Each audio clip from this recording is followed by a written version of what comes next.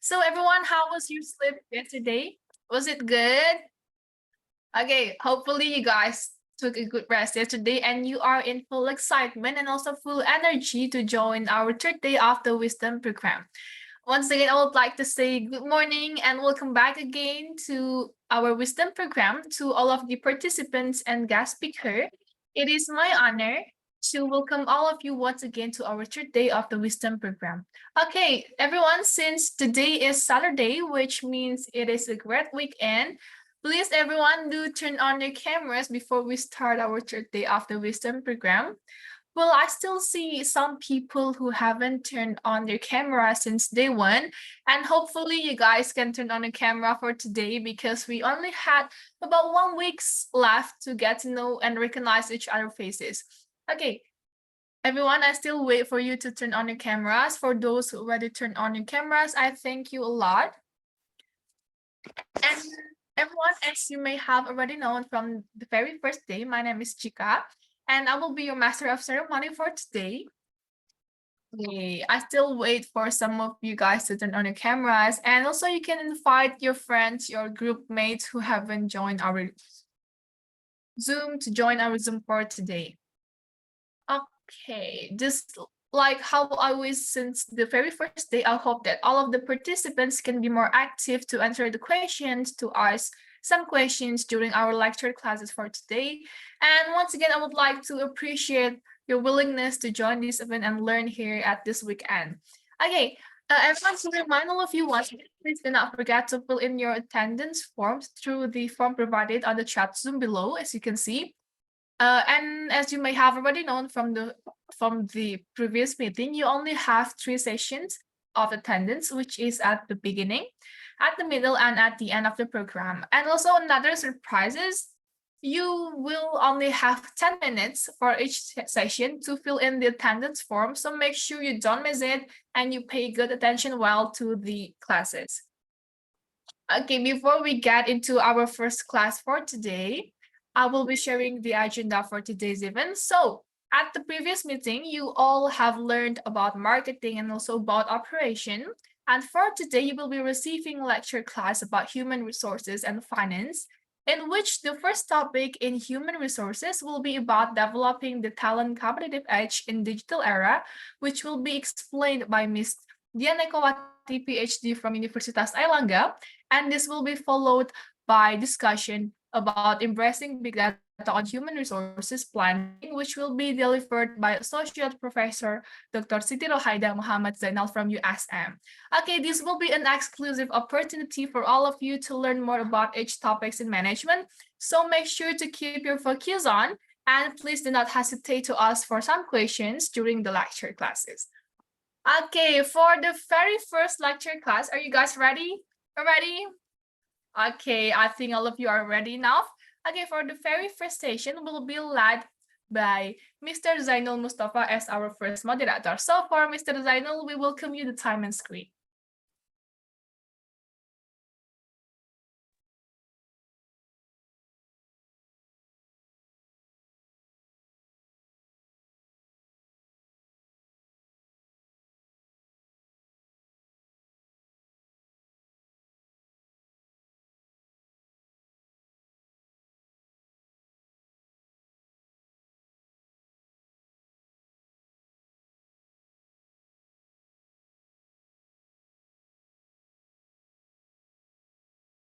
I'm sorry, Mr. Zainal. I think that I cannot hear your sound for now.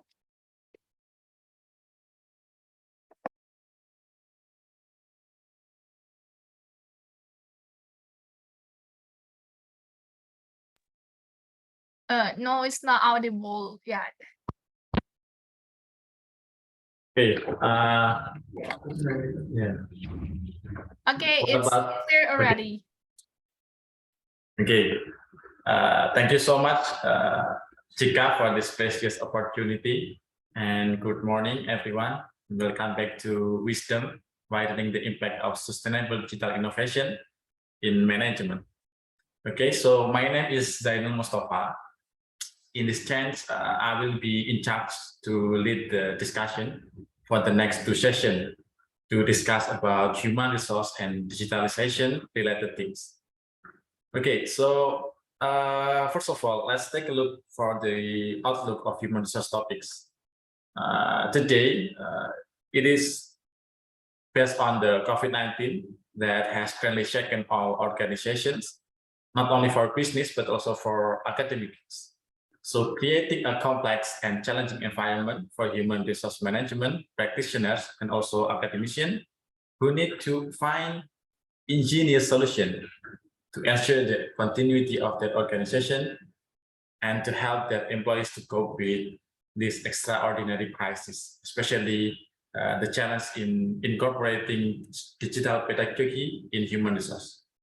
Okay, so in the first session, we will have human resource practitioners as well as academician.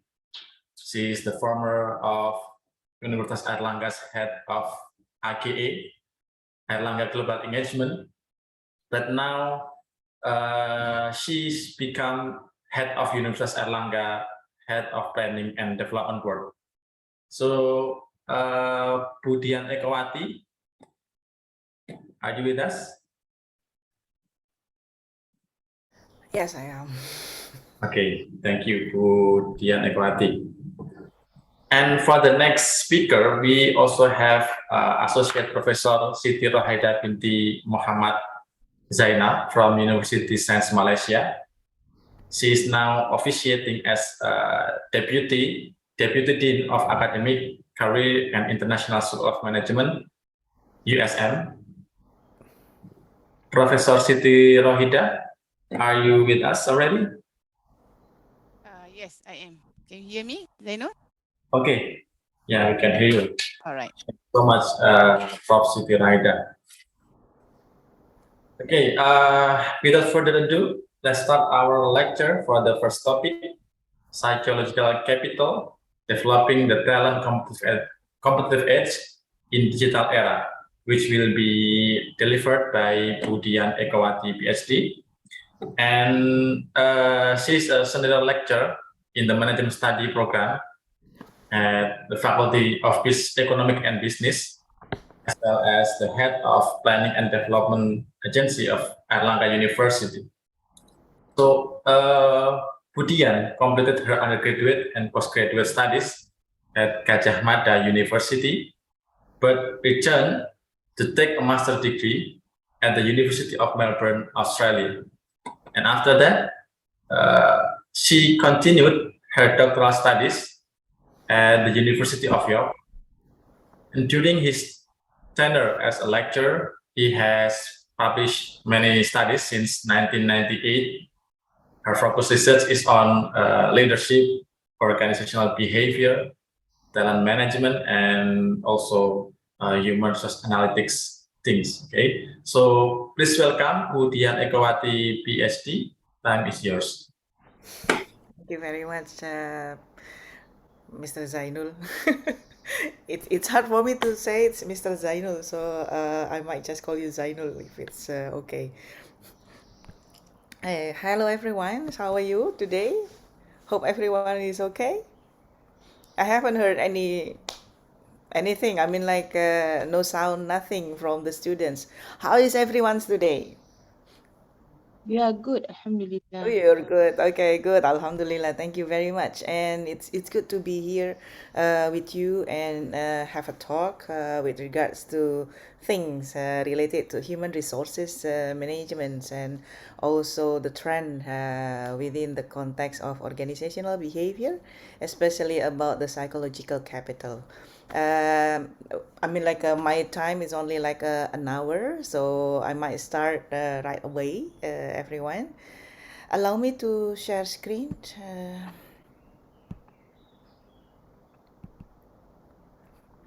Can anyone see my screen now? Yes, it's clear. Yeah, okay. So it's good. Right. Okay. Now, as Pak Zainul already said that I'm going to talk about the psychological capital, especially in this digital era.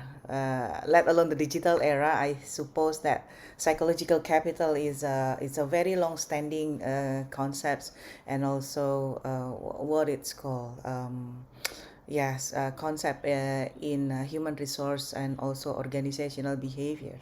And this psychological capital becomes more important in this current situations where stress and also a large and high amount of workload experienced by many of the employees of organizations. So let me start. All right. So this is who I am. I got my PhD in organizational change in the University of York in the UK, and and Pak Zainal already said something about myself. I'm a senior lecturer in the Department of Management, and I've been working for more than 15 years in the faculty. And my expertise relates to the organizational behavior, organizational change, inter-organizational network, as well as the organizational territoriality. If you guys have any interest on this, feel free to contact me, all right? And at the moment, since 2020, I've been the head of the Planning and Development Board. Basically relates all of my work and my efforts to conduct strategic planning for the university and ensuring that university can achieve the targets. I help the Vice Chancellor or Pak Rector in dealing with all the ministries as well as the universities related subjects. That's me, and you had my email there, so feel free to drop me an email if you want to say hi. All right, okay, so the talk today, I'd like to divide it into four different topics. The first one will be relating our topic to the current context about the environmental dynamics and the organizations. And then the second, I suppose that many of you already know about the psychological capital, but it won't hurt to learn a little bit more. And so I'd like to highlight about the understanding on the positive psychology, which is the psychological capital.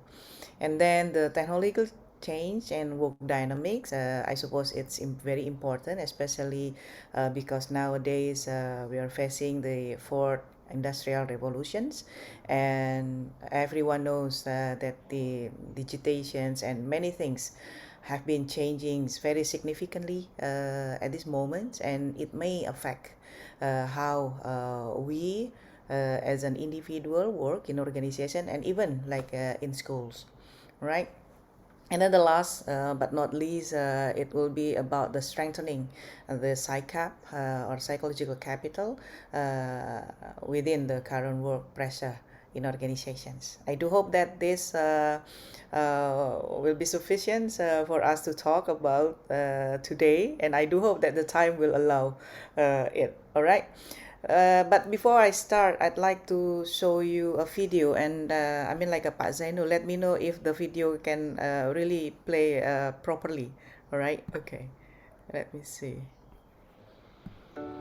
Can everyone hear it? Yeah, everyone can hear, but I think the screen is still in the previous screen. Basically, I read slides. We diagnose anything which has a tissue manifestation, that's most diseases. It's very much a scientific skill, but it's one Is it that gives small? a solid puzzle. Yeah. The screen is still in the previous screen.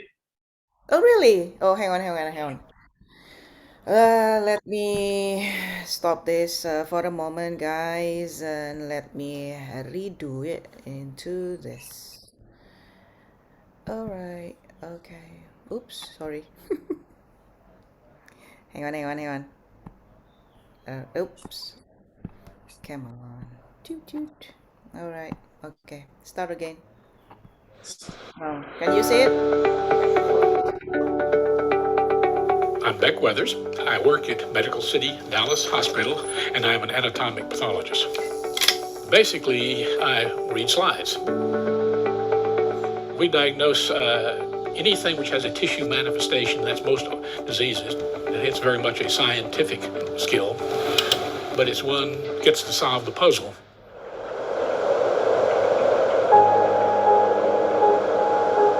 I had the misfortune of being on Everest in 1996 at what was at the time the deadliest day in the mountain's history.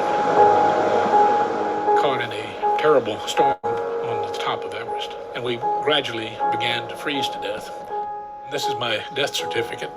This is a fax that was received by my wife. It states basically that I've died. It tells where I am on the mountain. Both of my hands have been destroyed. The right side was dead to above the wrist. My face had been pretty much destroyed since I spent 15 hours face down on the ice.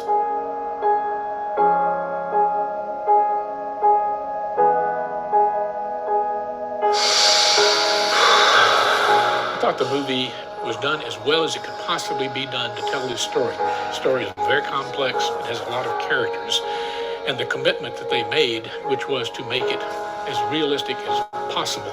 And as you know these characters, whether you read about them or whether you see them on film, you start to care about them, and it's really painful to watch the story unfold and see what happens to them.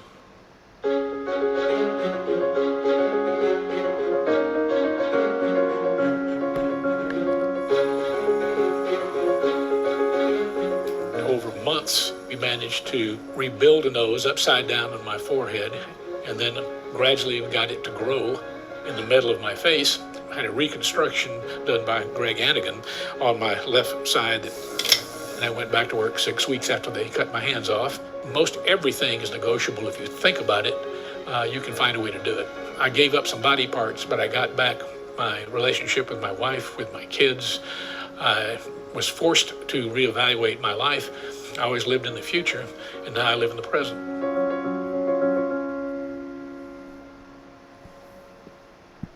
Okay. Right. So. Hi guys, I'm Patida Bunchawalit. My nickname is Somo. I'm 39. All right. Okay. Back to this. After we listen to back weather, it shows how people can survive and how they can live up to today with their limitations, if you can say it's limitation. So it really depending on how the perspective that you have, looking at that moment and how we can live after that. All right. So psychological capital is basically it's what you have, like within you, and how we can use that in order to make a rather different perspective on what we will experience in life. So that's basically on it. All right. But let us continue with regards to the environmental dynamics and organizations. So I suppose that everyone knows that we are living in a world that usually people call it as a VUCA, like volatility, uncertainty, complexity, and ambiguity. So everything's are not certain, all right? Everything's are keep changing, and everyone will living in a very complex situations, depending on what they are, where they are, as well as who they are, and what they are facing. So this is basically represents the characteristics of the 21st century workplace, and even in the quiet place like a university, if everyone can see that the university is usually a very stable, so there are still so much dynamics within the university. So at some points, what characteristics what characterize as a VUCA environment, it may not be relates to how disruptive, how dislocated the technical revolutions that the organizations have, but it is more about the speed, because sometimes it just happens in a flash, and also the breadth, how big is the impact, for those changes to happen, and And these are some examples of changes that we are facing. I mean, like everyone's experienced this. I mean, like without any discriminations. All right. So technological change, global crisis, as well as the latest one is the global pandemic with the COVID-19 pandemic is still around, and the numbers of the the emergence case are really surging at the moment, and it is still surging. So we are basically facing the unknown disruptions, and we need to get ready. So it is very important for the business organizations to manage their employee, their workforce, to achieve the primary objective, their primary objective, the strategic objective, as well as facing the challenge that we might not know before. Okay, so what we need to learn is that at the moment all organizations, I mean, like all organizations really demand for productivity skills, as well as the performance, as well as the profitability. So and especially within this context of the competitions, where market competition it's very intense, and there are many players within an industries and across industries. The organizations needs to know that they can rely on their human resources. It's not only about the financial resources that makes them or being a buffer for them during the crisis, but also the human resources. All right, so the human resources, I suppose there are many studies involved in this, and it is found that it is the HR are still a very important assets for the business to survive and also to exceed the expectations. And basically exceed the expectations means that they do aim for a target, but every company will aim for a better achievements of the targets, right? Okay, so in this regard, everyone's the employees' ability to cope with all the challenge that might come in the unforeseen future, it's sacrosanct. I mean, like it's definitely uninterferable. All right, so they have to be there. I mean, like the employees' abilities needs to be there, and the organizations need to nurture it, and also needs to really emphasize the importance of these abilities. So in that sense, the organizations come across what we call as a psychological capitals. And again, as we can see from the videos that I just shared, that psychological capital resides within an individual, and that's defined how we actually see ourselves and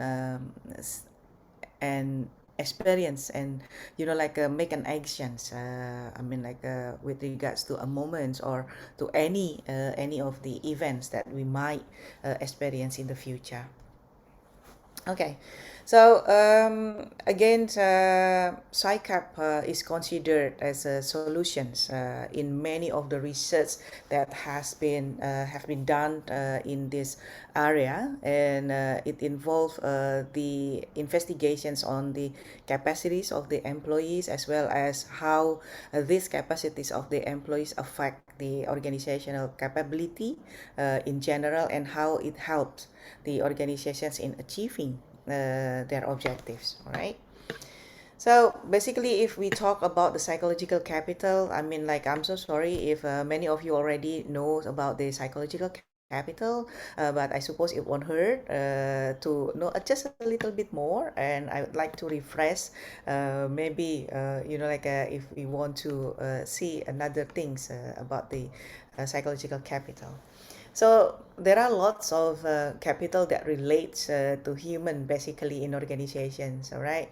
So in many of the literature that you have read, probably you understand about the human capital, the social capital, and also the psychological capital.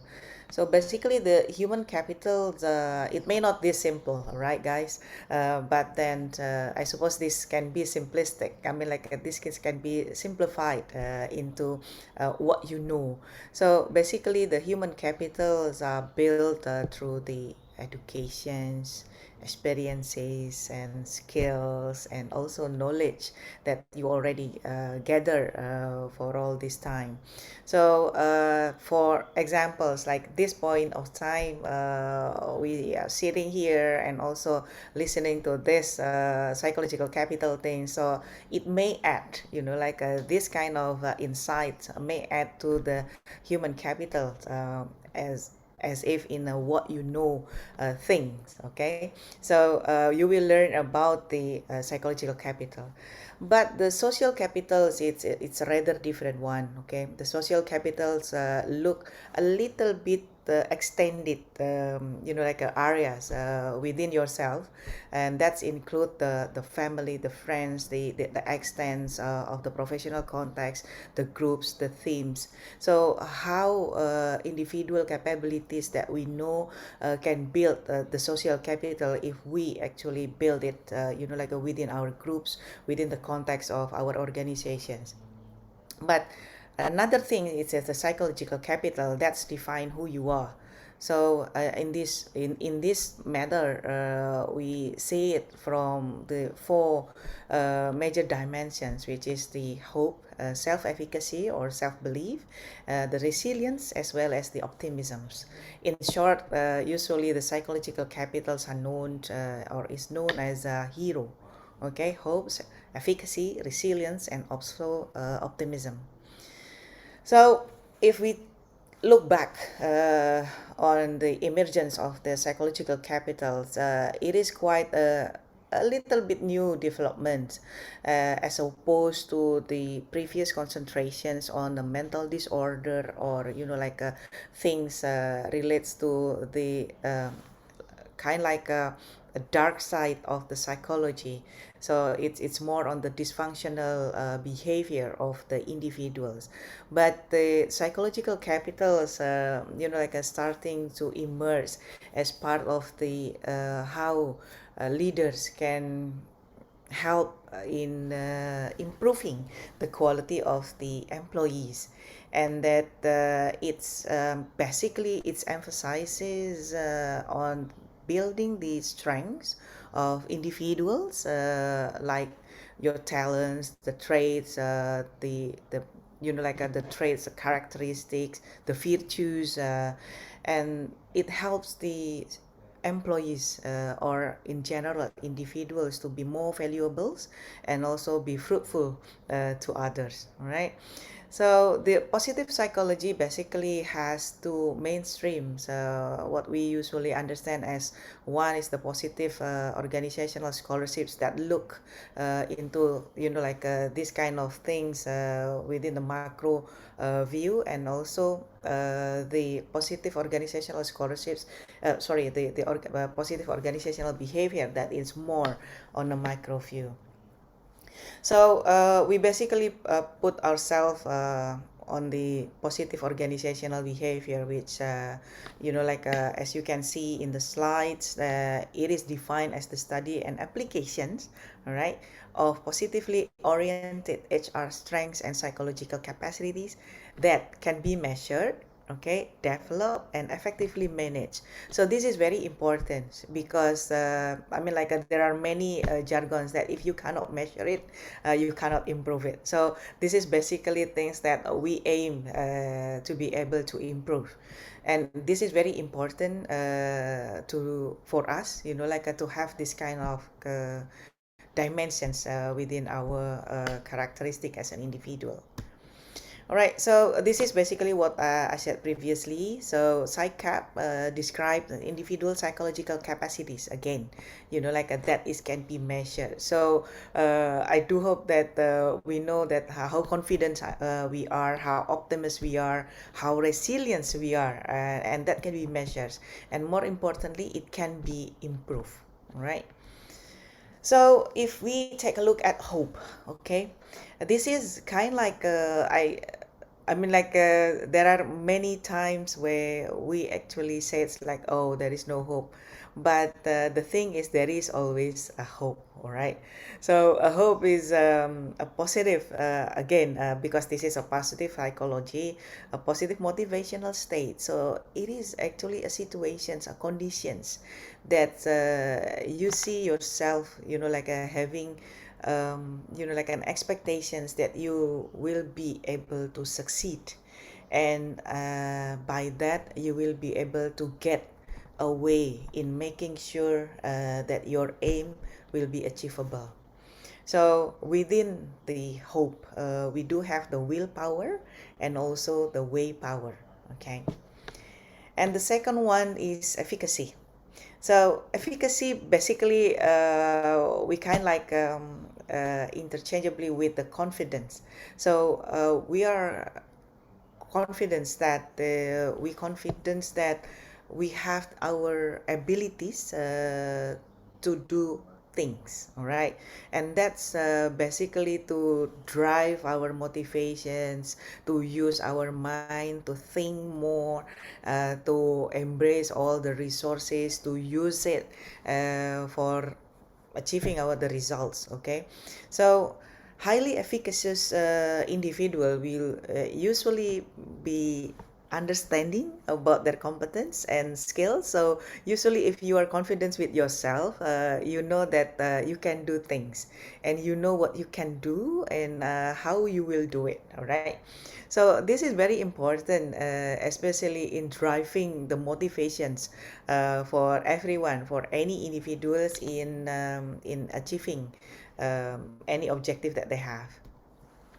And the third thing is resilience. Okay, the resilience basically is the way we bounce back. So it doesn't matter like how many times you fall, but what does matter was actually how you bounce back and like face the world again. So this looks like a cliche, but this is very important, and resilience becomes one of the major things in the research of organizational behavior nowadays.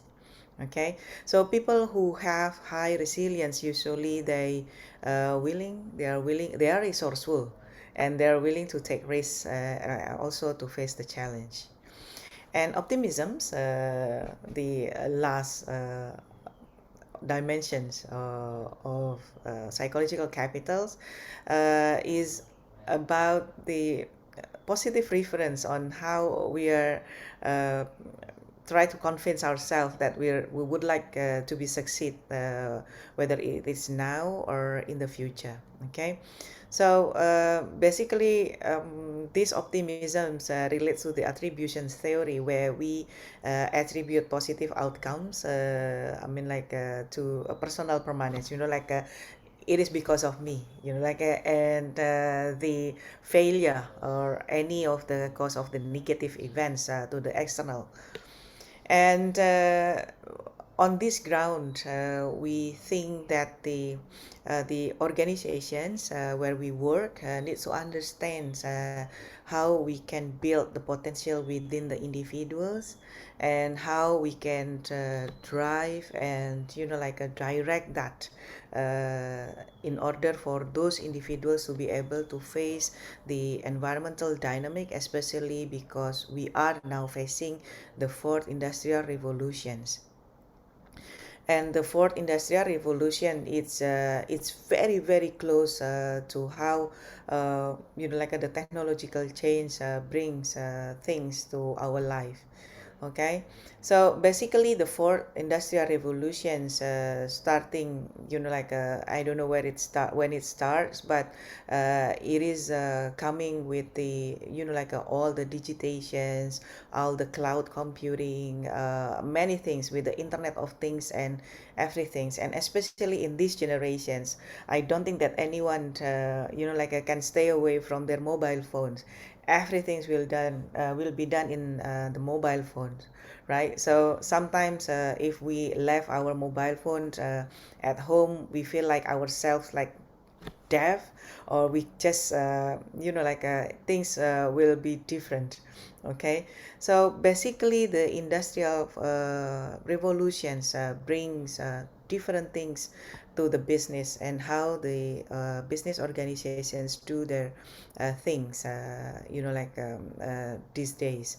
Many workers work away from the office. They work from anywhere. It's not only like a work from home, but really literally anywhere. You can work from the cafe, from many things, many places, right? So with regards to that, I suppose everyone will see that the works will be easier. And yeah, maybe the work will be easier, but the demands are still quite high. And because of that, I suppose we know what we see ourselves, and there are things that we call it as a knowledge workers.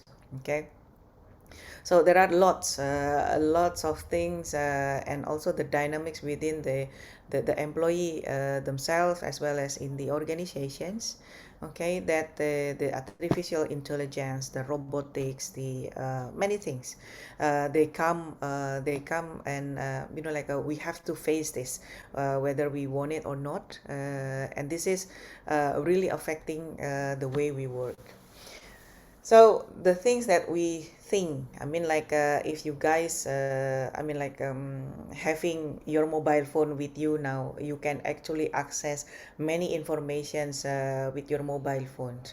You can easily search for anything, anything on the internet.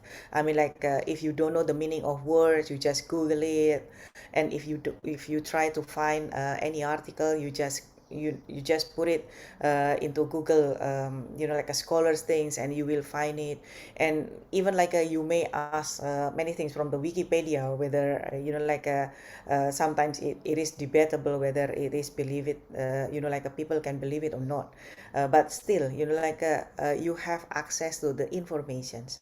Okay, so the informations basically opens to everyone, and there is if anyone from Indonesia, nowadays, there are lots of things happening with regards to the national securities, national data securities. Okay, the issue of that, it's really relates to how this fourth industrial revolutions affect our life. All right, so the things that the business leaders in organizations needs to do is that they have to make sure that the employees are ready. Okay, sometimes the change, and many times actually the change are unplanned. If you have a planned change, then it means that you can do some interventions. But if you have the unplanned change, what will you do? So in these things, usually the organization expect that the employees can perform better than what they are expected. Okay, and what they are really experienced before, and that's the things may cause the employees to feel burdened, because they try to resolve and to make themselves indispensable if they have to be compared to the robots, and also the artificial intelligence, or AI. All right, so in this kind of things, if we can see the workers in the digital work, they tend to work more, and even they spend more time in the office, just to to ensure that their extra role behavior are seen, okay, by the leaders. And this kind of things, this kind of phenomena are happening everywhere. Okay, so we usually said that we are becoming a good soldiers for the organizations, and at some points this is we can also understand this as a self-sacrificing behavior, and this extra roles sometimes is killing, and this is causing stress and in many of employees in the organizations. So in this sorry guys, in this kind of things we really need to make such kind like way to cope with the change. Okay, so we try to build the sportsmanship, the strength within the employees in order for them to be able to cope, and everyone will have a different way of coping, and everyone will have the different level of coping. Okay, you can actually measure your stress coping through several exercise. I mean like there are lots if you can find it in the internet. Okay, and also we need to be able to what it's called, to resume the innovative responsibility of I mean like ourselves. So we try to learn new skills so that we are being updated with many of the things happening in the workplace.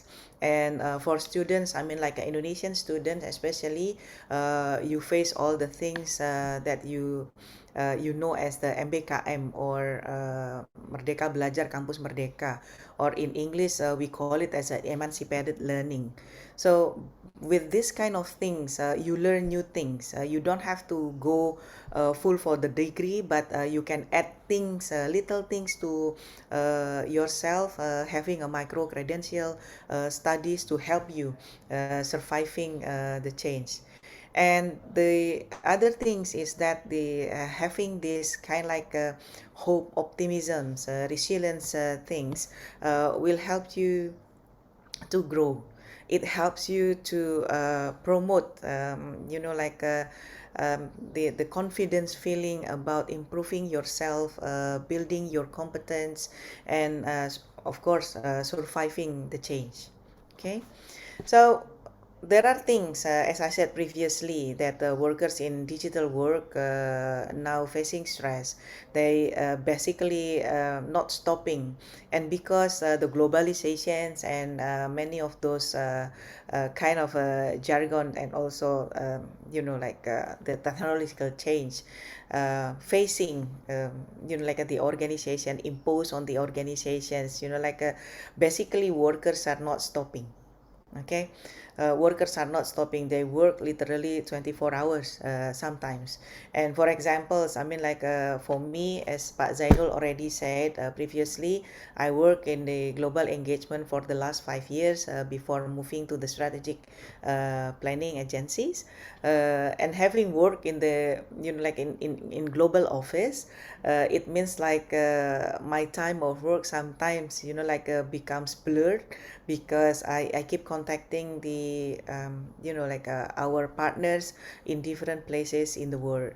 So with this technology, I suppose the stress and the work-life unbalance are happening, and also I don't think that I mean like all of you are still students, but I suppose even like within the scope of the students, you still have you know like facing this kind of like pressure in your daily life.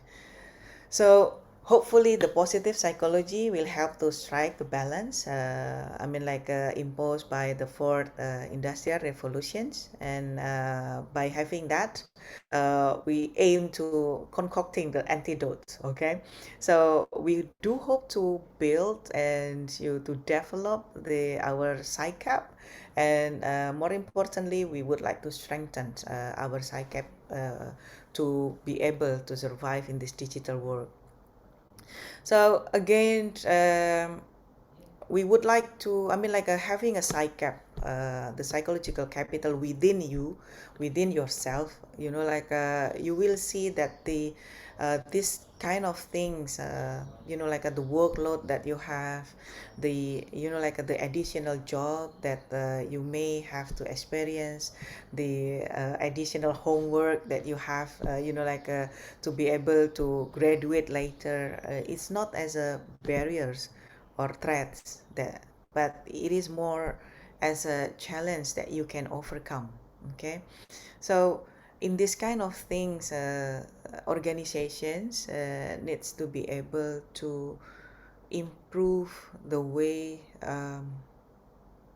individuals can learn to grow, grow hope, and also to build their resilience and to strengthen their optimisms, and also having the confidence that they can actually, what it's called, like if one of the Gandalf say that these two shall pass. So all the uncertainties, all the difficulties will pass as well, right? So this is how there are many of the ways in developing SciCap, and to be able to to measure and also to improve how we set up our hope. We can actually do a goal setting experiences, and also try to identify from where your motivations come from. Using the concept of SMART, specific, measurable, attainable, relevant, and time-based goal will help you to maintain your hope. Okay, and then if we talk about the efficacy, the confidence, try to have a small winning.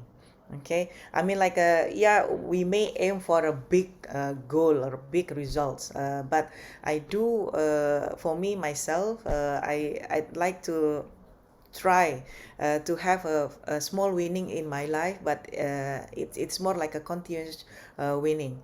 So if I fail, I'd like to see my past success, and also we know what we have our our social groups, so you can actually learn from someone else. So if like a social learning theory, you don't have to experience the failure of that already experienced by someone else, but you can learn from them. You can learn from their fall, and then you fix them, and you fix it for you, and also you'll be succeeded. Okay, and then if we talk about the resilience, I suppose there is no way of running from the reality. Okay, just face it. If you can face it, then you have to do it. If you already start running, just finish it. Okay, and that's having resilience. And then if we talk about the optimism, try to focus more on yourself, having the internal locus of control. It means that you will be able to control. At least things that what you face. There are lots of things that we cannot control, yes, but try to confide into yourself, and being optimistic that you at some point can control a thing or two. Okay, and be good to yourself. Sometimes if we try so hard, if we have worked so hard, we forget to congratulate ourselves, and sometimes we also forget to not to give ourselves a reward. At some point, I think it is good to hold our wish, but at certain times where you actually achieve something, even like a very small winnings, you need to buy a chocolate just to make yourself happy and reward yourself. Okay, and also focus on your strength, and that is very important. If you guys watch Harry Potter movie, in the Goblet of Fire movie, Harry Potter was given an advice that is play to your strength. It means you know yourself and you know what you are good at, so use that. All right. Okay, so strengthening SciCap again. focus on the employee strengths or your strengths, okay? And as a manager, this is if you are acting as a manager, okay, you need to help the employees to shine, okay, in areas of standout strength. You have to know what their strength at, okay? So with that things in mind, give them an opportunity to show that. All right, and then also you give the empowerments to the employees, give them the autonomy to do things. And also last but not least, it will be the control work stress and also pressure. So focus on the employee strengths means like it will help them, you know, like it will help ourselves as well. I mean, like if you do that, I mean, like if you know what you are what you are strong at, okay, then you will build on that and try to stimulate all the things, including the hope, and also it will drive your motivations high. Okay, and with that things in mind, we hope that it can facilitate a good performance. And as a manager, I mean, like if you guys maybe work on your case as a manager, you will have to understand what your company and what's your individual employees capacities and competence. Okay, so through that you can behave or act as a coach for them, not only directing them but also motivates them and inspire them to be better. Okay, and we know that things may not be as smooth as what we are expected, and our life may not be as balanced as what we hope. All right, but then again, people with positive psychap and strong, especially psychological capital, they will be able to stretch their resources, their effort in order to achieve their objective. And this is how we can empower our employees. We know that people works sometimes, sometimes in particular situation or in certain situations, you do empower people to do things. Some of them may not use it properly, but we try to think positively about the people we work with. Okay, so basically people like to work like being independent of what they're doing, and they like to have power on what they're doing. So giving a power to our to our group, to our colleagues, to our subordinates, to our peers, may help them to be to help them grow their optimism, feeling the confidence within themselves, and also giving them hopes that they can actually finish the task that they're given. So this kind of things will help the employees to be to be what is called to be confident in themselves. All right, so maybe last but not least, one of the things that organizations can do in order to control work stress and pressure is to give an individual employees in organizations of vacations. I suppose that will be nice. Okay, so give them time to detach from the work. Vacations and disengagement from the work.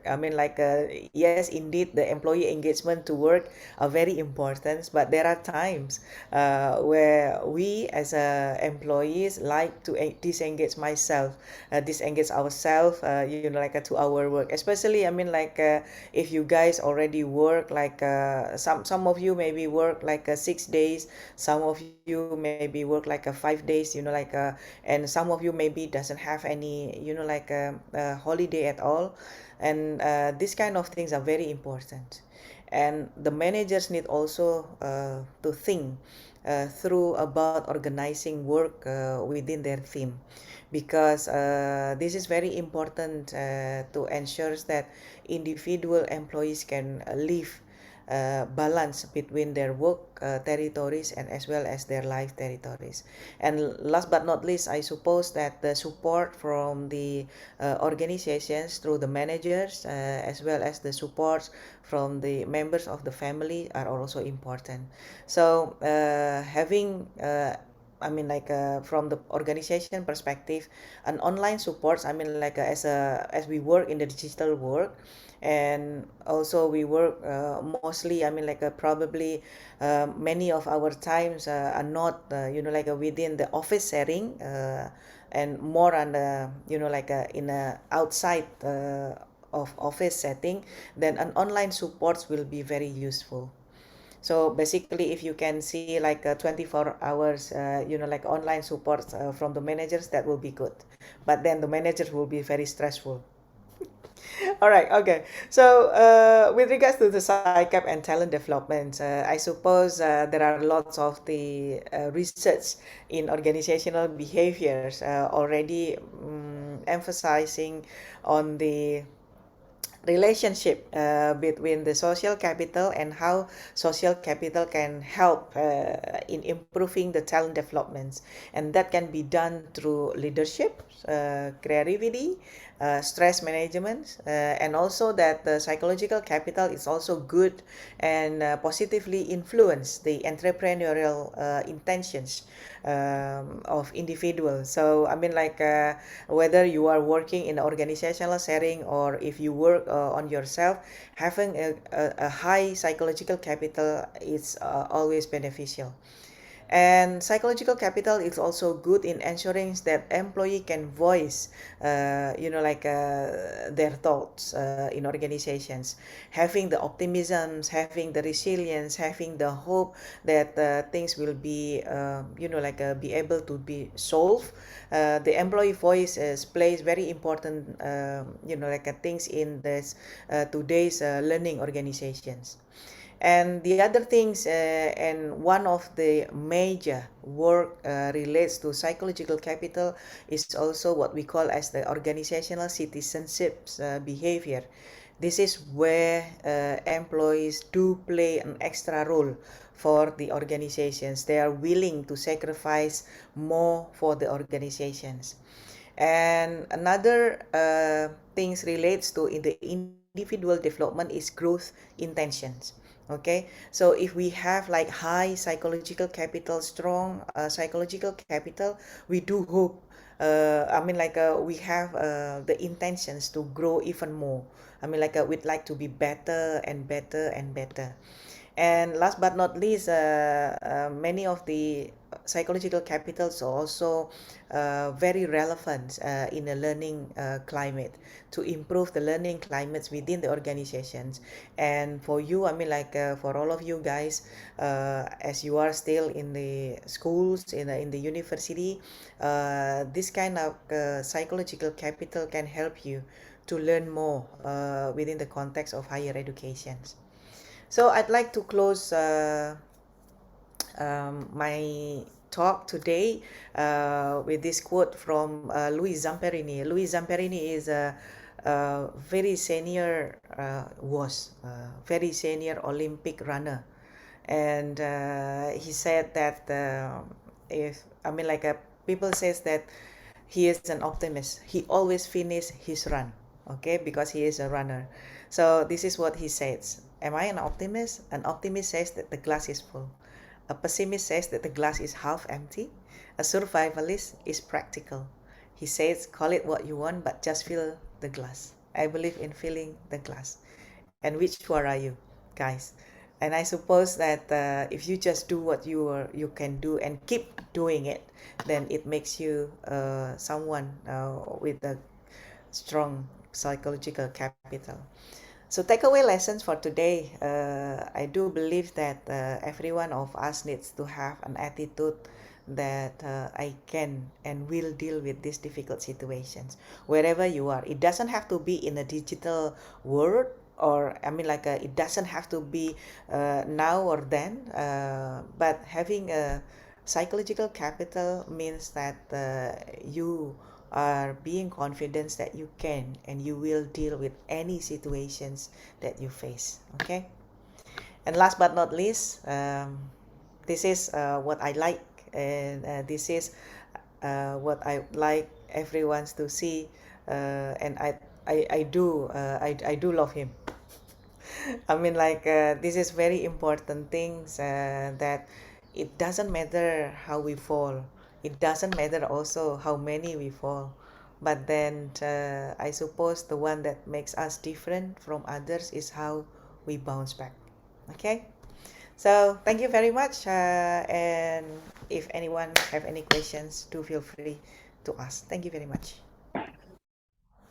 Okay, thank you very much, Bu Dian Ekowati. It's very insightful lecture because I guess generation today, they are more like, how to say, psychological literate maybe, because psychological things really matters for generation today. So I hope there will be many response and question from the audience. So please, is there any question?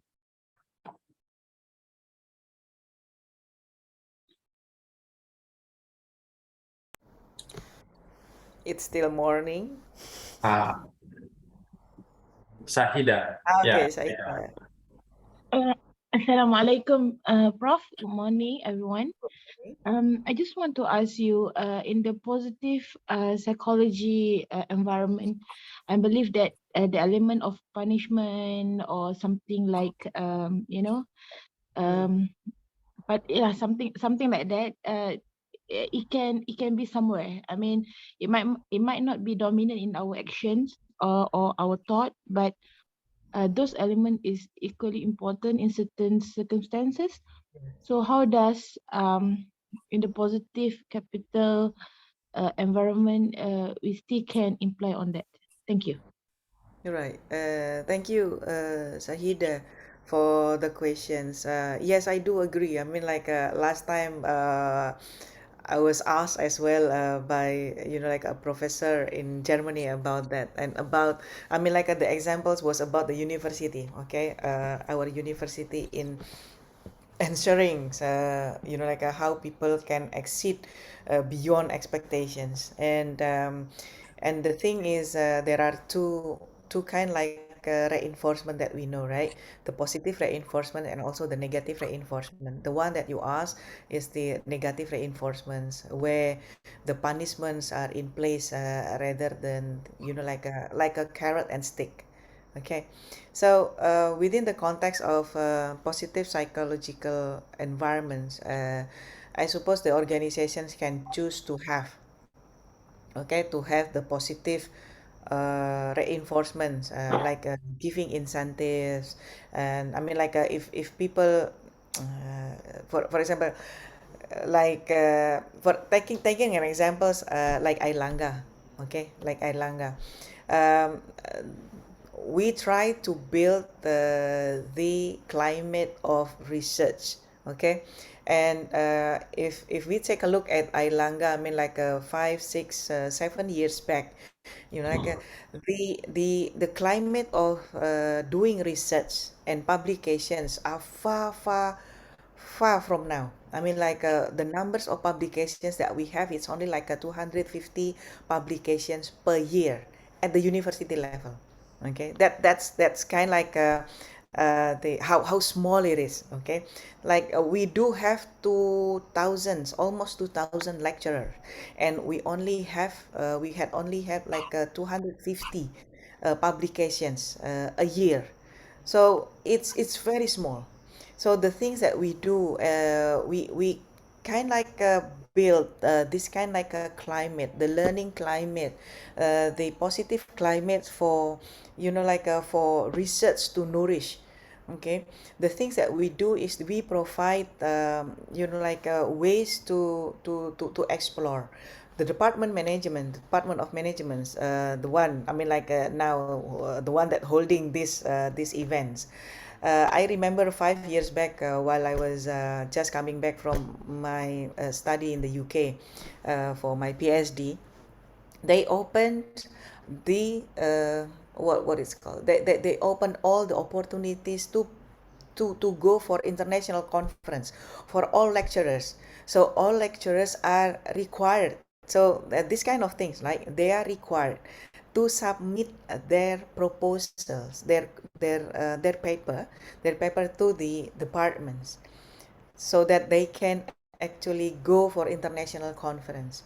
So the departments actually do this. Okay, they accept all the papers, and all those individuals, the individual lecturers, went for international conference. And you know what? They love it.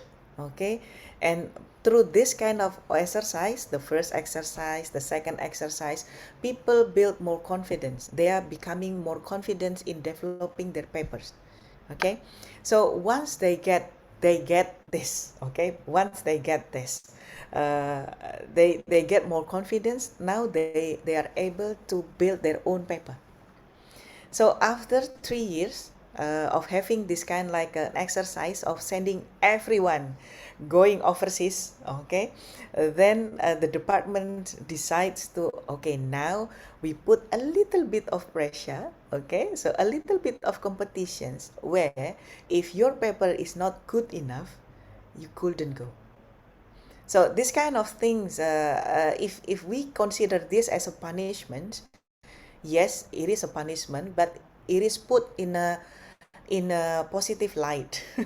Okay, in kind like a positive competitions based on your quality of paper. Okay, so everyone will not be feeling like dejected or rejected. They don't feel like they're being ashamed. But they feel like, all right, now if we have this kind like a competitions, then my paper, it may be not good enough, so I will have to improve it. So we can put this kind like a punishment things in a positive light, if I can say that. All right, and even the university also the same thing. Okay, as I said previously, that we have only like a 250 publications for the last like 7 years, in that 7 years. But then the last 2 years, our publications reached over 3,000 annually. Okay, so you can imagine, like how people can build that kind of thing. So rather than focusing more on the negative reinforcement, we put more emphasis on the positive reinforcement. Yes, you do have to have resources to do that, but I suppose the benefits coming back to the university, coming back to each individuals are far more than what we expected. So if we would like to put kind like a punishment, I suppose that's what we do. I mean, like in my position as a strategic planning board at the university, we do suggest to the rector that I mean, like after we focus more on the frequencies of publications, now we try to drive people to put more effort on the quality of publications rather than focus more on the Q4 and Q3 publications. We move up to the Q2. So we kind of like make limitations rather than calling it as a punishment of not having like having published in a good journal. We kind of like put a limitations of the numbers, or we put like a quota for the publications. I mean, like there are limits. I mean, like if a faculty would like to submit publications, I mean, like 100 publications and 50 of them are in a Q3 journal, they are not allowed. Okay, so we only put like a 25 max for each faculties to submit or to publish their papers in Q3. So that kind of things makes people try even harder. So we try, yeah, I mean, like one thing that I can say to you, we try to frame, okay, reframe the punishment into a positive kind of kind like reinforcement. The punishment is there. If you can publish in a high tier journals, like in Q1, you will get like the incentive will be different compared to those. And what about if you are not publishing? You will get nothing. So that kind of thing, it's your punishment, okay? Yeah, we aim not to have this kind like negative terminology, but putting it in a positive frame. I do hope that I answer your question, Shahida. Okay, Sahida. Yes, Prof. Very clear. Yes, thank you very much. No Thank worries. you so much, Sahida and Bu Dian Ekowati, because we are running out of time. So before we end the first session, there will be taking picture session. Is it true, Bu Zahrin? So we have a certificate to because you from us wisdom to Bu Dian Ekowati. And everyone, please turn on your camera to give the certificate from Wisdom Committee to Bu Didin.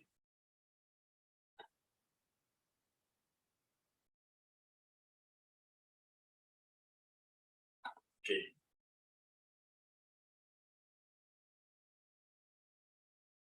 Okay. Is it captured already?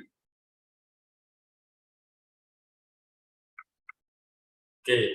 Thank you so much, Bu Zahrin. For the next one, we will have taking picture together, all of us in this room. Please again turn on your camera.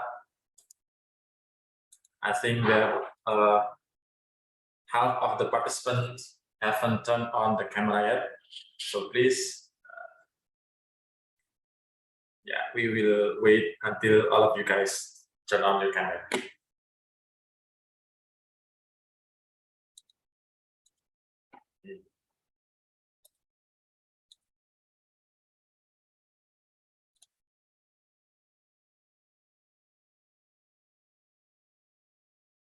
Okay, 1, 2, 3.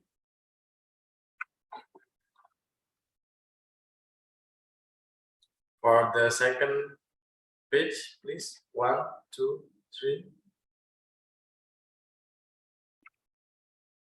Okay.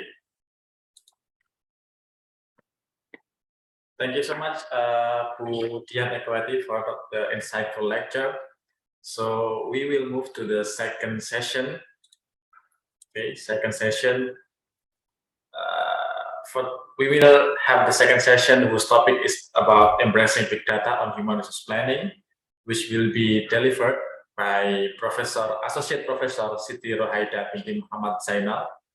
And Associate Professor Siti Rohaida binti Mohamed Zainal is a senior lecturer in the School of Management, University Sains Malaysia, as well as the Deputy Dean of Academic Career and International School of Management.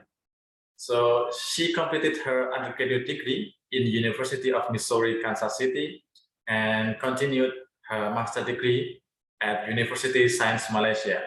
And for her doctoral degree, she had graduated from University Technology Mara. Apart from her dedication in academics, she is also active in professional activity such as ASEAN Academy of Management, which puts her as an active deputy president. So her focus is on leadership, human resource analytics, career management, talent management, and small medium enterprise. So please welcome Professor Siti Rohaida binti Mohamed Zainal. Time is yours. All right. Assalamualaikum. Thank you very much, Zainal. Can you guys hear me? Yes, Professor. Is it clear? Is it clear, Zainal? Yeah. All right. Good. All right. My title. embracing big data on human resource planning, right? I would like to say hi to everybody. And my great appreciation go to Airlangga University. Thank you very much for inviting, giving me this opportunity to share some of the knowledge in terms of HR, related HR. This is a topic that always be close to my heart. And listening to Dr. Dian just now, I think both of us share the same interest in regard to the research area, right? Dr. Dian, thank you very much. Your you, session Prof. was it was so wonderful. Looking at all the terms, right? Actually, you don't need to be an OB person to know. Being a human being, also, Dr. Dian, right? That's what True. we go through every day. We talk about engagement, we talk about commitment, we talk about the motivation. These are the things that you cannot run away. I think 3/4 of our audience are students, right? Yeah. My little message to all of you that life is full of challenges, right? Be it in any Beat it. position that you are in, it always come. So we need to learn how to maneuver according to the requirements, according to what we need.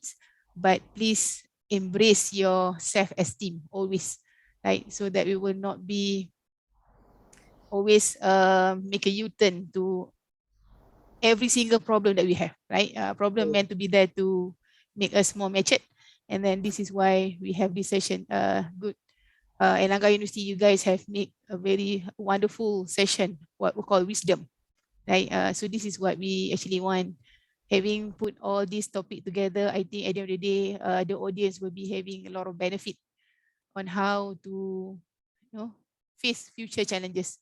So congratulations, Airlangga, congratulations, Dr. T, congratulations, Dr. Dian, for such inspiring session. All right, okay.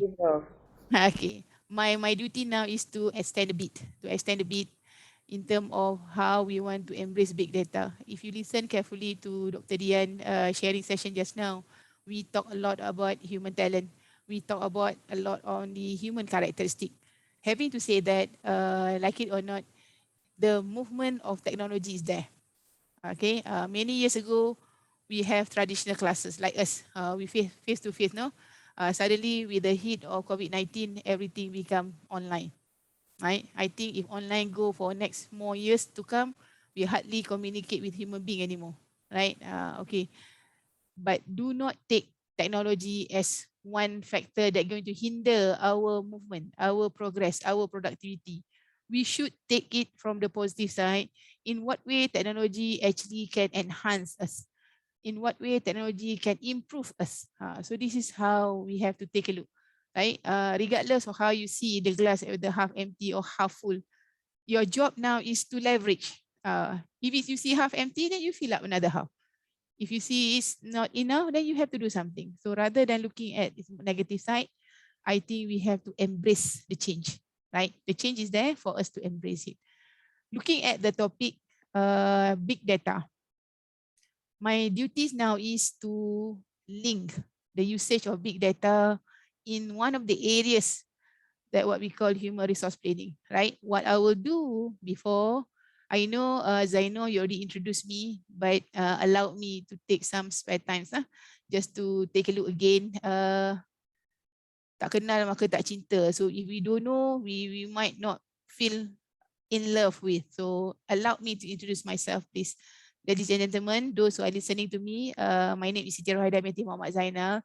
Yes, as I know, I did my degree in University of Missouri, Kansas City. I came back, I continued my master at USM. Then I pursue my PhD at UiTM Shah Alam.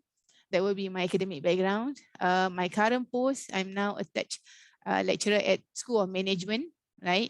If you have chance later, our Airlangga friends, please come, do visit us, right? At School of Management. My current post is I am the Deputy Dean of Academic Career and Internationalization. You also might have email address there, right? But my permanent post is I am a section member, a lecturer that attached to strategy and organization management, as well as international business section, right? Okay, that will be a bit about me. The one that you see a very small photo that side under family box there, that is a big family that I have. It's only as big as that. I only have one daughter.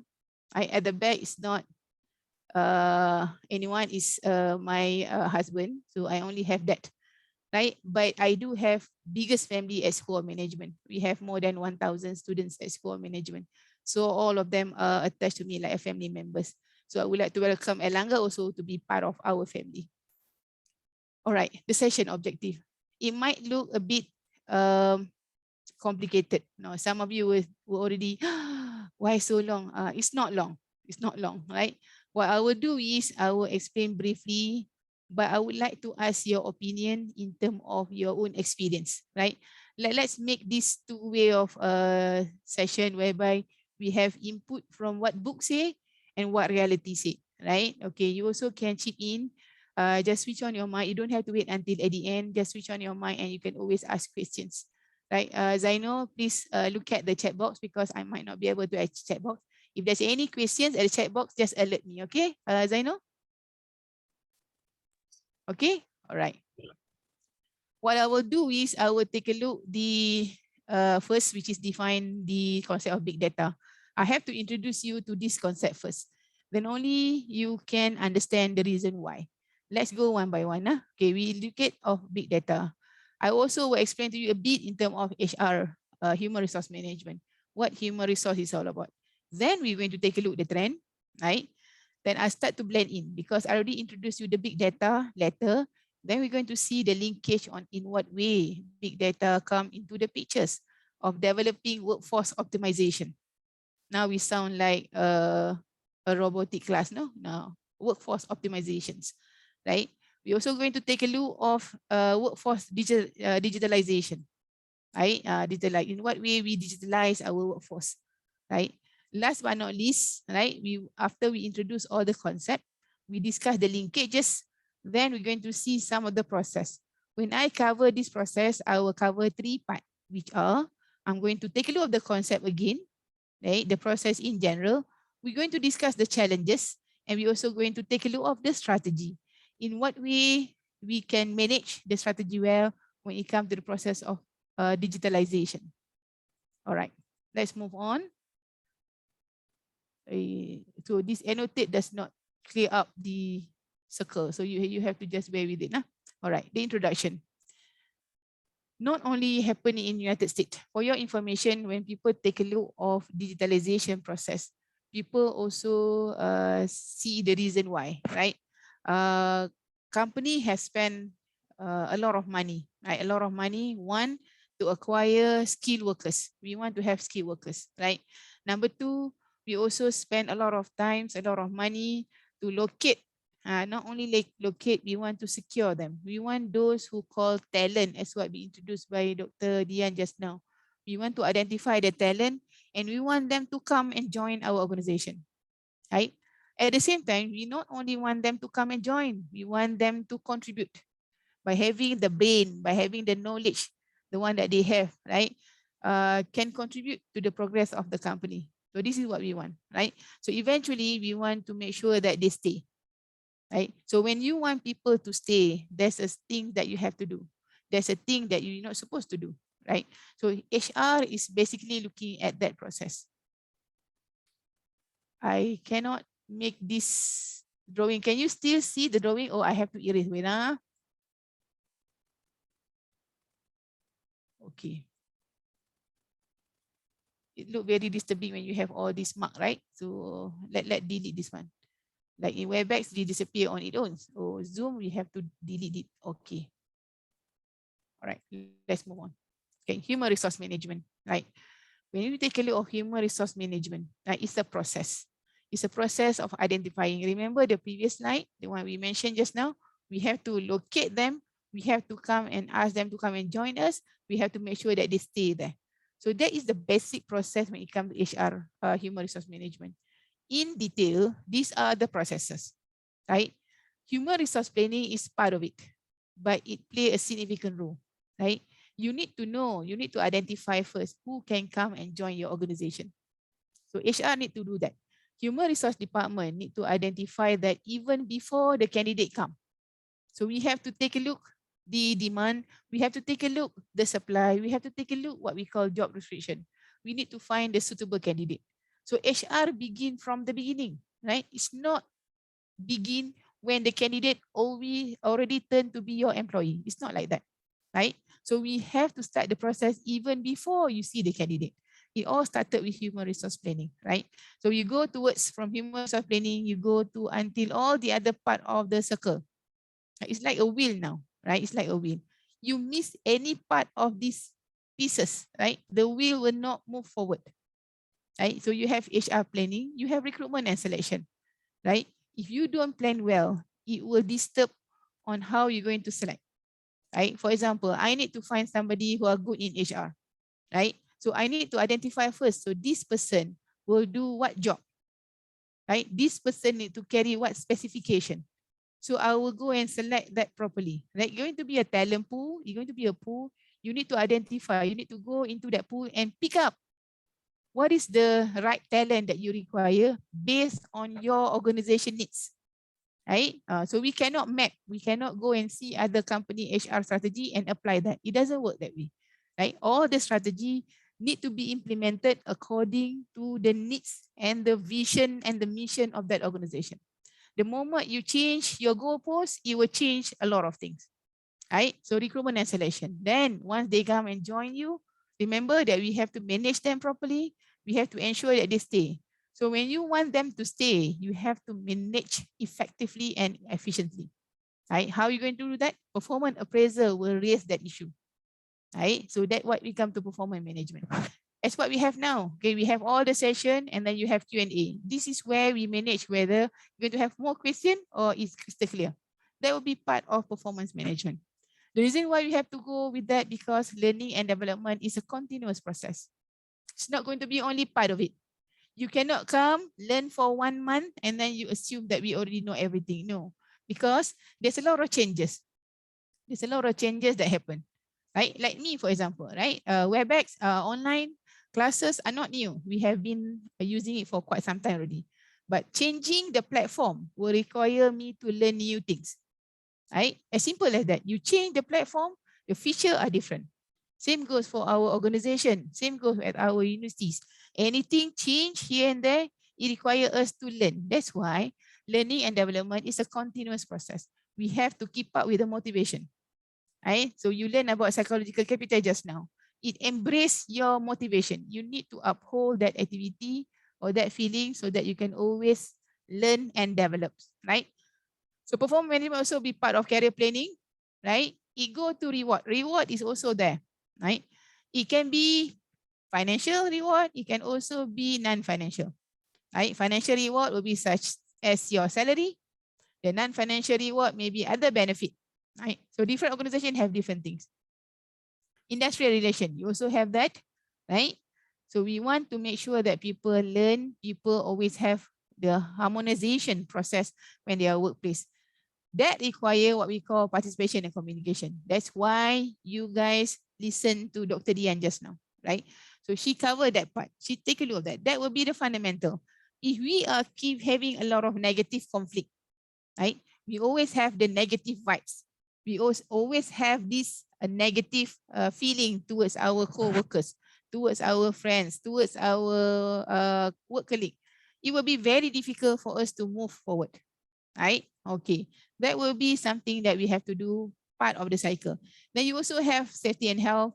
HR also relate to personal well-being as well as other administrative responsibility. So learn about HR, meaning that we learn the whole wheel. It need to move forward and you need all to have the key function here.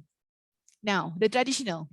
When you take a look of HR planning and recruitment previously, right? The circle, this cycle will be like this. No? You build up the talent, no? You just ask the candidate to fill up the application form and you do the test. You will make sure that you have the interview, right? But this being done without having a proper data. What sort of interview question that you need to set, right? If you don't have that in your hand in the first place, you tend to ask misleading questions because we are not so sure, right? Okay. These are the traditional. Because of we have done it without using a proper way, without using elements of big data, we can make a wrong conclusion at the end of the day, right? So the traditional one. So having the traditional HR planning will be look smoothly, but the bumpy might be when it comes to the first screening, whereby you ask the applicant to fill up the form, and then another filtering will be in terms of the selection test and then the interview. This is a normal way, the usual way, right? Might not lead to a good conclusion. And now, when you want to understand the role of big data, you have to understand why we need that, right? When any organization want to apply the usage of data, we need to embrace that data. We need to develop the culture first. The culture need to be there. Definition of culture is something that being applied, being accepted by everybody. If it's not everybody, it might be a majority. It can be it need to be a majority. Those who applied it, those who agree with that. For example, right? When we want to go to online classes, right? We have to agree that we go to Zoom. This is a very simple example. We have to go to Zoom. This is the platform that we use. If I disagree and I use other platform, meaning that I will not be part of the learning process because the rest join via Zoom. We be alone in WebEx. So who going to see us that side? So what you going to learn that side being alone, right? So that particular element is what we call culture. So this culture need to be developed, need to be embraced first, right? So that organization need to know, need to realize that data play a role, right? For that, we need to develop what we call data-driven culture. When you have that as a culture, this is where the organization start to use data to be part of their resources, right? So we need to use the data, we need to identify the data, we need to know how to make sure that we can make effective decision when it comes to usage of data. We need to have that. It needs to be our culture first, right? Okay. Moving forward, these are the trends, right? The reason why we have to embrace these particular elements of data-driven culture because HR world is already changed, right? You like it or not, it changed. It changed a lot of things. It changed due to a lot of factors, right? But we are not here to identify, we are not here to discuss whether the change is valid or not. We are not there to discuss about that, right? It will be too late for us already. You like it or not, change is there. It definitely will take over a lot of things and it definitely going to change a lot of things. The issue now is how we want to blend in, how we want to manage the change. Okay, what sort of change that happened in HR? Number one, digital technology, right? Okay, when COVID-19 hit us drastically, a lot of organizations suddenly moved to telecommuting, right? We work from home, right? I believe you guys also have the same culture there, right? The same change. We move from working at the office, we work at home, right? With that, we need a lot of usage of technology, right? Okay. The other one is we are worried about the tenure and loyalty. Remember HR just now I mentioned we need to go and search for it and we need them to come and join us. We need them to contribute. Am I right? Okay. Another issue that we have is when they come and join us, but they don't do their level best. So how can we now, right, in HR, make sure that they are contributing to their level best? Like you guys. Now you guys are listening to my talk just now. You listen to Dr. Dian just now. We are the one who show the interest, right? The rest who close the camera, we are not so sure whether you are still there or not. Right? Like in my class, for example, right? Sometimes they are there, they come and join. But if I don't end at the end of the 2 hours of class, if I don't end the session, they are still there, meaning that they are not listening, right? They switch on the platform and they went somewhere else, right? Sometimes I purposely let it be for the next 1 hour, they are still there, right? So that's the issue. When you are far, when you are telecommuting, you are working at home, you don't know whether they are doing the work or not. But that's why Dr. Dian just now mentioned about in terms of trust, in terms of empowerment, right? To a certain extent, we need to know how to manage them from distance. Influence of millennial. So what is the issue of millennial? They are young, right? They are highly technology generation. They are exposed highly to the technology, right? As a result of that, it changed a lot of their attitudes, a lot of their mindset, right? So we cannot keep the traditional way of doing things. right? So no matter how you want to keep it traditional, we have to sustain, we have to maintain the element of technology so that the young ones be able to blend in. Right? Those you listening, a lot of you are coming from the millennials. You are more technology savvy, right? So I have to blend it well so that I will not have too far distance between me and the follower. Issue of globalization will become small, right? Will become small, right? To connect us, we need technology, right? Thank God we have this platform, so we can still connect to each other even though we are far away, right? In HR, engaging talent will require different strategy, right? You are competing now. You are competing now. If you don't come to organization A, you can always go to organization B. The industry is very big. There are many organizations, various size. You have multinational, you have the local one, you have the big company, local base, international base. You also have SME, right? You have a lot of choices, right? So how now we want to make sure that they come and join us and they are still engaging themselves, right? Okay, talent competition. We are very much really into the world that you have to compete, right? So it go back to the strategy. Skill gap is there, talent management is there. So these are the a bit of HR trends that it's already there. It's already there, and we need to know how to manage that well. All right, now, what is big data? You guys already learn, already know basic info about HR and why we go to HR. Why do we need to embrace what we call data-driven culture? Now let's move slightly, go to what is big data. Big data now, the issue now here is not about having the data or not. Data that you have is what we call big data. That data contains such a volumes that is so big. When the data is so big, when you want to analyze it, you need to know how to manage it well, right? Not only that, their volume very big, they're having a lot of data, right? So when I give you one set of data, right, it contains a lot of things inside. So we need somebody at our organization, right, need to know how to segregate this, need to know how to manage the data well, or else it becomes meaningless data, right? I give to you that data set, we don't know how to move forward.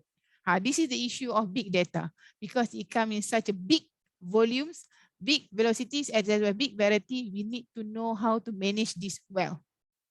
All right, now big data and HR. So we move from HR in general, we introduce you data-driven culture, we introduce you what is big data. Now we're going to see the connection between big data and HR, right? Actually, big data, the usage, the issue, the management of big data, does not only happen for HR, it also happen to other areas, right? Maybe some of you are coming from marketing, big data also an issue that side. If you are coming from finance, you also have the issue of big data. You also need to know how to manage this, right? But we're going to zoom here now, big data and HR, right? So when you have data driven, you have data, you need to manage how to learn how to manage the data, right? Here come another terminology, what we call HR analytics. Right, just now, Zainal, you introduced one of the speaker, you mentioned the areas of either me or Dr. Dian come from HR analytics. That is the latest term that being coined to show the connection between data and HR, right? So when we have this data analytics, right, we are now making decision based in terms of data. So if I want to see, if I want to say, Zainal, you are a good moderator. If I want to say that, Zainal, I cannot just simply say as an open statement. I will say, okay, Zainal, you are effective moderator because a lot of us listen to what you say just now. When you say open camera, we open the camera, meaning that people listen. Understand? Right? So we have to accompany some facts and figure to strengthen our claim, or else it become an empty claim, or else it become a very loose type of claim where people can challenge you. Same go with HR. So if you bring back the HR practices, right? You have planning, you have recruitment, you have selection, you do have performance appraisal, right? With all that type of practices, it's not going to be a traditional anymore. We're going to marry that with data. So if you want to say the employee are good, we will accompany with data. If we want to say the employees are not performing, we will also accompany with data. right? So this is how big data link, change, and a lot of things, a lot of perspectives try to improve the world of human resource. You can see the second point there, by using big data, HR manager can make smarter decisions. Right? This particular statement need to be read very cautiously because you need to know how to manage the big data first. Remember, big data come with a big volumes. It can have a lot of variety. You need to know how to segregate this, right? How to make the process become more manageable so that you know how to, or which data that you can use in order for you to improve your decision.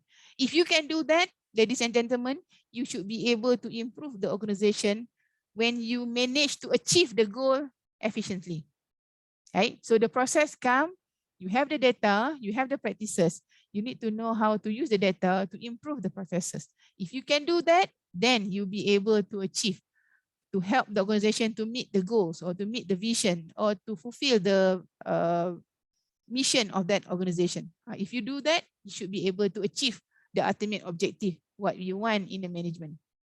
What is workforce optimization? We want to optimize. When you say you want to optimize, meaning that you want to bring to the higher level, you want to improve the process, right? So when you talk about a workforce optimization cycle, you are looking at something that you have to do now. If you want to optimize anything, ladies and gentlemen, you need to know, you need to understand first your business. You need to understand first to what capacity that you have. So in HR, if you want to optimize the workforce, you need to know what sort of competency that you have, right? Yes, we are not talking about machine, right? Okay, for example, that if you want to optimize, you want to involve with certain process of drawing, for example, you need a good technology, you need to have a good machine. You will see the capacity, the capability of that machine. Same goes with HR.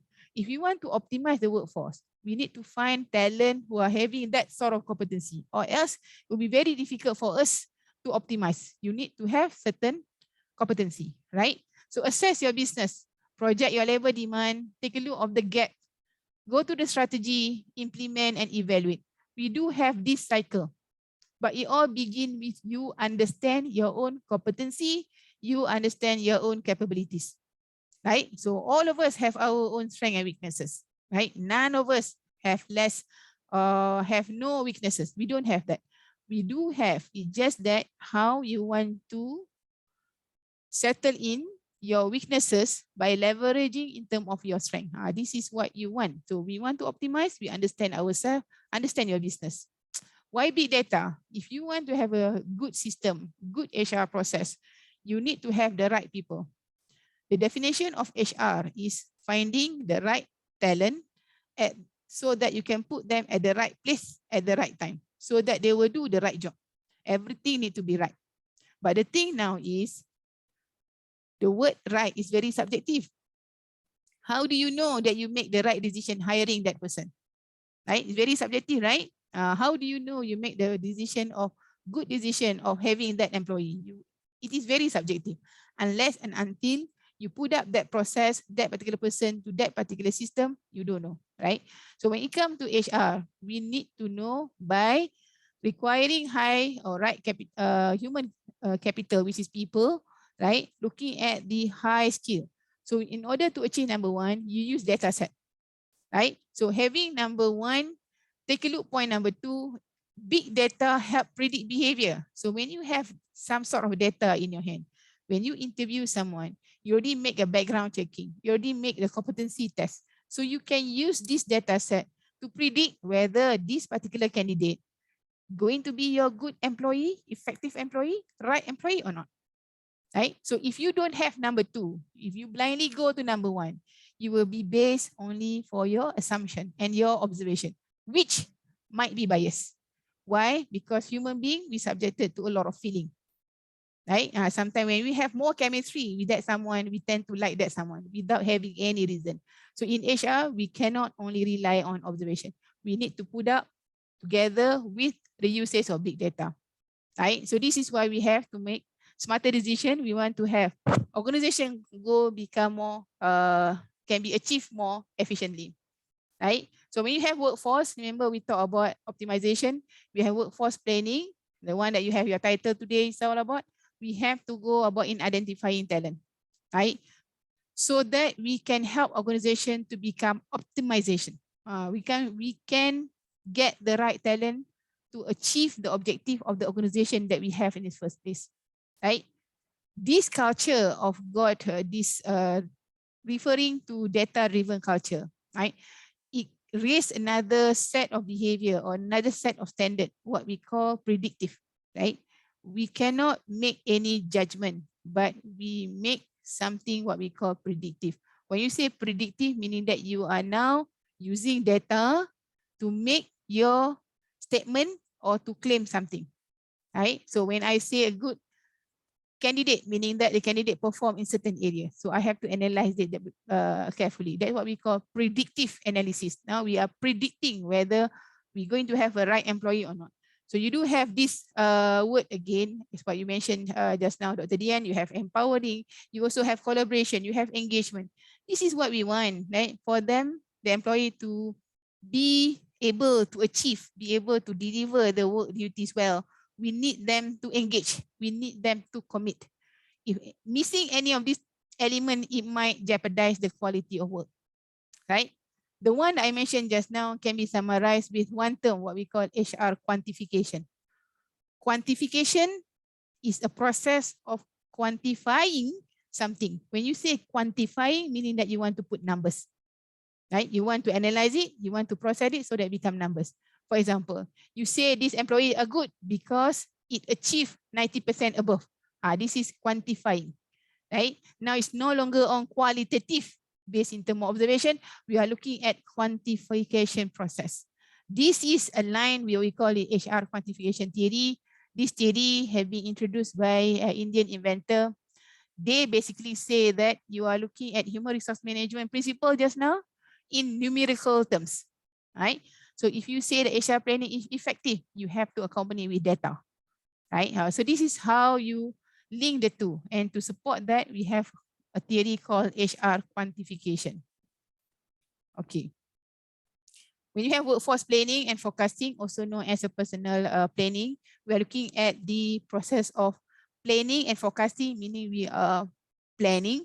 We try to make decision now, how many person that we need and what type of person that we need, right? That will be process of planning and forecasting, right? For predictive workforce monitoring, we are looking at the plan that accompany together with data, right? This is what we call HR digital transformation. So when you start to come usage of data, you transform the HR.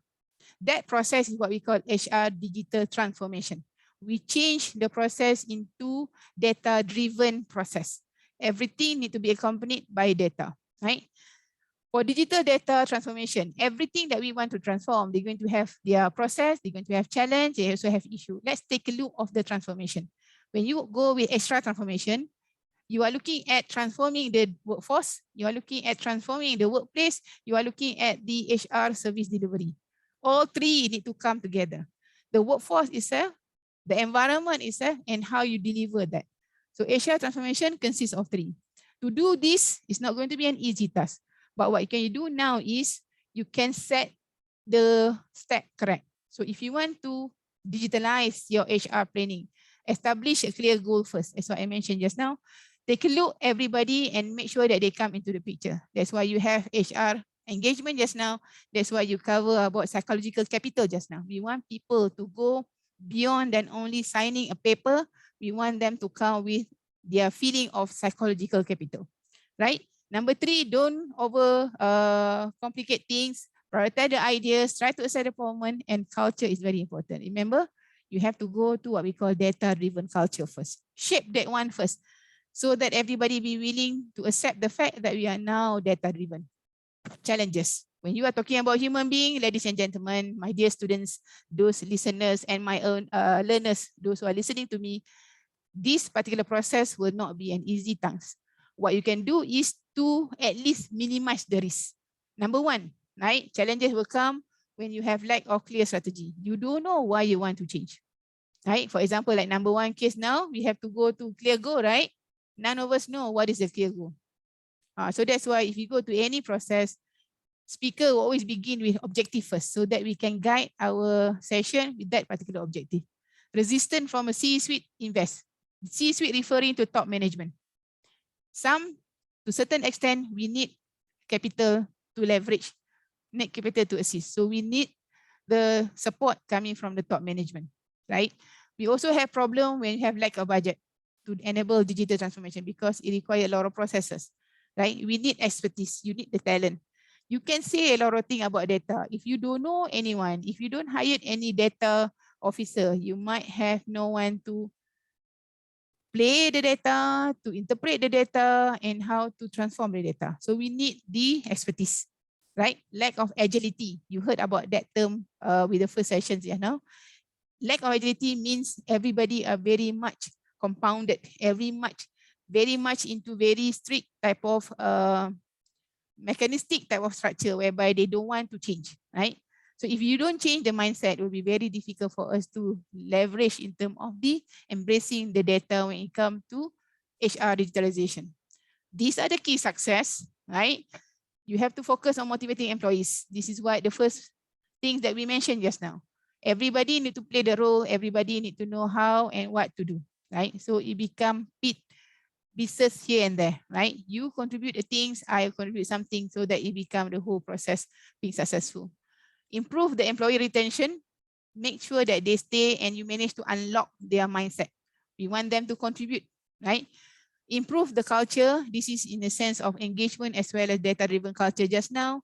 Use technology to better match the employee skill and tasks, right? Talent mapping need to be there, being done properly. You have to standardize the HR process. Last but not least, you need to do something to make sure that the inflow of talent is there, right? Rather than worried about whether you manage to capture them or not, whoever that within your capacity, you need to grow them properly.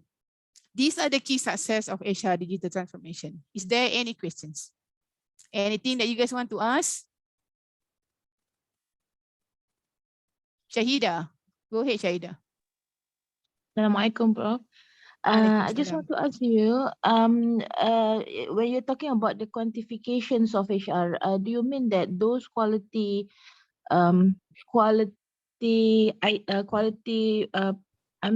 things that we need to do during the evaluation and everything need to be quantified? Do you mean like that? Shahida is like this, nah? When we want to say someone good, right? Previously, we just go and say, oh, you are good. But now in Asia, we cannot do that. You need to accompany with data. So for example, you are good because of there are 3 factors. And these are the data that show that you are good. So we accompany to your KPI, we are looking at your performance overall and we try to quantify that. So it need to be a score, it need to be some data, it need to be some numbers to support that statement. Like students, if we say that you are good academic, how we quantify you good in academic? Shahida, how do we quantify you? What data that you're going to use if people say that you are good? Shahida? Grade maybe. Yeah, is your CGPA. Like it or not, people are using CGPA to quantify you good in academic because that's the only platform that we have. Yes, you can also go with other activities. That's why for our University Sains Malaysia, right? What if we want to quantify that students are also good in addition of the academic? We are now looking at your M.Si. Am I right, Shahida? Yes. So this is how we quantify, right? For those our Airlangga universities friends, the one that Shahida is asked in terms of the quantification, right? What HR quantification theory mentioned is you need to be able to quantify and accompany with data. So we have discussed just now as a student, and I believe you guys also have the same thing. When you are looking at the students' perspective, if you want to say the students are good in their universities, meaning that we have to take a look at the CGPA. Am I right? Okay. At Universiti Sains Malaysia, in addition of good in academic, we also want students to be good in terms of their curriculums, right? For that, how we quantify? We have one process called MyCSD. So we calculate student activities and we put up points there, right? So this is how we quantify that they are active in curriculums.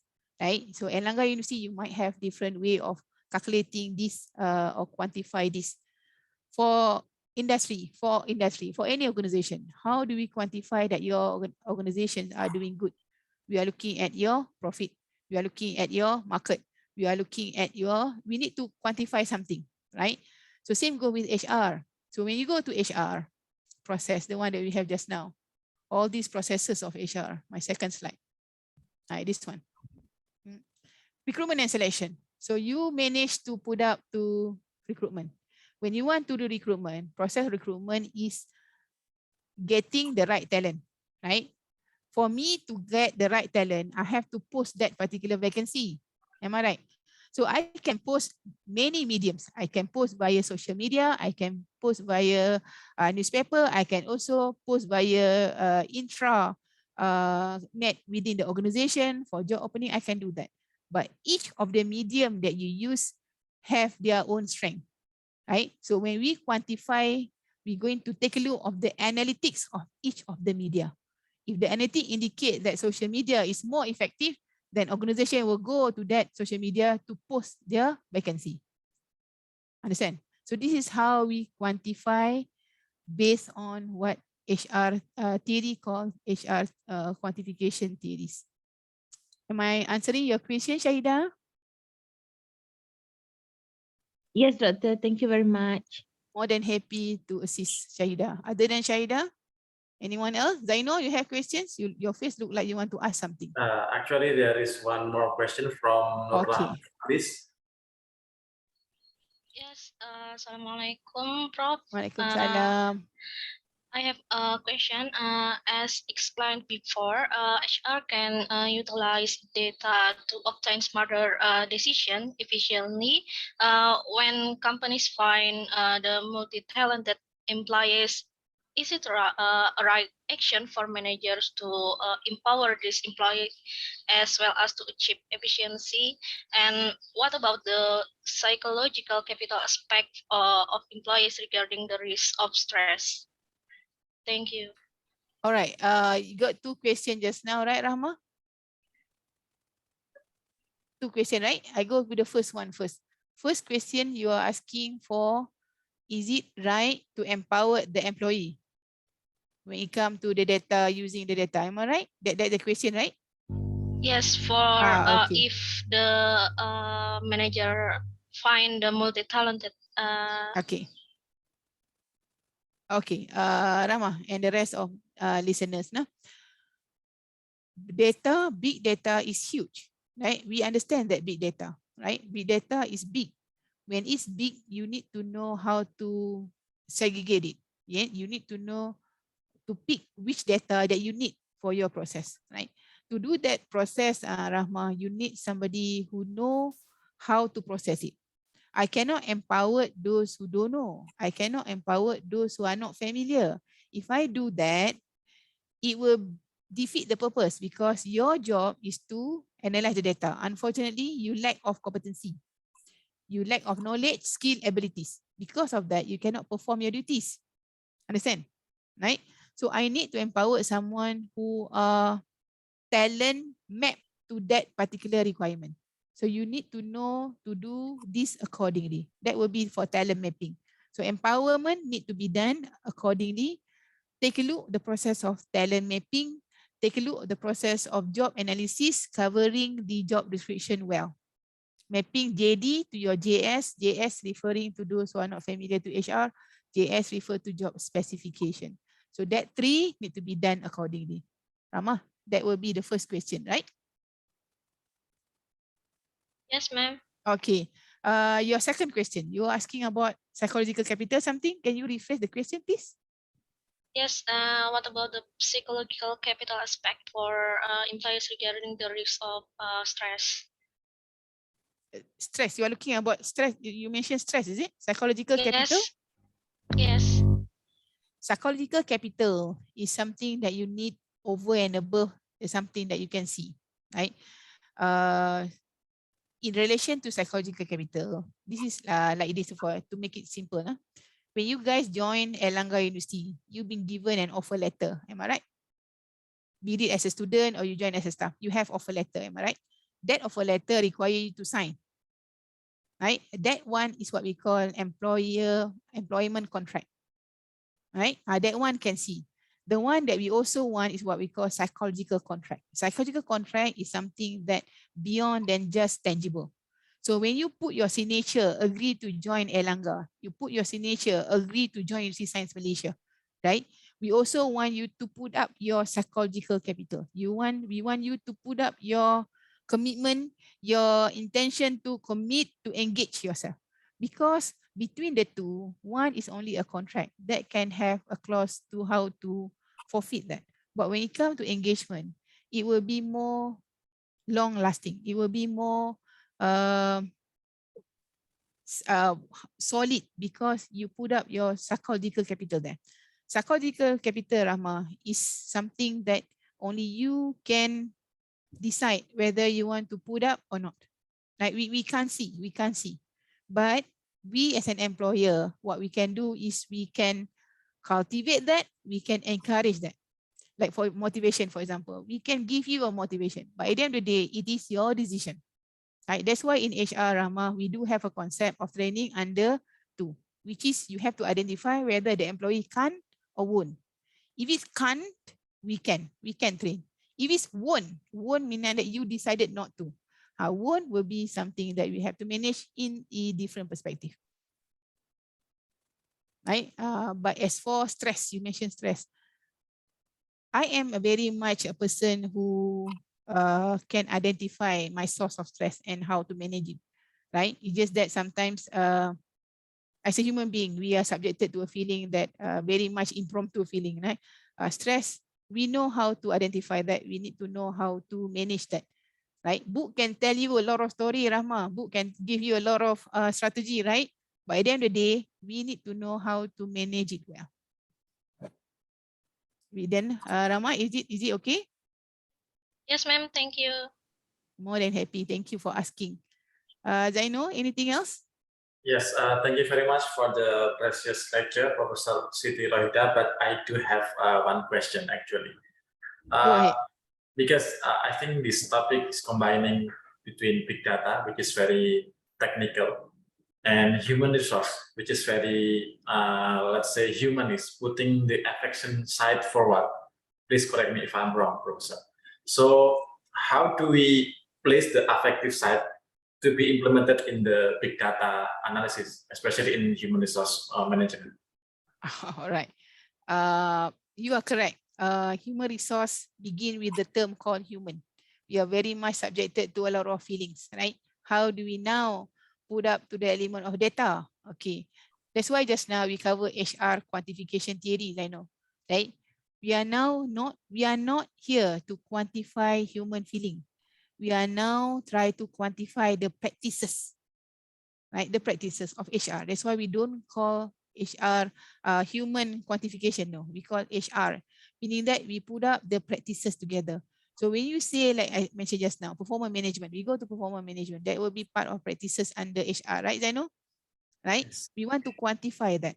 So when you want to quantify that, if you want to label the employee, right, into 2 groups, performs and not performing, right? Over, underperform, right? If you want to group these people together, you're going to do that based in terms of data, right? We are not group them based on observation. I don't like you, I put you in the second group. I like you, I put. It's not about your more on term of your feeling, but try to accompany that with data. So we will take a look of your score, we will take a look of your grade, then we will put you into 2 groups according to that. If you don't have data, as I know, what's going to happen is we might be biased because sometimes I like you more, as I know, even though I never seen you before, judging from the face there, I like you. I put you in the first group. That will be not fair for the rest of the audience because they also perform. But because I have no chemistry, right? That's why I end up putting you in one group, not the other group, whereas your performance might not be so good. Understand? Right? So remember this, I know, and the rest of ladies and gentlemen, we are not here to quantify human. Human is very much subjected to a lot of feeling. We can understand that. We are looking at the big data, how we want to quantify the process itself. So big data is very crucial to help management making, like more accurate decision making, right? Yes, we want to improve the decision making because the ultimate here is right to improve, to implement the data-driven culture because we want to improve the decision so that it become more, you'll be able to achieve the mission, the goals efficiently. Okay, thank you so All much, right. Okay. Professor Siti Rohaida. Okay, before we end this session, like the previous session, we have appreciation session. Please, Mbak Zahrin or someone share the certificate for Professor Siti Rohaida. So happy. Thank you very much. Waiting for.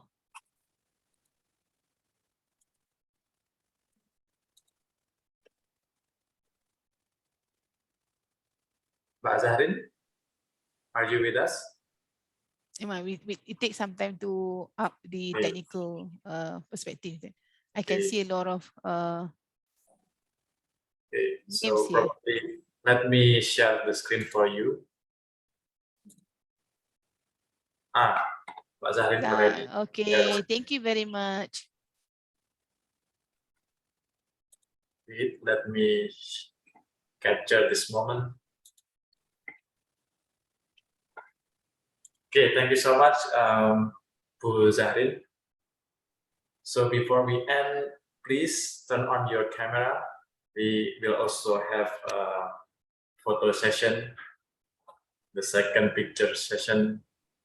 Please, guys, turn on your camera. All of us still haven't turned on the camera.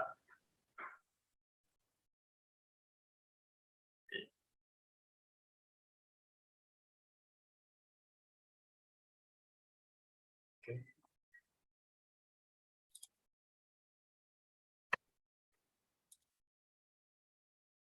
For the second page, please. 1, 2, 3.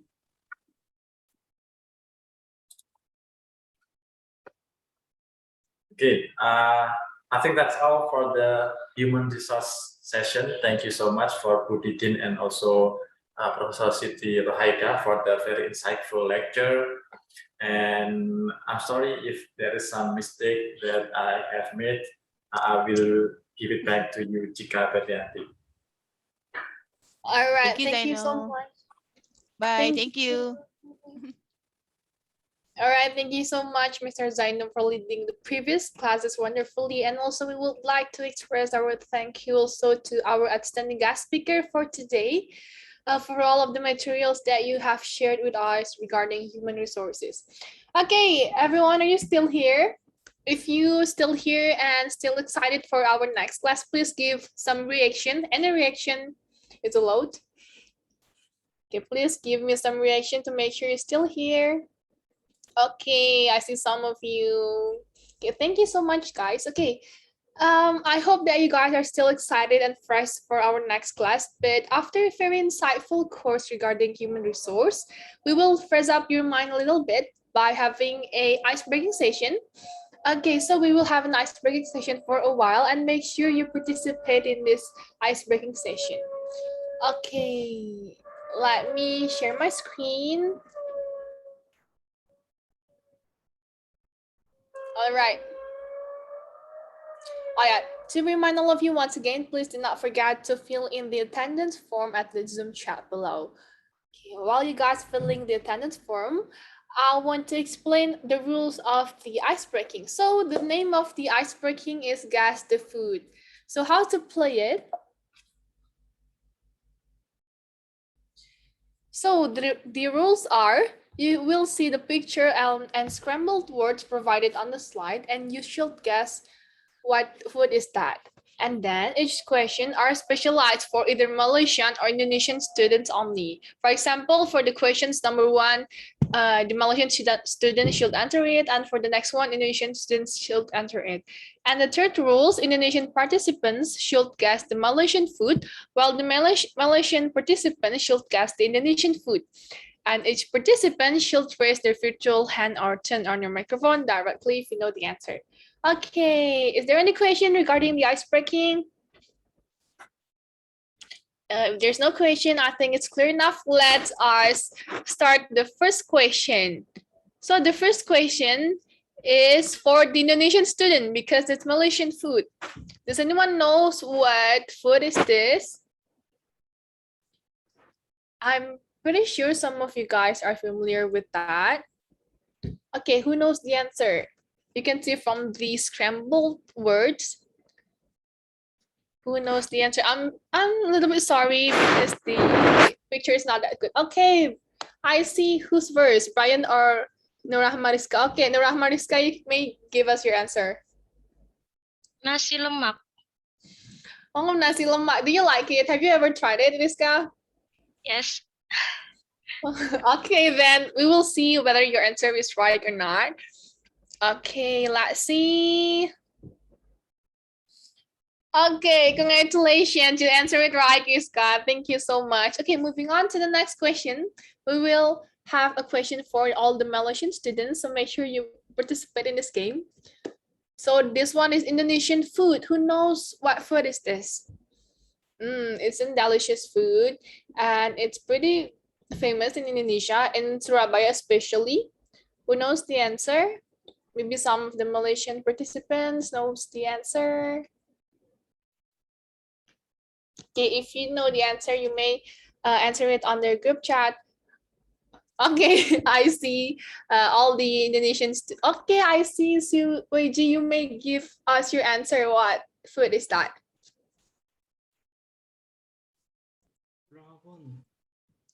I'm sorry, I cannot hear your voice. Can you say it once again? Can you hear me? Oh, yeah, I can hear you. Okay, the answer is rawon. Wow, rawon. Have you ever tried it? No, because not never yet. taste it. Oh, okay. You should try it next time. Okay. Thank you so much for the answer. Let us prove whether your answer is correct or not. Yeah, you guessed it right. Oh my God, congratulations. I still have 2 questions. For the next one is from the Malaysian food. So for the Indonesian participants, you may answer these questions. What food is that? The color of the rice is blue. Do you know what food is that? I know all the Malaysian students know what it is. Okay, Brian, you may give us your answer. It is nasi kerabu. Nasi kerabu. Have you ever tried it, Brian? Maybe when you're in Malaysia? I don't think so. Okay. Okay, let us see whether your answer is correct or not. Okay, you answered it right. Oh my God, congratulations again. For Indonesian participants, I still have last questions for the Malaysian students regarding the Indonesian food. Let us see what food is that. What food is that? It's also famous in Indonesia and Surabaya. Like we have a lot of store. Okay, Shahida, you may give us your answer. Soto. Oh my God, you know soto? Have you ever tried it? Yes, we do. I do. How is it? Is that good? Yeah, it's very good. Okay, then let us see whether your answer is right or not. Yeah, you answered it right. But congratulations, Shahida. Okay, thank you so much, everyone, for the answer, and thank you so much for participating for today's icebreaking session. I thank you a lot for the enthusiasm. Okay, right now, are you guys ready for another lecture classes for today? Okay, I'm pretty sure you guys are still excited for the next lecture classes. Okay, without further ado, you should prepare yourself right away for our next lecture classes. Let us have our next lecture class about finance, in which the 3rd lecture class for today will be discussing about robo-advisor and innovative personal investment, which will be explained by Mrs. Chorry Sulistyowati. And the last lecture class about alternative funding through Fintech, which will be delivered by Dr. Izati, Binti Zull Kepili from USM. Okay, let us have our next moderator for today that will lead our third and fourth lecture classes for today regarding finance. Let us have Mrs. Zahrin. Hello, Mrs. Zahrin. Hello, Chika. Thank you. Okay, Mrs. Zahrin, without further ado, let us give the time and screen to you. All right. Okay. Thank you, Chika. Hello again, everyone. This might be not our first time seeing each other. And as you know, I'm Marin, or you can also call me Ms. Zahrin.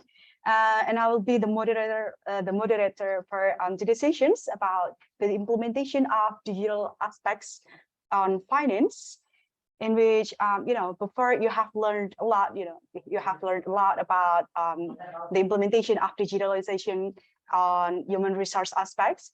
But now on the finance sessions, we're going to provide you as well with many more interesting informations and discussions about the implementation of digital aspects on finance. And we hope that the finance sessions will also bring you, will also be the fruitful and insightful sessions for you all. Of course, when we talk about the digitalizations on finance, there are actually many types of it. In which some of them are actually, very close to us and, very related to our everyday life. You might be aware of it or maybe not, but I believe most of you here and maybe all of you are actually already become the part of the user of some types of these, digitalizations in finance. For example, you might have ever heard and also used PayPal, or in Indonesia specifically, we also have OVO, GoPay, etc. All of them are actually also, the examples of these digitalizations on finance, which commonly referred as Fintech specifically. But that is just actually one type of it, and there are actually many more types of it as well, and in the digitalization of finance. And we're gonna learn more about that today.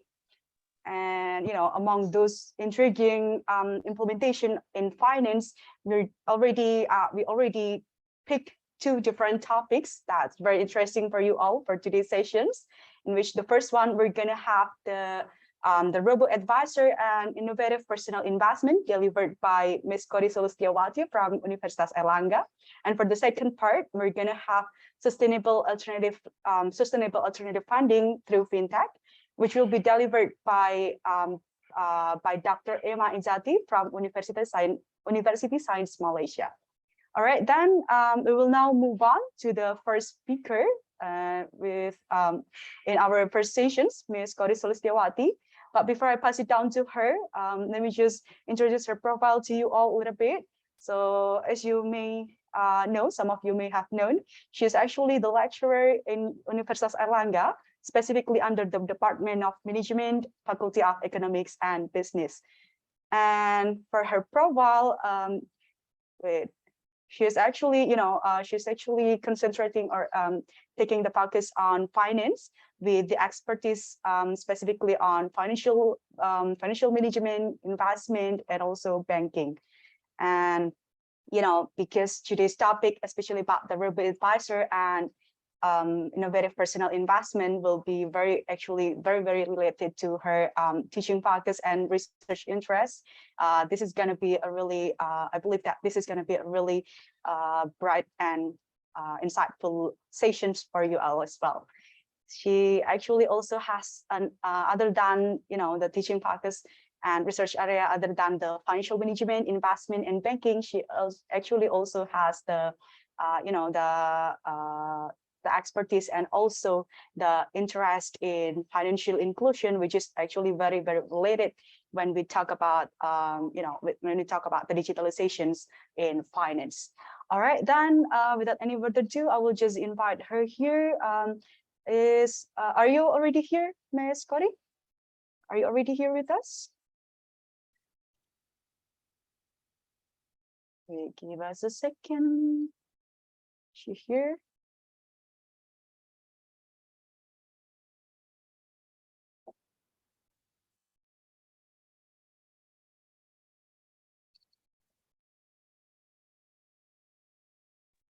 Okay, Miss Arin. All right. Cool. I'm sorry, Very sorry. cool. Thank you. Wait Yes. for a Yeah. moment. Just yeah. All right. All right. Okay. So maybe she has a little bit of the technical issue. Let's just give her some moments. But while waiting for her, let's just see. Give me a second. Whoever here has ever heard about fintech, the digitalization of finance, especially about fintech, or let's say anyone here has used and heard or used fintech, maybe fintech payment over GoPay? Raise your hand or give me some reactions. Anyone here? Yes, Chika, good, thank you. Okay. Just one person that actually used fintech or digitalization in finance. I don't believe that. I believe actually almost most of you have used them, but maybe you're just shy. Well, that's fine. This is the beginning of our sessions, but I hope that you all will be no longer shy later on in these sessions, and you could you could share us your perspective and also as many questions as you would like to our speakers later with Ms. Chorry and also Dr. Emma.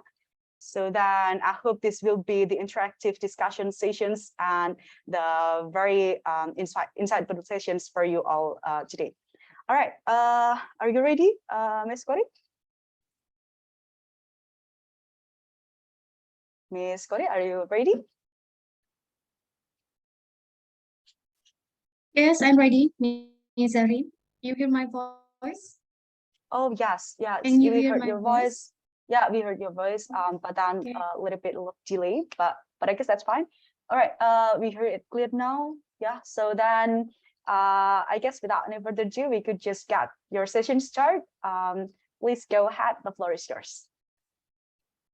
Okay, thank you for Ms. Zahrin, and good morning, everyone.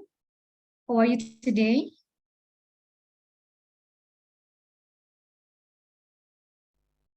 We are good, Miss Chorry. Yes, we're Hope great. you all. My Thank name you. is Chorry Sulistyowati. Yes.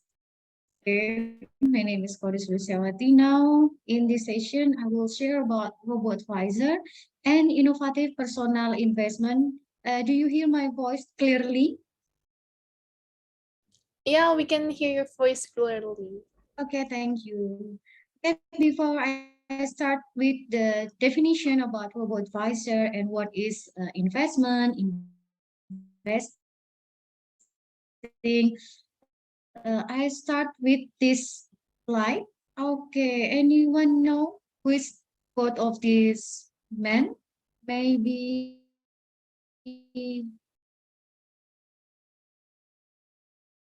want to take share? Okay. Who know this guy? Who is he? Ji? Can you hear my voice? Elon Musk.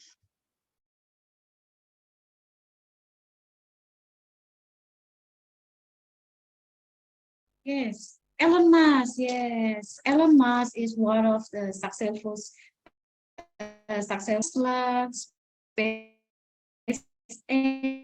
and etc. He said that earning money is easy, saving money is hard, but investing money, you have to get good at all three to become wealthy. Okay, so I came to with second picture. Okay, everyone in this Zoom room who already read the book about Rich Dad Poor Dad from Robert Kiyosaki. Okay, whoever read this book, the title is Rich Dad Poor Dad. So what is the content of the book? In his book, Kiyosaki said that there are two different point of view about investment, about how we can manage our money. First, you can see that there is an illustration of poor dad. Okay, with red color here, we can see that the man who has a lot of money with a new car and big house here, but we see that there is poor dad, not rich dad. Why? This is poor dad, not rich dad. But on the other hand, rich dad, okay, he allocate not only to buy big house, new car, or maybe for traveling. So he also allocate the money that he can earn from or buy some stock, bonds, or other alternative or investment. Okay. In this book, Kiyosaki said that mindset of poor dad, okay, he has a mindset that assets, okay, we have to own assets such as house, big house, new car, and a lot of money, but he didn't think in the future. He didn't save the money to invest. Okay, that is the mindset of poor dad. But in rich dad, he also allocate to other alternative of investment, such as he buy a mutual fund, he buy bond, a stock, or in other type of investment. So the two of this illustration, the first is Elon Musk, and the second one is about Kiyosaki's argument about rich dad and poor dad, open my presentation about Robo advisor and also innovative personal investment. I continue with this picture where the rich get richer. Okay, we have 2 points here. First one is about middle class. Okay, you can see income statement in middle class. So income statement is what a financial statement that we can see how much they can earn and also all of the expenses. Okay, and we can see the balance sheet here. It is salary. On the other hand, in the rich paradigm, they have more than one source of income. You can see the difference here. First, in the middle class, only salary, but in the rich paradigm, they have rental income, dividend, interest, and also royalty. Okay, that is the first difference. So we can see the allocation. What for salary in middle class? In the middle class, salary used to pay the expenses, tax, mortgage, car loan, credit card, and also school loan. So they also have liabilities such as mortgage, car, credit card, school loan. So this is the relation between the income that they get from their salary. Okay, so they allocate their income to pay their liabilities. But in the rich, okay, the rich use income, okay, use income to pay here. They also have liabilities such as mortgage, consumer loan, and also credit card. But they also have an assets. Okay, you can see that there are several assets here in the rich. The first one is real estate. Okay, from their real estate, they can get the rental income. It is the first source of income. Okay, and the second one, from their stock, they can get dividend. Yeah. From their bond, they can get the coupon on interest. Okay, and from their intellectual property, they can get the royalties. So they use their asset to work for them. This is the underlying word that I want to share, that they are the rich, okay, the rich here, Okay, they make sure that their asset work for them. Or how come the asset can work for them? Okay, from their income. Okay, so they have their real asset here. For example, they have a real estate. Okay, they can get the rental income from their real estate. Okay, that is the illustration of how come that asset work from them. So from their asset, they can get income and they reinvest again, okay, to make sure that there is a continuity, to make sure that continuity of the earning income. Okay, there is the difference. Meanwhile, in middle class, okay, they only have one source of income, that is salary, only salary. They didn't have a stock, they didn't have a dividend from stock, they didn't have interest from bond, they also then didn't have royalties from the intellectual property. So this is the reason why the rich get richer. Okay. So make sure that our asset and liability is balanced. That is the difference between a middle class and the rich. And you can see the pyramid of the financial planning pyramid here. Okay, you can see that the top of the pyramid is increasing wealth. Okay, there is our financial goals. So our financial goals is we can increase our wealth. From where? Okay, of course that we cannot increase our wealth, we cannot achieve the wealth without any effort. Okay, so first we have to get a financial security plan. Okay, for example, you have a saving, okay, you have maybe insurance and the other one. And the second step is the will or power of attorney. That is the second step of the pyramid.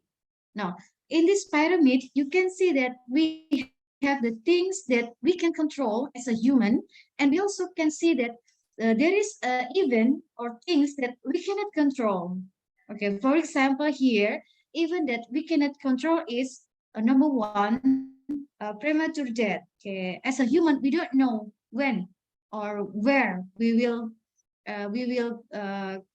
face our death, right? And the second one is suffering serious illness, for example, cancer, and etc.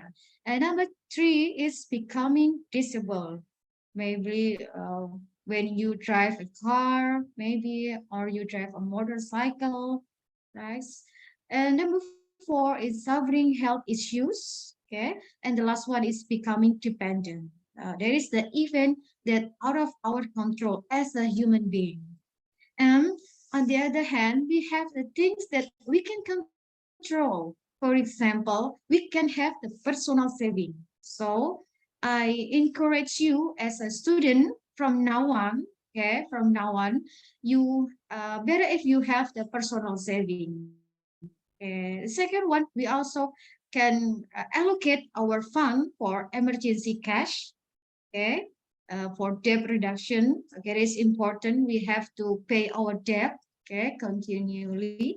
And the education saving, moreover, you are the student, right? So you have to get education saving to pay the tuition fee, maybe, or buy some books, or maybe the other one. Okay, and someday you will have a family, little family. You get married, you can have a children, so you need some home. Okay, and when you are getting older, you need to retirement savings. Okay, there is 5 things that we can control, so we can calculate how much we need to retirement, maybe, or maybe for education saving. Maybe you can calculate how much your tuition fee in Malaysia, maybe in USM. How much is your tuition fee? May I ask? Well, maybe one student from USM, how much your education tuition fee in one semester? Yes. How much the Guys inside tuition fee? Joshua, how much is your tuition fee in USM? Or maybe the other one, the other student? How much is your tuition fee? Or maybe you get a scholarship in there? Kelly, how much is your tuition fee in USM? Okay, Sahmi, maybe the other one. How much is your tuition fee?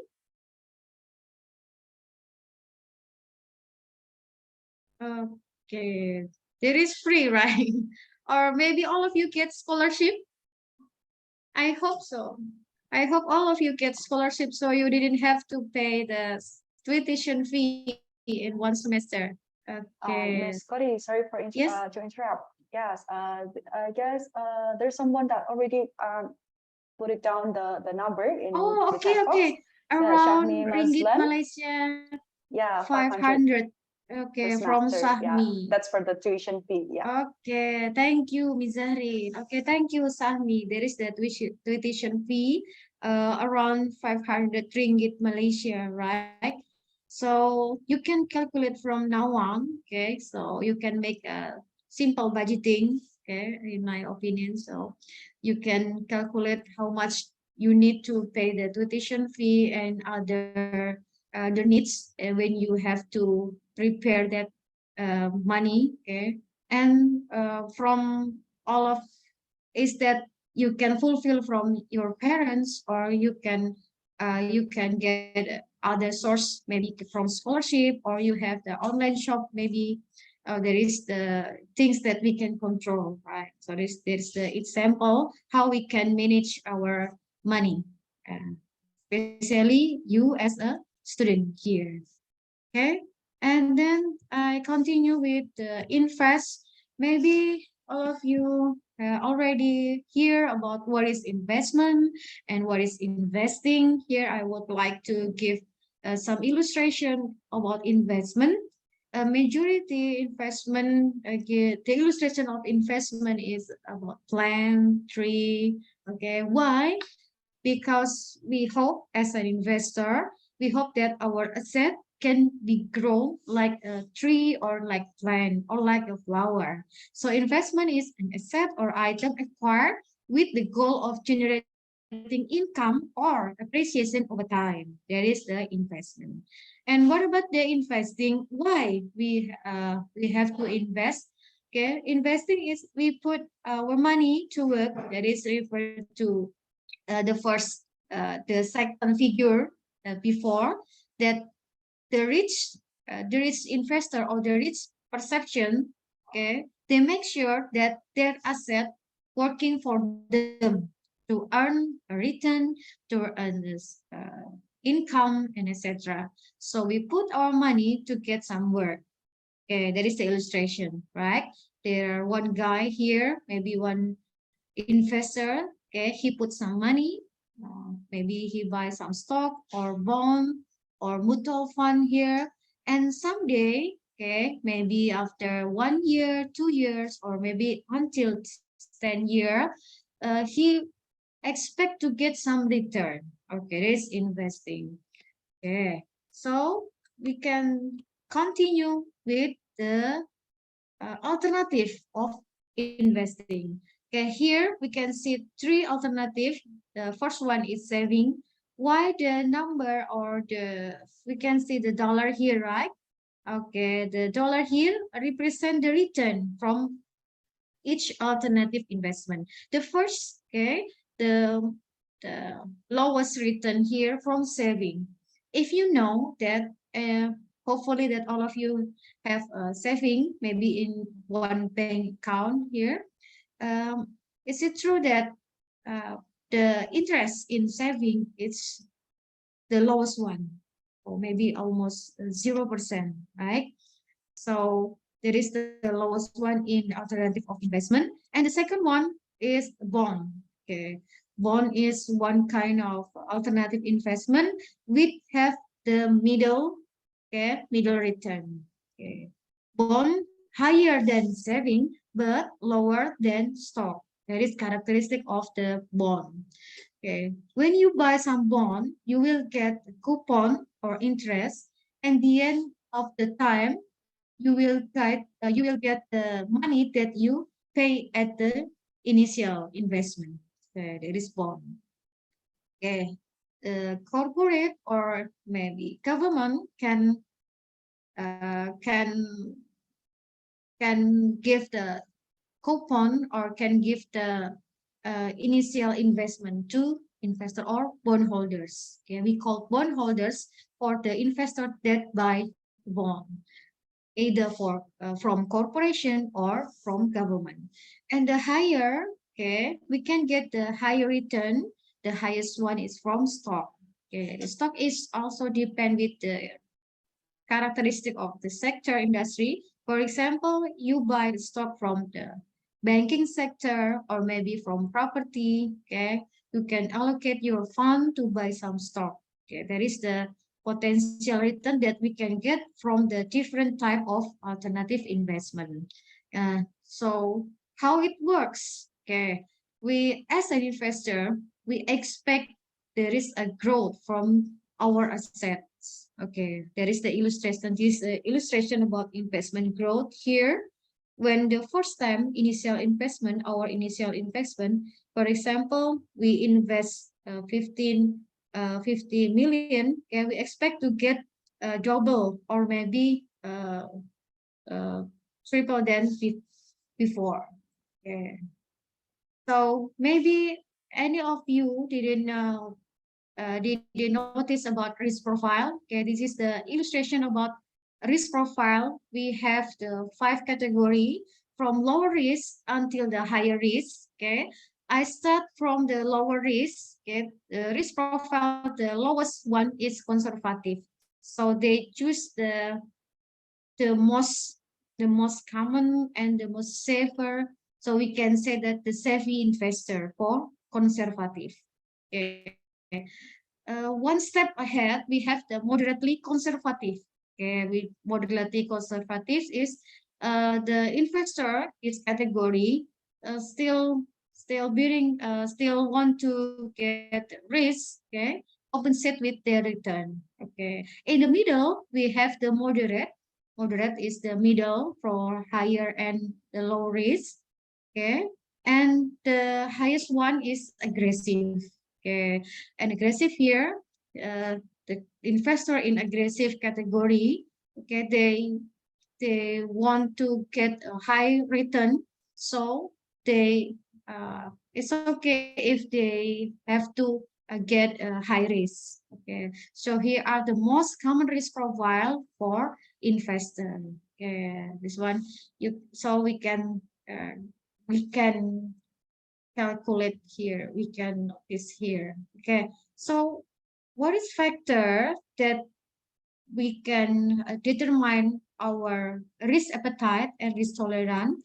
Okay, there is a few factors which will help us to determine our risk appetite. The first one is age. Okay, risk appetite reduce with the age. So as one nears retirement, you would like to secure. Okay, will choose to save investor. Business X is mean that his fund right here and minimize the volatility in portfolio. After this, I will give an illustration what is portfolio. Okay, the second one factor is about experience. So if you have more experiences in investing in a particular class of investment, so you are likely to have a higher risk appetite for the same. Okay. The last one is about knowledge. Knowledge and understanding of scams increases awareness.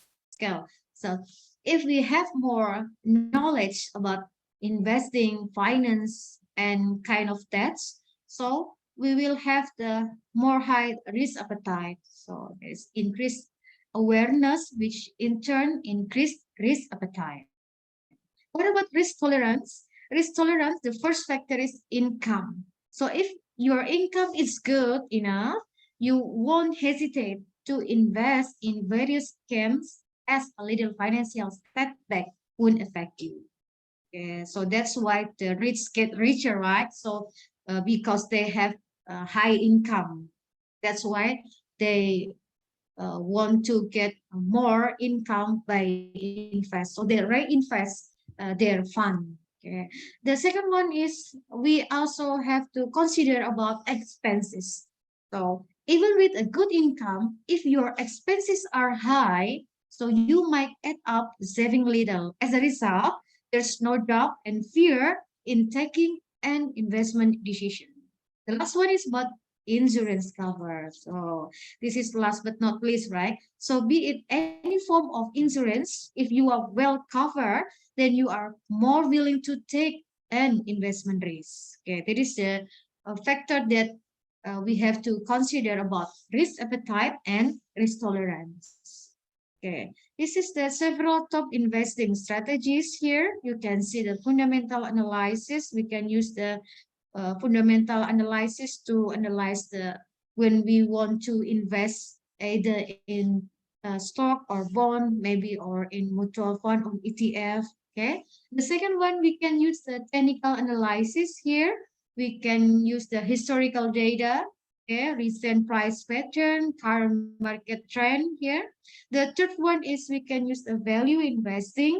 Okay, I think the technical analysis is most commonly used because they're easier, okay, and not time process consuming. Different with fundamental analysis, which is need a lot of time to process here because you also have to collect the data from the macroeconomic data such as the GDP data, inflation, okay, interest rate, okay, and then the second one you also analyze what about the sector performance. For example, you will invest in banking sector, so you have to analyze what about the performance in banking sector. And the third one, as you also analyze what about how about the corporate performance. Okay, for example, you will invest in PNG, okay, better if you can see the prospectus or the financial statement, etc. And we can use the growth investing and also buy and hold. So we buy some asset here, maybe some stock, and we hold. We didn't sell that stock or asset. It is the illustration of portfolio. Okay, you can see there are five different assets that input in one portfolio of investor. The first one is we can see gold here. Okay, actually that a lot of type of portfolio. Okay, why we have to diversify our alternative of investment. Okay, for example, here maybe sometime, maybe several years ago, we know that gold price, okay, we have the decreasing in gold price. So if your portfolio of investment consists gold, okay, you have to prepare that you will get some loss. But if your portfolio investment, okay, if you have the portfolio investment not only consists of gold, okay, you have the bond, a stock, ETF, or maybe cash deposit in bank, you will not get higher loss. Okay, that is the use of portfolio. So we can diversify our risk. So investment is true that high risk, high return, right? If you want to get a high return, so you will deal with high risk. But we can manage, we can mitigate our risk. So that's why we can get maybe it's a worth it return that's suitable for our risk profile and risk appetite. Okay, and here we can have illustration about bond. Okay, that I said before that bond and stock, okay, have a different degree of risk. So stock is riskier than bond. So if one portfolio consists of bond and stock, so this when stock decreasing, we have the decreasing price in stock. So bond and the other alternative asset in that portfolio can offset the loss from that stock. Okay. That is the use of the portfolio, where we have to manage our portfolio depend on our risk appetite. Okay, so next we can trace our risk appetite. Okay, the first question is, are you hungry to start investing? Okay, not are you hungry? I hope that student here already get the breakfast or maybe brunch. Yes, already 10 o'clock here in Indonesia. So the first question is, are you hungry to start investing? So first answer this question to determine your investment risk appetite. Okay, we have to group here. Would you find it stressful to watch your portfolio value go down over a short period of time, say 3 months maybe? If your answer is yes, okay, we continue with the green answer, right? Yes. So the next question is, would you pull, right? Pull your money, pull out your money of an investment if you saw it losing value over a short period of time? If your answer is yes, so you might have a lower risk appetite. An option for less risk averse investment. So we have the risk averse, we have the indifferent to risk, and the most aggressive is risk taker. Okay, but what if our answer is no? So we can continue with the third question here. If our answer is no, if your answer is no, so do you have more than 5 or 10 years to achieve your investment goals? If your answer is yes, you may have a higher appetite of risk and called option for more aggressive investment. So this is the category risk appetite. Okay, higher risk appetite.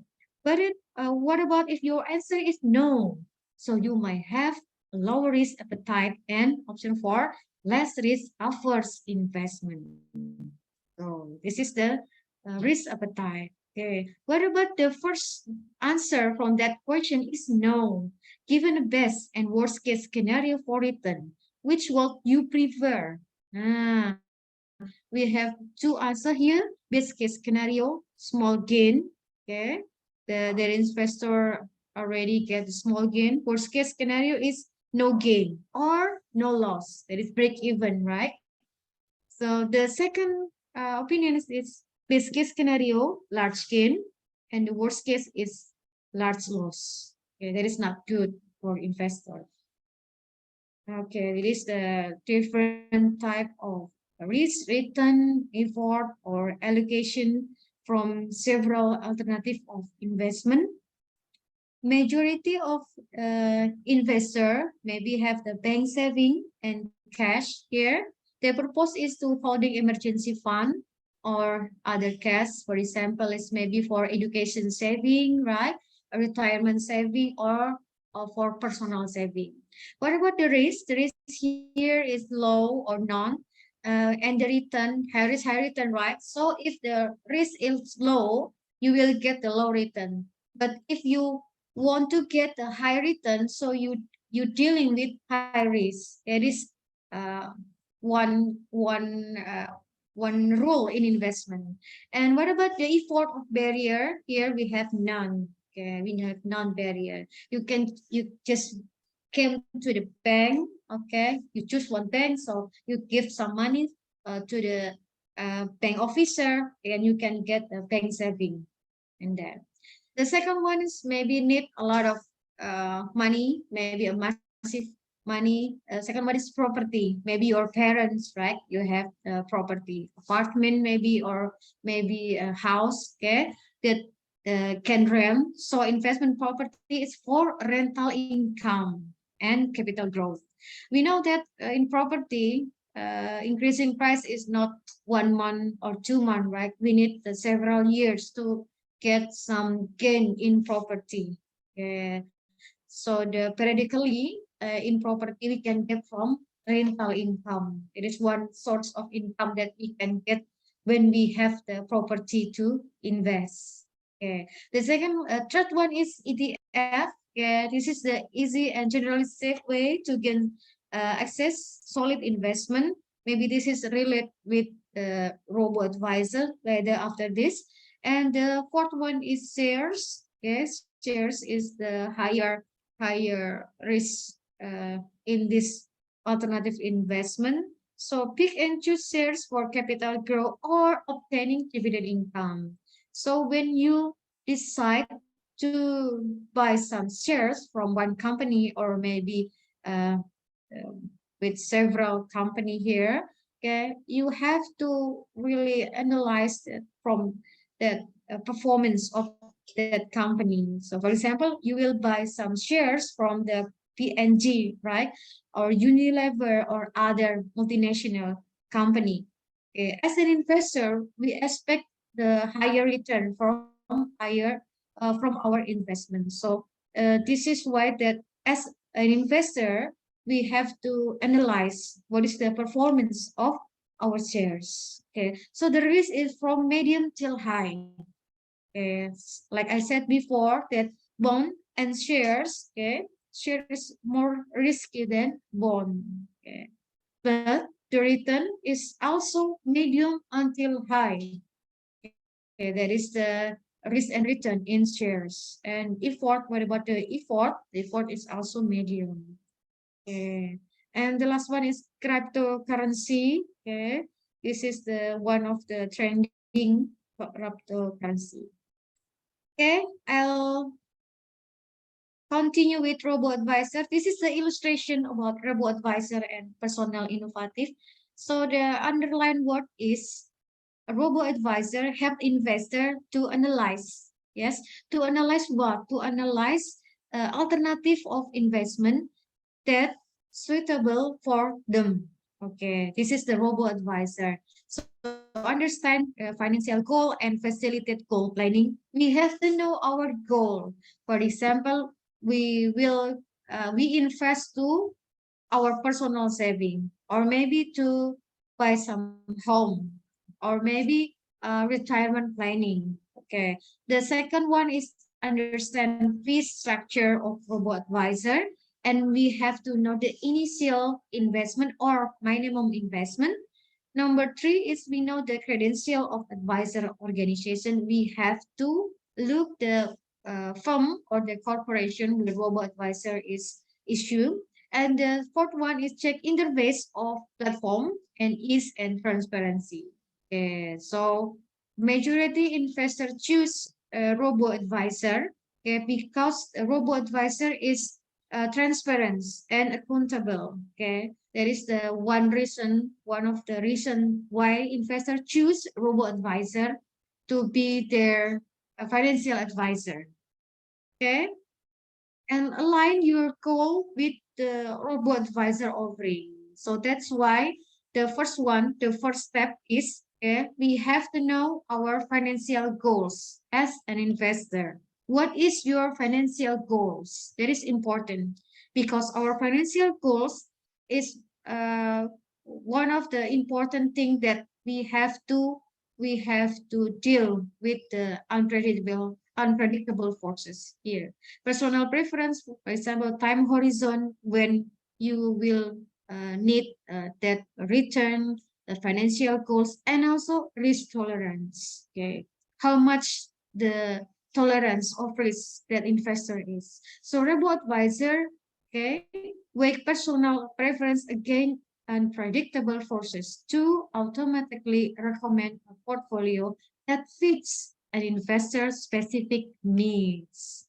So this is like a financial advisor, but in a platform will help with technology, I think so. So Robo Advisor very various, right, from firm to firm, but are generally online services that provide automate portfolio based on your preference. So first, we have to know our risk tolerance, our preference of risk. So after we can know our risk tolerance, our risk preference, so we can fulfill the questionnaire in first step. Okay, this is the first step. We have to fill out the question in the questionnaire. This is the first step. Okay, for example, here a computer program used to manage asset. Okay, that is the simple way to say Robo Advisor, automated investing. So Robo Advisor is automate investing. Right. First one, we have to fill out the question. Consists of our preference, financial goals, time horizon, etc. The second step is Robo Advisor generates model portfolio. From our questionnaire, okay, they continue to make the model portfolio. Okay, like I say in previous slide, right? So we have to diversify our investment. So if one type of investment get lost, okay, the other type of investment can offset the loss. Okay, that is the importance of diversification in investment.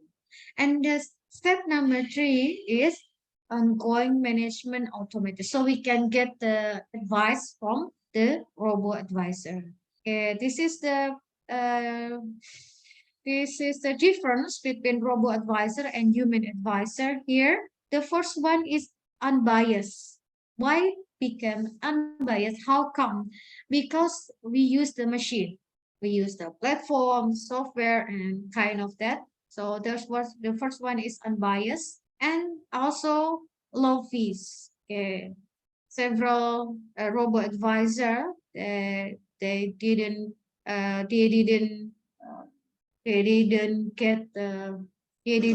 want to get high fee, okay, from the customer, from their investor. And the third one is tax efficiencies you can get from Robo Advisor. And what about the human advisor? Maybe the fourth one is no emotion, right? Human advisor, the first one is customized, of course, because one investor is always different with the other one. That's why Markowitz in their efficient frontier, okay, dealing with efficient frontier, there are different pattern of the investment. So the first one is customized. The second one, because customized and human advisor, so the fees are moderate, so higher than the Robo Advisor. And the third one is emotional support. There is the advantage of human advisor and Robo Advisor. Which one do you choose? Okay, how Robo Advisor work? This is the step how they work. The first one is investor complete a comprehensive online questionnaire that include questions related to their specific need, financial goals, and risk appetite. And the second one, after we fulfill and we answer the question in that questionnaire, then the Robo Advisor collect our answer. Okay, they analyze, they collect our answer, then they summarize. The Robo Advisor platform process the input using the proprietary algorithm and select a tailored portfolio based on investment or investor requirement. So the portfolio is rebalanced at a regular interval. So the advice from a Robo Advisor, okay, this is not fixed advice that we can revise. It can be revised based on our requirement as investor. And the last step is investor can readjust. Okay, so from the advice of Robo Advisor, we can readjust according to what? According to our goals, our risk tolerance, so which in turn triggers portfolio rebalancing. Okay, that is the Robo Advisor, right? So we ask some help. Okay, we ask some help from machine. Okay, this is the illustration of traditional advice, human advisor offering one-to-one product-based counseling. Robo Advice algorithm-based platform provide advice based on client goals, and we have also the hybrid models here. Client have access to digital tools that facilitate self-investing, but also can tap into human advice when they need it. So this is the pros and cons about the robo advisor. Okay, technical competency and also revenue stream, and the scope is robo advisor can also be divided according to their scope of function. Okay, what is the benefit of robo advisor? Easy access, free of human bias, comprehensive services, and also tracking your investment priority. That is the advantage of a robo advisor. So we have also limitation of robo advisor. One of the biggest drawback of robo advisor is their uneven standards. So until now, okay, we didn't have the standard of robo advisor. Well, some use cutting edge artificial intelligence and machine learning to design portfolio. So the majority of robots in the market today still use simplistic method. And the second one is robo advisor lack of human intervention can also be a hindrance. So while robo-advisor find ready takers among millennials and Gen X, it is less accepted among high net worth individuals with a large portfolio or those looking to invest a significant portion of their saving wallet. Such investors are more likely to look validation. We still need, some investors still need validation through human advice, especially when the market become volatile and decreasing, or maybe some timing when time to buy or hold, maybe. Okay, is robo advisor right for you? This is the question for investor when they decide they will use the robo advisor or traditional advice from human advisor. The first one that we have to consider is type of account. So most robo-advisor manage both individual retirement account and taxable account. So some also manage trust, and select few will help manage your fund. So we have to decide our type of account first. The number two is minimum investment requirement or initial investment.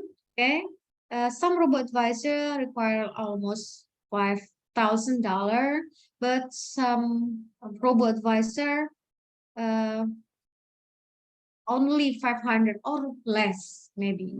The third one is portfolio recommendation. So remember that portfolio recommendation is from the questionnaire that we already fill in the first step. Okay, when we decide we use the robo-advisor, we have to fill the questionnaire that consists our financial goals, our risk tolerance, and our time horizon. So when signing up with a robo-advisor, your first interaction will almost be a questionnaire.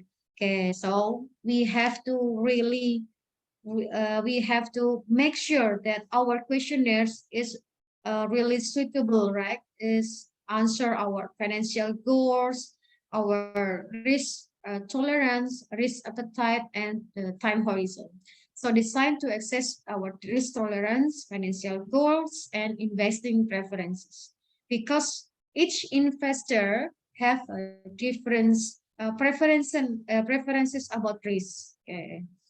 And the last one is investment selection. So robo-advisor largely build their portfolio out of low-cost exchange rate fund or ETFs, and also index fund, which are basket of investment that aim to mirror the behavior of an index, like the Standard & Poor's 500. Okay, we know that this S&Ps, okay, you'll pay the fees charged by those funds. So we call that expense ratio. In addition to the robo-advisor management fee. So this is the typical advisor, okay, robo-advisor service. First one is regular rebalancing from that portfolio, either automatically or at set interval. For example, we have to rebalance our portfolio quarterly, or maybe yearly, or maybe monthly. So most advisors do this from the computer algorithm. So our portfolio never gets out of back from its original allocation.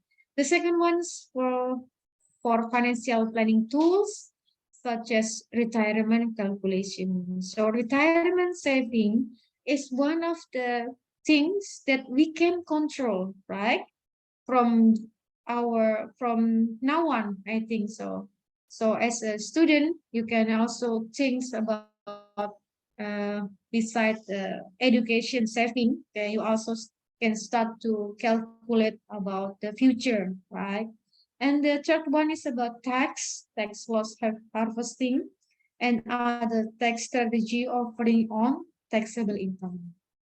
Okay, it is the typical robo-advisor services. Okay, the last slide. Okay, you know this man? Who is that? Jack Ma, right? He's the founder of Alibaba. So Jack Ma said that if you've never tried, how will you ever know if there's a chance? So if you never try to invest, how will you ever know if there is a chance that you will get some return? Okay. Okay, thank you. That's all from me.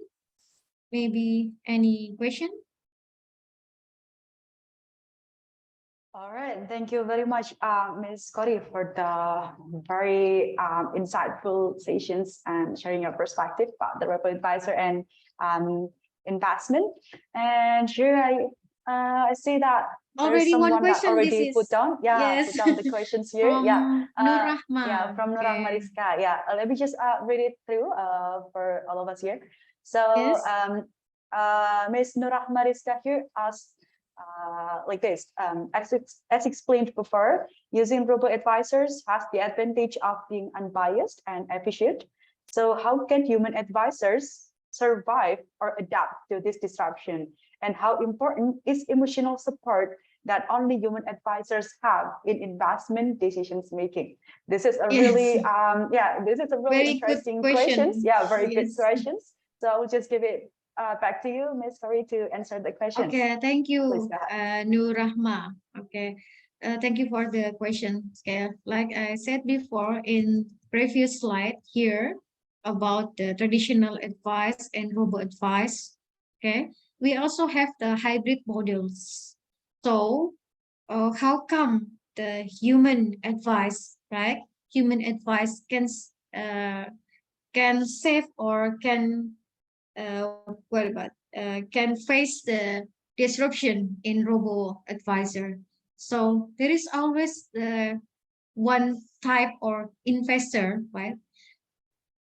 There's always one type or one characteristic or one group of investor that they already use the robo advice from robo advisor. Okay, they fill the questionnaire. After that, they get the advice from that robo advisor, and that they get the portfolio rebalancing. So they still want to get the advice from the traditional human financial advisor. So why? Because we know that there is no standard, right, in robo advisor. Okay, this is the limitation of robo advisor here. Besides the benefit of robo advisor, there is a limitation. The first limitation is there is no standard for robo advisor. So we cannot say that what is the best robo advisor in this world. Maybe in Indonesia we have Bibit, right? We have Bibit for the example of robo advisor. Okay, but we didn't know is it true that Bibit is suitable for all of investor, right? Because each investor have a different risk tolerance, have a different financial goals, have a different risk appetite. So how the human financial advisor can survive? So they have to upgrade, right? They have to really make sure that their client, okay, their investor, get the most suitable advice for their investment. So that is the way how the human advisor here in financial advisor still survive rather than from the robo advisor attack. Okay, like you said before. Okay. Okay, hopefully can answer your question. So they have to really make sure that uh, their advice to their client is suitable, customized. That is the key, right? Customize. They have to customize, and even though that the fees are higher than the robo advisor, but they can get the emotional support. For example, is maybe one day their investor is get some loss. After they get some loss, the human advisor gives some what's it? Yeah, give some advice that makes their client feels, oh, I'm okay if I get lost now. I will get gain if I invest again. So they will stand beside their client if their client gets some loss or maybe unpredictable event. There is the difference. But when we use the robo advisor, okay, that there is low fees, unbiased, right, and tax efficiency, we cannot get the emotional support from the robo advisor. Why? Because there is only machine, right? They can even cry, right? They didn't hug us if we get some huge loss in investment. So there is the difference between robo advisor and human advisor. Very nice question. Thank you, Nurama. Yes, all right. Thank you very much, Ms. Chorry, for the brilliant answer on that. But well, yeah. So then, definitely, when we talk about the robo advisor compared to the human financial advisor or investment advisor, so indeed there are some plus and the strong points and the weak points of each of them, right? But then again, when we talk about the emotional support, yes, it probably still comes the best from the human advisor. But I don't know, perhaps maybe in 10 years, 20 years, or years Yes. Come later, maybe There the is a technology shifting, is right, already Ms. yeah Zarin? yeah Maybe maybe there the is a technology is shifting. just Yes. so advanced that they could even duplicate the emotional support or Yeah. things like that, right? Maybe Yeah, in that yeah. time they didn't need the human advisor again. So we have to get ready to find some job, right? Well, yeah, or maybe the human advisor, instead of taking the consulting sessions directly one-on-one with the customers, they could actually be the one behind this advanced robo advisor, right? They could provide the input to design this robo advisor, the advanced robo advisor Yes, maybe services, I right? think Yeah. maybe in several years later, maybe 10 years later, maybe the human financial advisor, maybe they will get some new job that is create the robo advisor, right? So Yes, their yes, right. content of robo advisor, okay, the content of machine, that is depend on the operator, right? Who is the invent that robo advisor. So they still need the opinion, their opinion from the human advisor, Yes, from of their course. experience, from their knowledge, Yeah. and from their knowledge of human advisor, their experience, they put in what maybe in one chip, maybe, and then put in the robo advisor. Yes, correct. Okay. All right. Yeah, very good. Very great, Ms. Chorry. Does anyone else have any questions here? Nope. I actually have some questions here, but maybe I will just I will just put it down. I will just pick one questions because of the time restrictions. Well, yeah, there are actually, when we talk about the Robo Advisor and the innovative personal investment, there are actually many things that that actually are really interesting to to be discussed and to dig in. But here I will just ask one questions about this. Maybe if you could emphasize again, Ms. Chorry, what is the best thing that we will miss out from not utilizing Robo Advisor? Can you just point out one of the best thing of Robo Advisor that we will we will just be at loss if we don't use it? And then last but not least, is Robo Advisor can be used by all generations, young and old people, and also is it possible to be used by even by the companies such as the MSMEs? Is that possible? Maybe you could elaborate more a little bit on this to share your perspective on this with us here. Thank you.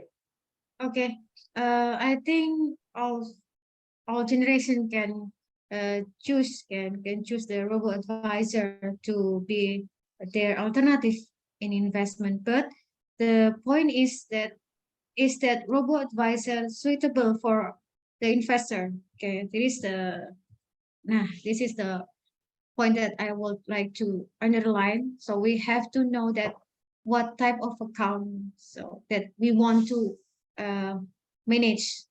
So most robo-advisor manage both individual retirement accounts and also taxable accounts. So which one do you want to manage?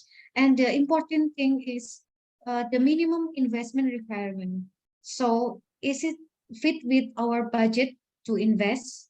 So there is the most criteria when we decide to use the robo-advisor to invest.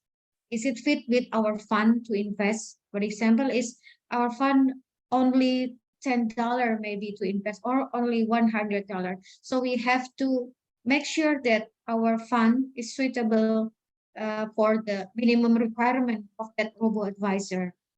Okay. And the third one is portfolio recommendation. Maybe for the maybe from the mature generation, maybe around 40 years old.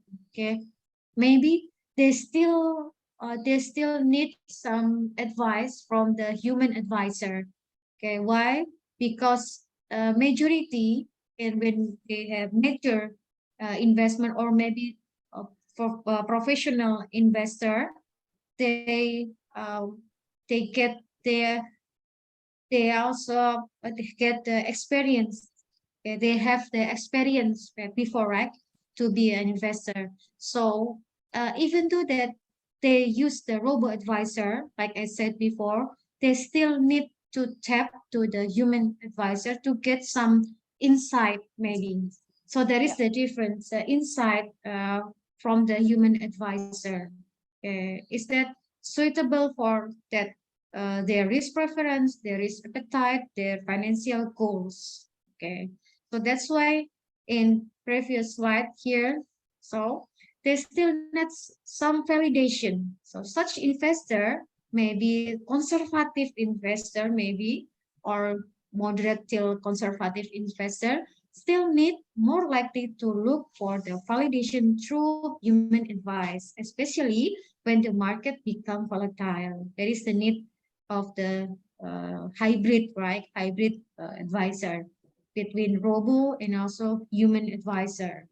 So there is the underline what between who will suitable to use the robo advisor as their investor or as their advisor. And is that suitable? Is robo advisor suitable for a company or maybe group, investor group? Maybe it's like that. There is depend with their goals, right? And also their financial goals. Even though there is a company that decide to use the robo advisor, so I ever read about what type of robo advisor that can use by the group of investor, not only the individual investor or personal investor, can choose the robo advisor to be their investor advisor. So I think that it can be used to either individual or a group of investor. But we have to back with the the factors here, the personal preference. But if you ask me, is it preferred to prefer with personal or maybe group? I prefer use the robo advisor in term of personal preference, in term of personal investor. I think this is a suitable to use by personal investor rather than a company or corporation. Yes. Thank All you, right. Thank you Izati. very much. Yeah, thank you very much, Ms. Chorry, for your insight here. And yes, oh well, you mentioned that when we talk about robo advisor, it might be more preferable for the for the personal use, for the personal investment. But again, it's not impossible to actually implement and also use it for Also the possible. group investor or for the company, Yes. right? Especially when it's not that big, the company is not that big, and still just starting to grow up. Maybe the startup or the MSMEs, maybe they could find the Yes, robo maybe it's advisor suitable service for to be startup, useful. Yeah. SMEs, also, etc. Yes. Yes. All right. Thank you very much, Ms. Chorry. Thank you, Ms. Ari. Sadly to say we're running out of time here. And yes, Ms. Chorry has shared with us many interesting and very, very remarkable and also outstanding information and concept about investment and also robo advisor. There are actually many interesting information that I would like to emphasize here, but then again, because of the time restrictions, so I will need to just make it quick. But then, of course, when we talk about the robo advisor, indeed, it actually has many benefits and also the strong points compared to the traditional investing. Even though it has some strong points and some weak points, but then again, of course, still the robo advisor has been able to offer you many great benefits to you all. And of course, indeed, it's no questions. If I can conclude everything up here, so then I guess it's already well said by Ms. Chorry that it's clear that to not just make the rich get richer. So for the middle income to get rich as well, we will have to do the investment, right? We'll have to start doing the investing.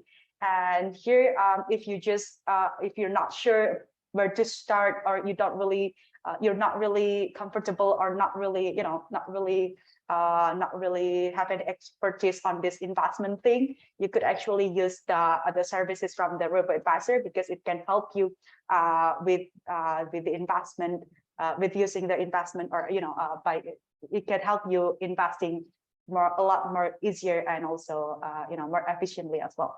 So well, yes, I guess that's all that I would like to share to you. And again, of course, robo advisor is just one to show you how the technology can help to implement the financial management more easily by not taking out the underlying concepts and theories, of course, because one thing that you may note here as well, when we talk about the robo advisor, this is actually still built by the underlying concepts and theories of finance and also investment. So it's actually just to help you to implement the financial management more easily and more efficiently using the help of the technology. So I guess that's all for our sessions for today. I guess we could move on to the photo sessions. Ms. Chorry, yeah, maybe yes. we could have the photo sessions. First, we will provide you the certificate as the speaker, and while waiting for me to share the certificate, please all the participants turn on your camera. We'll have the photo sessions in a moment. A second. All right. Wait. Oops. Sorry about that. Okay. All right. We'll have the speaker certificates first. Give me a second. Okay, thank you, Alright. Ms. Zahri. Yes, thank you. This is the certificate as a speaker for Ms. Chorry. Maybe our team could get the capture of the moment. Give us a second.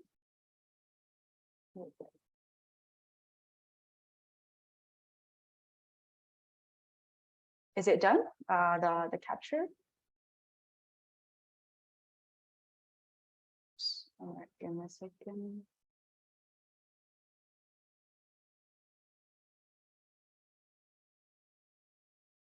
All right. Then if it's done, then we could get the photo session with all of the participants. Please, again, everyone, turn on your camera here. Yes. All right. Oh, we have. I could see Dr. Emma already here with us as well. Our second speaker, our next speaker. Yes. All right. Great. Hello, Dr. Emma. Yeah. Okay. All right. Then we could have the photo session now. All right. Please, the team, yes, have it captured. All right. Starting with the first screen. All right. Then moving on to the second screen. Yes. All right. Thank you. I guess that's all for our first sessions today. Thank you very much again, Ms. Chorry, for sharing your perspective with us. That's a really remarkable and outstanding presentations you have shared with us. Thank you very much. Thank you very much. Yes. All right. Oh, sorry. All right. Okay. Everyone, thank you again for still staying tuned with us here. So yes, before you have learned many interesting discussions with Ms. Chorry about the Robo Advisor and innovative personal investment. And now let's moving on to our second part, our second sessions, and actually the last sessions for today, which is talking about the sustainable alternative funding through fintech. And if you heard me before in the beginning of the sessions, I actually mentioned that one most common implementation of digital aspects in finance is actually called fintech. It's financial technology. And here with us, we already have Dr. Emma, which is the expert on this topic.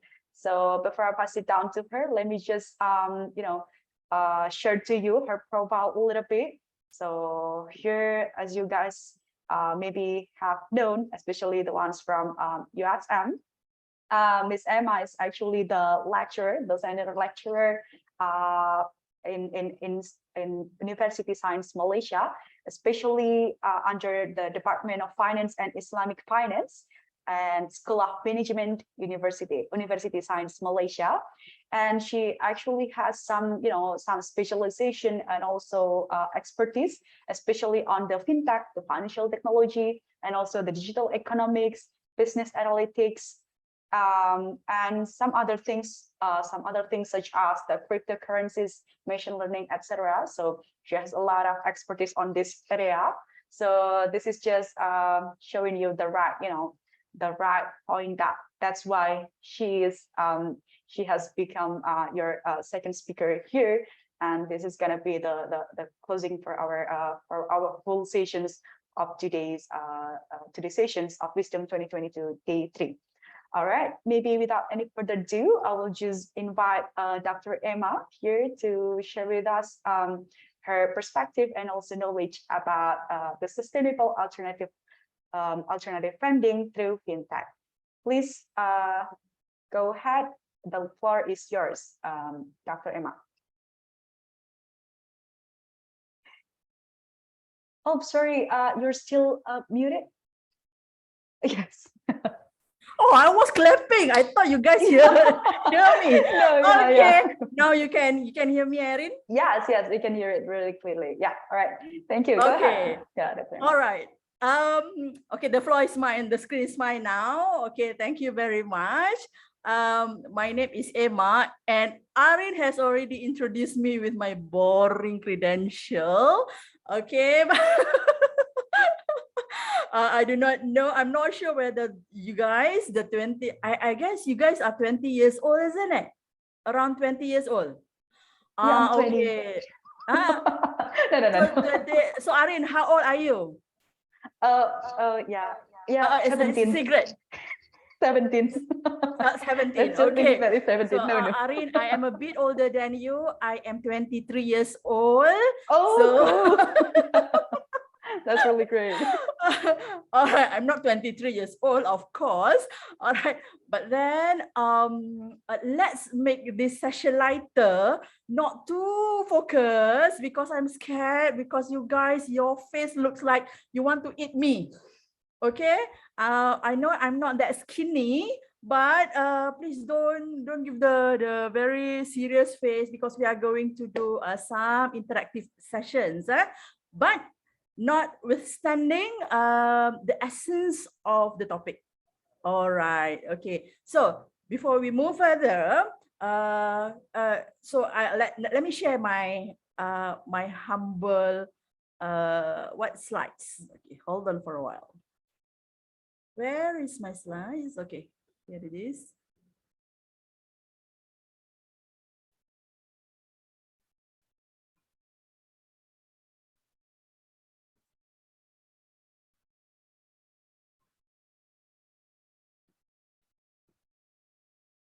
Okay, first of all, is Reza Rahadian here? No.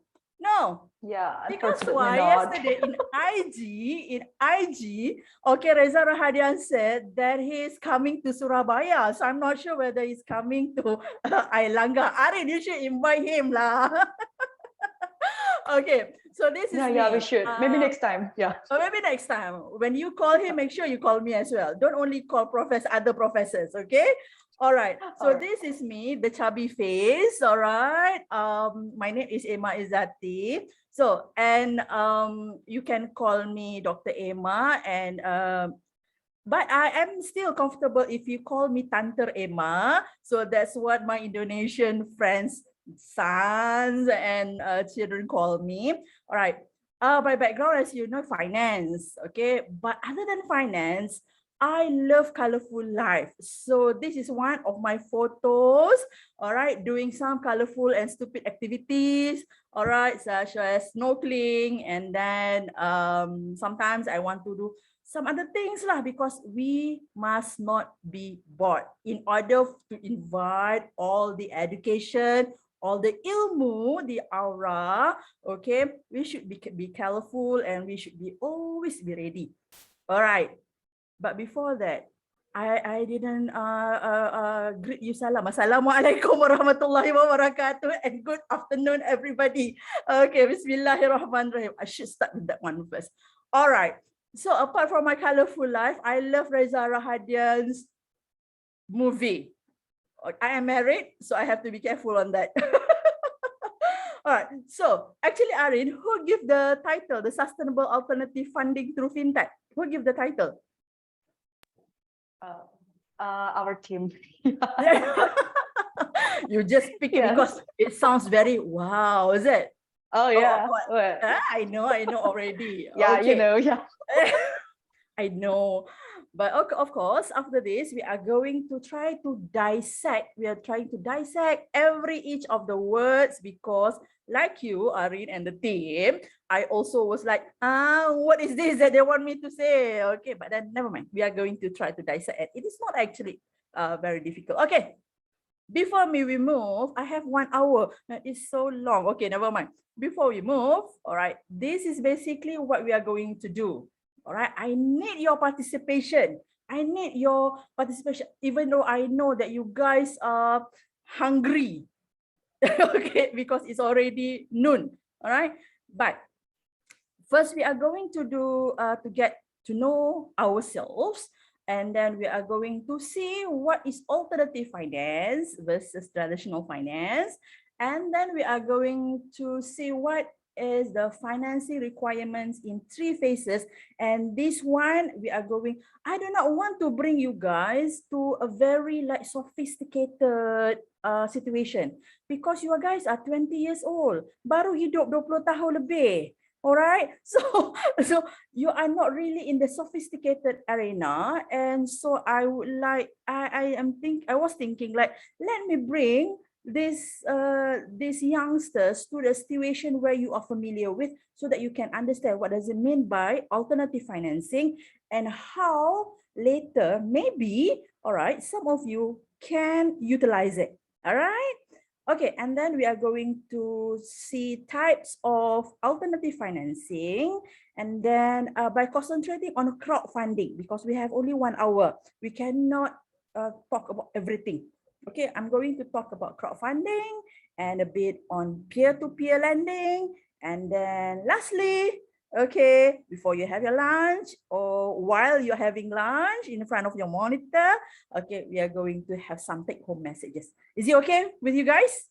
Is it okay? Okay, I have some emoji? Can I have? Okay, I only have Arin sending me love. What about others? I'm going to pick your name.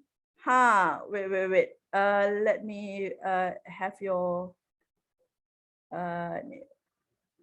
for those who doesn't have the emoji, I'm going to call your name afterwards. All right.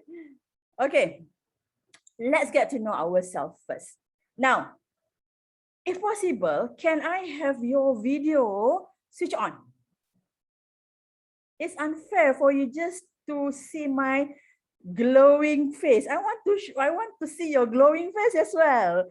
Okay. Can we have your videos on? Arin, can you check, has everybody has their video on? And for the USM students, if you don't have your video on, wait, in my class, you see, all right, okay. Now, get a piece of paper. Where do I want to put? I have this thing, this is square thing. Okay, get a piece of paper. You may want to write yes, okay, and at the back of the paper, you put no. Okay, so that when I ask you, then you put yes or no. Okay, are you ready? Yes or no? Can I have the paper, please? Alah, you guys voting lah. Nobody. What happened, Arin? Nobody. What happened? Okay. Yeah, where are everyone? Yeah, maybe they're just hungry.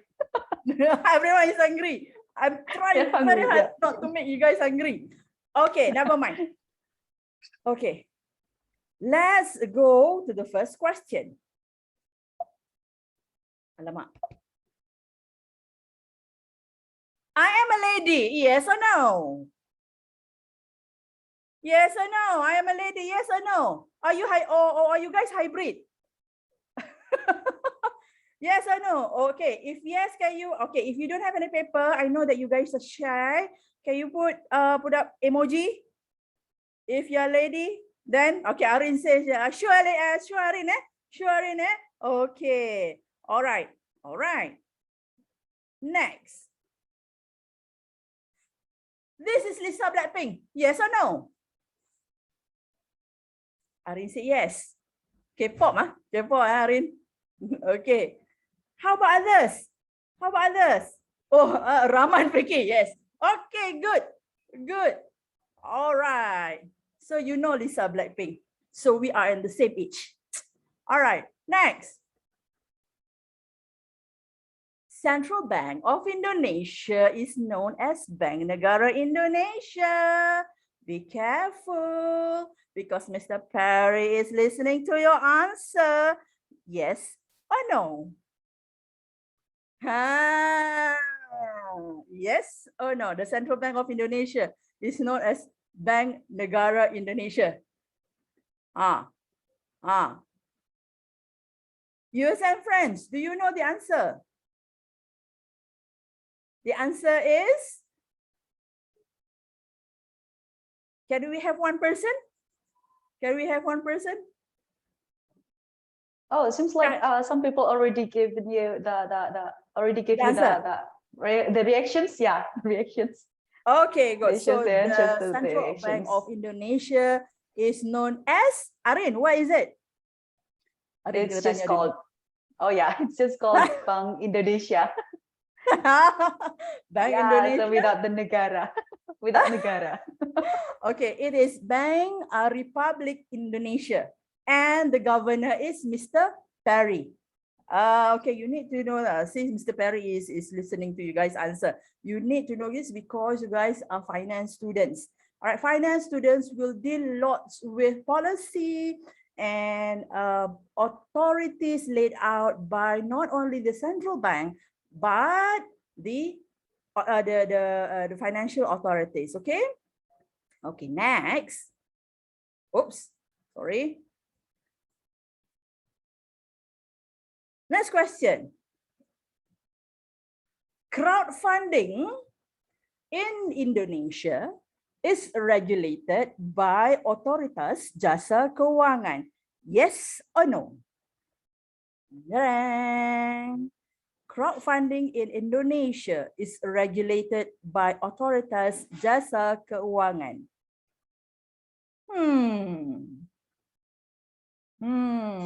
What happened to this Dr. Emma? Just now she talked about Lisa Blackpink and Reza Rahadian. Now she talks about Otoritas Jasa Keuangan. She must be cracked somewhere. Yes or no? Okay, you give the answer. So I haven't found any answer. Joshua, USM, Joshua, are you there?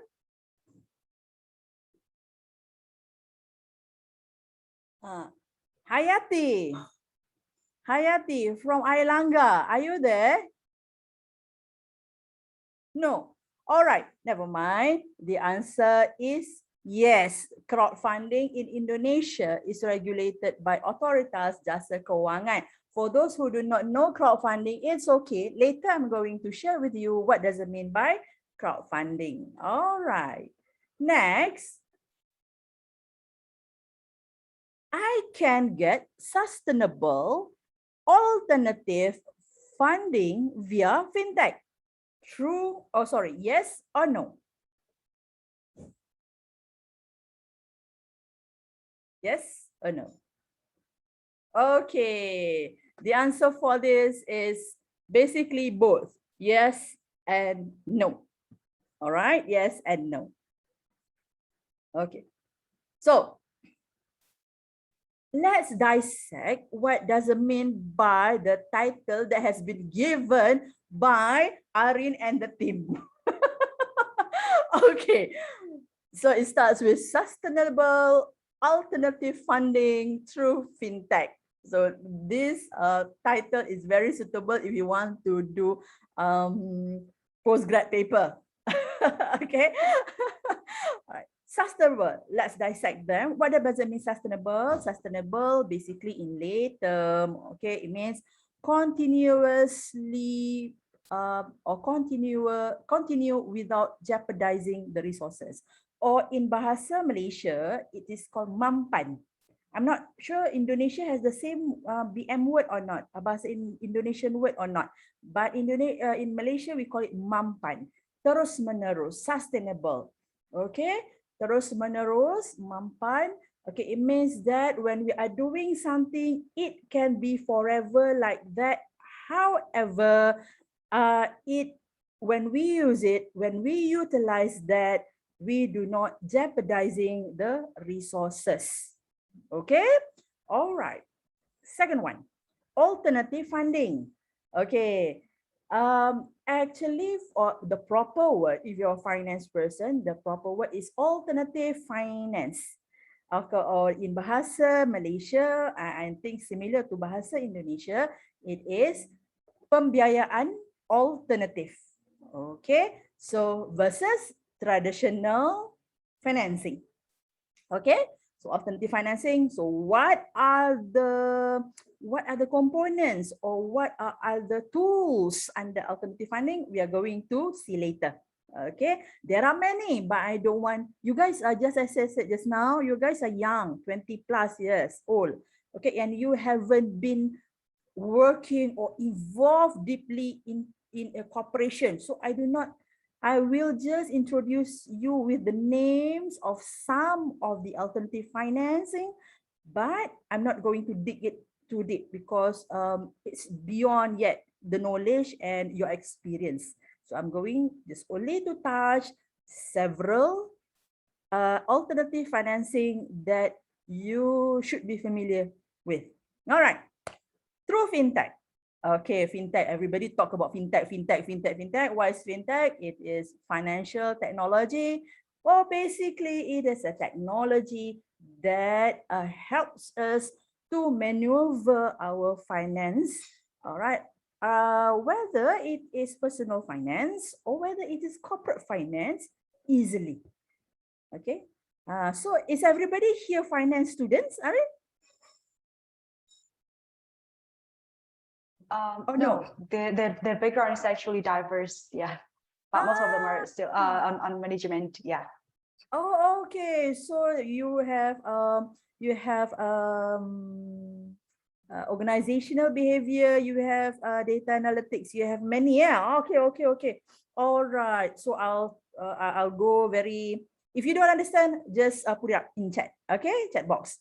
Okay, sometimes because I'm used to finance, I thought that everybody also understand. So just remind me, that you do not understand. Next time, Irene, I think you should put the title how to be wealthy. Then many people will come. Five ways to be wealthy. Yeah, we'll make sure to do that. With Dian as the guest speaker as well. Oh yes, of course. Okay, so what is actually alternative financing? What is Dr. Emma talking? Alternative financing, alternative financing. Okay. And then if there is alternative financing, what is the original financing? What is it? Okay. And if you're talking about financing, is there such thing as sustainable financing? Ada ke? If there is sustainable financing, then why still there are poor people and rich people? If there is such thing as sustainable financing, why don't everybody is at the same pace, same wealth, isn't it? So is there really such thing as sustainable financing? Okay. Who needs actually alternative financing? You guys call me, for example, the participant to attend, but then do I need alternative financing? Okay, is this title suitable for me? Okay, I'll let you know later. Okay, and then so alternative financing and fintech, what is the relationship between these two? And why do I need alternative financing? My parents asked me just to study, after study, and then I get married. After get married, then I work. Do I need alternative financing? I don't think so. But I'll tell you later why maybe many of you might resort to alternative financing, given that your generation is a very creative generation. And I think some of you here are already influencer. Are there influencer in here? Hijabista. I'm not hijabista. I'm not hijabista. I'm not influencer. People do not want to watch me because I'm already nearly 50. So there is no such thing as 50-year-old influencer. So nobody wants to watch me. All right. But youngsters, all right, you see the demographic. Even though you guys are students, but you guys, many of you embrace a new challenge, be an influencer, not only just modeling the hijab or modeling everything, but on top of that, you are generating income through your activity. Okay, and this is why I think you need to hear what alternative financing that might be available to you, because the traditional one, the banks one, okay, the bank, the old kind mentality, okay, do not really trust the younger generation, this kind of a gig economy. Okay, all right, so maybe alternative financing suits you. Okay, next. So are you guys okay? Are you guys okay right now? Okay, can I see some emoji? Can I see some emoji? Or is it only I talk to Arin only? So USM student, if you are here, USM student, if you have your USM Arin, other than you, is there USM person in charge? Yes. The person in charge here, I guess there is Professor Pesenit. Yeah. Oh, Prof. Also in charge here. Oh, Dr. Yeah. Okay. Yeah. All right. But then we it's- have many students from USM as well here. Yeah. Yes, because I want to grab their name and then call them to my office. Why don't you switch on your camera? Huh? Oh my God. Okay, kesian Arin, kesian Dr. Tay. They have been organizing this thing. All right. Okay, now next. Now, in order to understand the alternative financing, I need you to help me doing this one. Okay. Imagine you are grandmother. Imagine you are a coffee drinker. I am a coffee drinker and found a coffee which you like. You like so much that you want to share it by selling them. For the start, you buy 200 packs of coffee. After that, you decided to sell it via your IG and FB. However, you are introvert and only have 200 friends, okay, in your account. And not everybody is a coffee drinker and not everybody is confident about you selling the new coffee. Obviously, you don't have much money to finance your business at this phase because you're a student, all right? So now, let's give it some thought. How do you think at this phase you can sell off all your 200 packs of coffee? Okay, think about it. And Arin, I have shared with you in the WhatsApp Padlet one address link. Can you please put in the chat box? All right, so that you guys, Yes, I have done so. Yeah. Okay, can type what do you think, all right, about what do you think you can do financially, okay, to sell off your coffee. So let's do that. Let's do that in 5 minutes.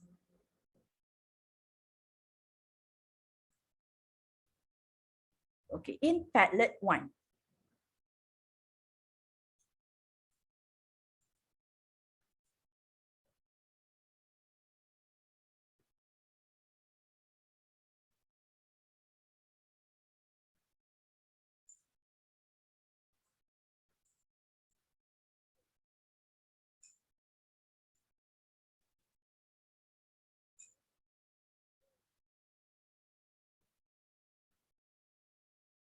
Okay, so basically we want to know from you, what is your finance strategy to kick off your business?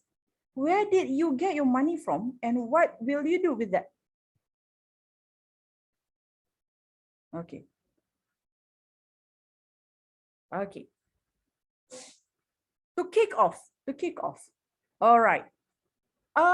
Be confident. Do not put the question mark. Be confident. Okay, we will try to check it. Arin, can you see in the screen the Padlet?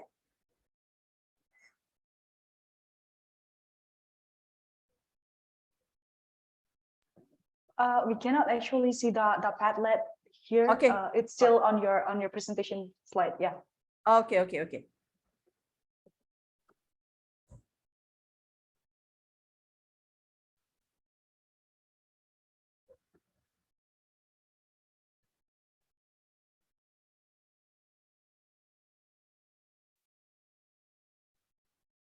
Can you see now? Yes, it's in clearly. Okay, all right. Oh, you don't put your name, eh? Though I cannot call you. Yeah, I guess it's anonymous. Nervous. There are Asian students are like that. When we ask questions, even when I teach somewhere else in Australia, Okay, when we call their name, okay, who wants to answer the question? They are very shy. They are like penguin. We are from shy nation. That's true.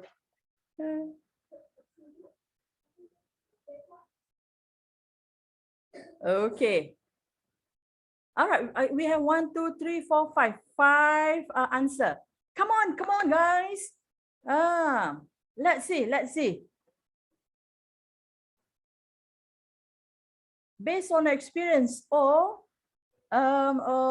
maybe maybe one day people will want to consult you on this. Okay. All right. There are two ends trying to answer. Okay, another 2 minutes. We give you another 2 minutes. Okay. Next, 1 minute left.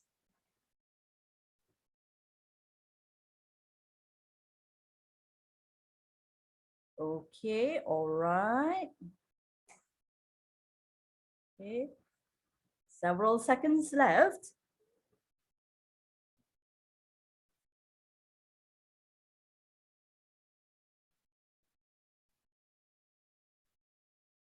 Okay.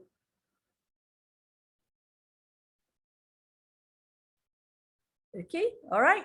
Okay. Several seconds left. You can still write your answer. Type your answer. Okay, now let's revise some of the answers. So the question is, what is your finance strategy to kick off your business? Where did you get money from? What will you do with that?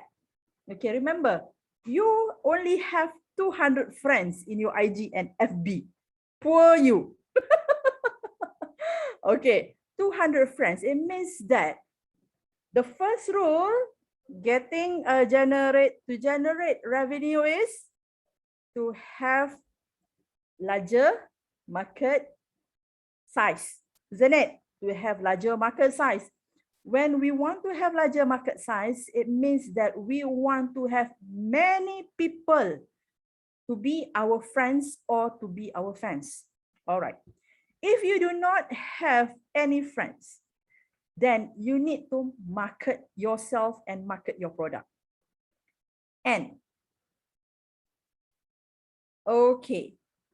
All right. So just imagine you just go to the bank and saying, bank, I want to borrow money because I want to sell off my 200 packs. What do you think bank will say? Bank will definitely say, "Hiya, for 200 pack, you want to borrow money from bank? Huh? You go somewhere else lah." Bank sometimes only funds big amount. Okay, for 200 packs. Okay, normally you will go for simpler loan.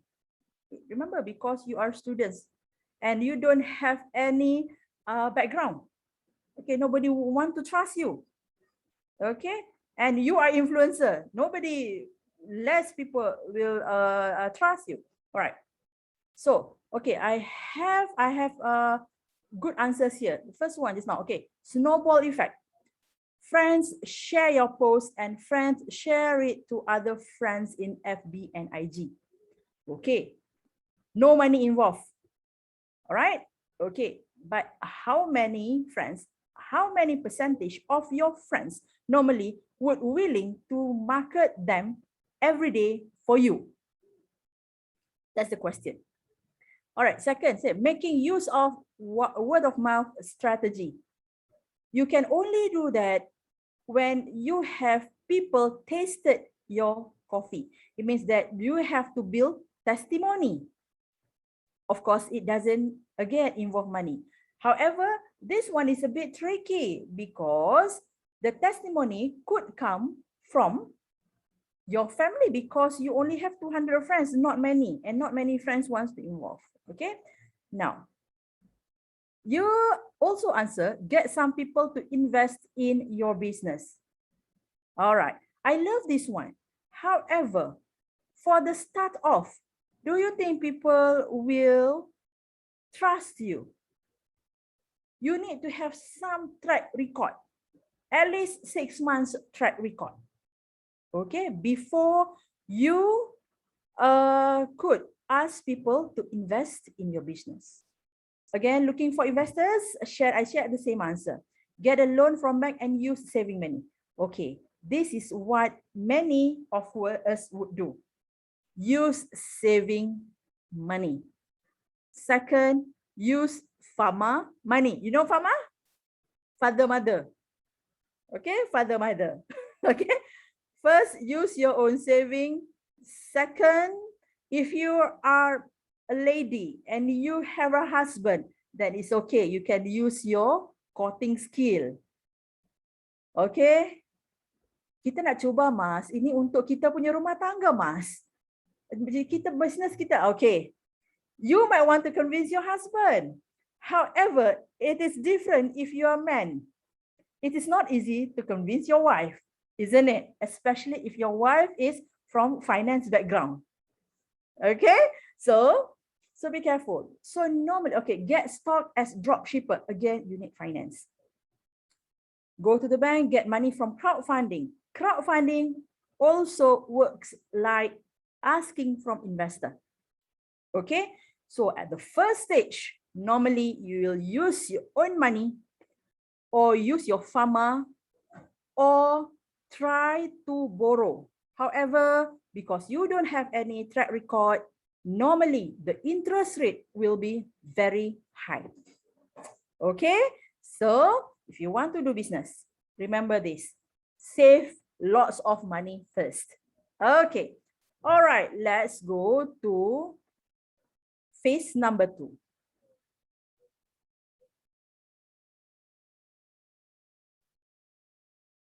Okay, phase number 2.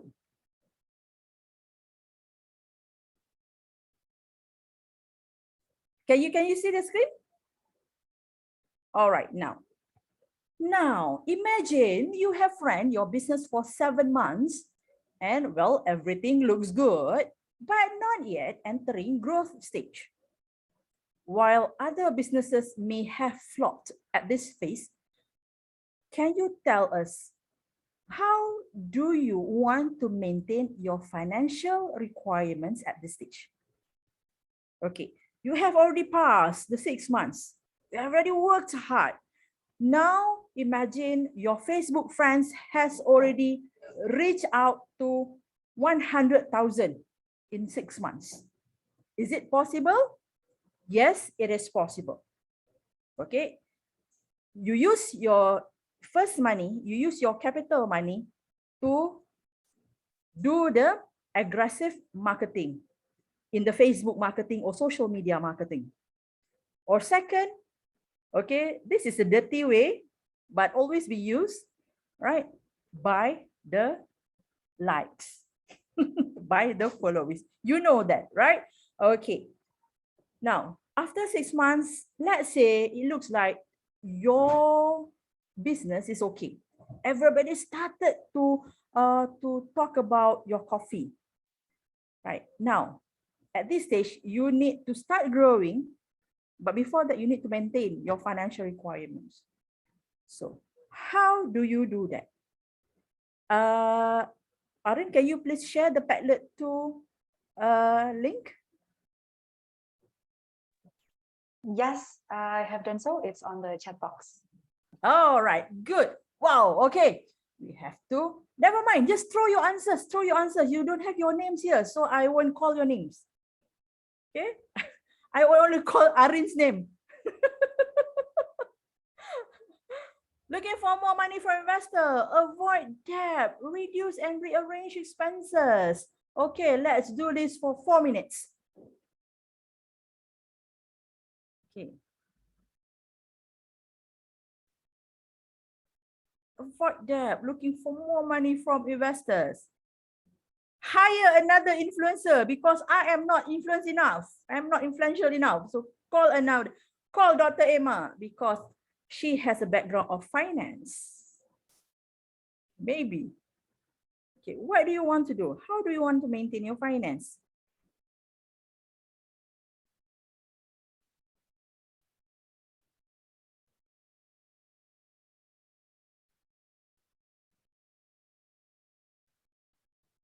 Okay, good.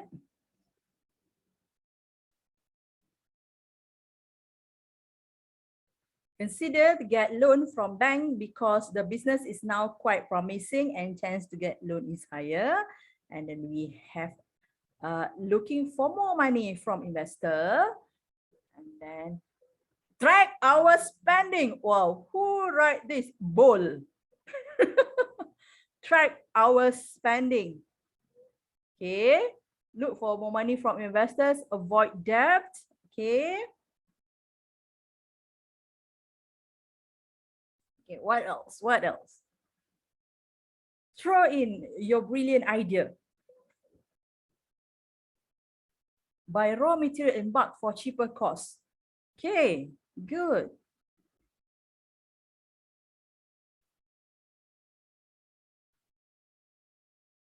Okay, we have more. Okay, we have 1 minute left.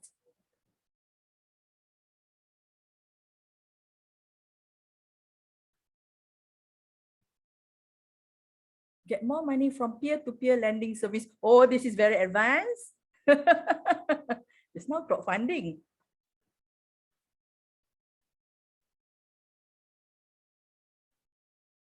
Okay.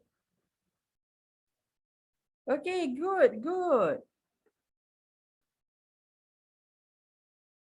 Okay, we have several seconds left before we try to.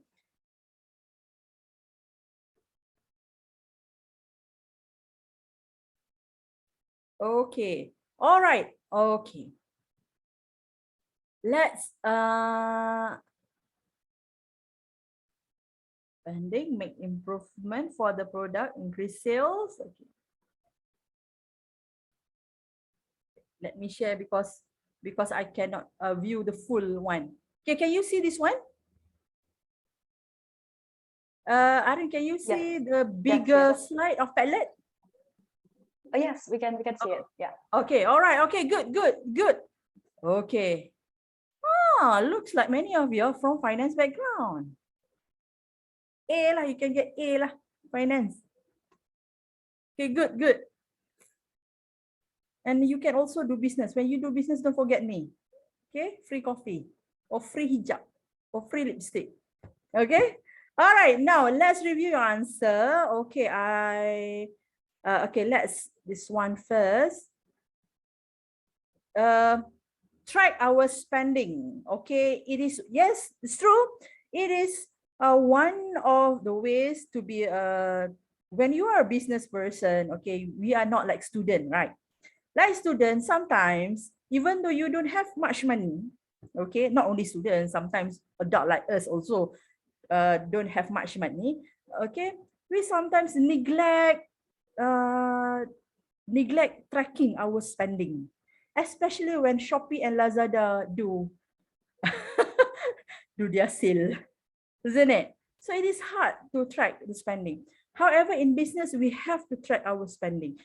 Everything we need to have justification, because remember, the first rule of doing business is to understand that business and business owner is from different entity. Okay. All right, so good. Track our spending, looking for more money from investors. Okay, but then this is a still vague vague answers, because if possible, just detail it out, right? Put budget on spending. Okay, spending for what? Is it to do more marketing? Is it to do more operational costs? Is it to hire more people to run your business? All right, remember, your whatever you spend, you need to be careful so that it don't exceed your income, right? Buy raw material in bulk for cheaper cost. This is a brilliant idea. Okay, instead of buying just bit, now you have the power, you have the capital, a bit of capital, all right, to buy more raw material and then you chunk it yourself. Okay, now it's time you can start to customize the packaging, something like that, to target certain market segment. Okay, good. Avoid debt. Oh, honey, darling, I don't think in business we can always avoid debt. All right. As a Muslim, boleh tak kita berhutang buat business? Can we borrow to do business as a Muslim? Or can we borrow money? Apa hukumnya? We can borrow money. Okay, however, you have to be careful because it is quite tricky in order to manage the debt. All right, in order to check whether it's what Sharia said about debt, you can refer to Baqarah 284, if I'm not mistaken, the longest ayat in the Quran. Okay, talking about debt. All right. Financial reporting analysis, yes. However, in the 7 months 7, it is not that complicated. Get more money from peer-to-peer lending service. I'm going to talk about that. You are too advanced, lady. This one, I'm going to talk about that later. Track our spending, yes. Reduce and rearrange expense, yes. All right. Do not be like some influencers who like to flex their wealth. Okay, but then doesn't have any substance. Remember, when doing business for the first year, it's more on getting cash, as many cash as possible. Okay, having business is nothing. Having cash is the most important thing. All right, before spending more expenses, examine the balance sheet and income statement first. If the expenses are low, expenses lower than income, the owner of the business should consider increasing expenses, for example, promotion. Okay, good.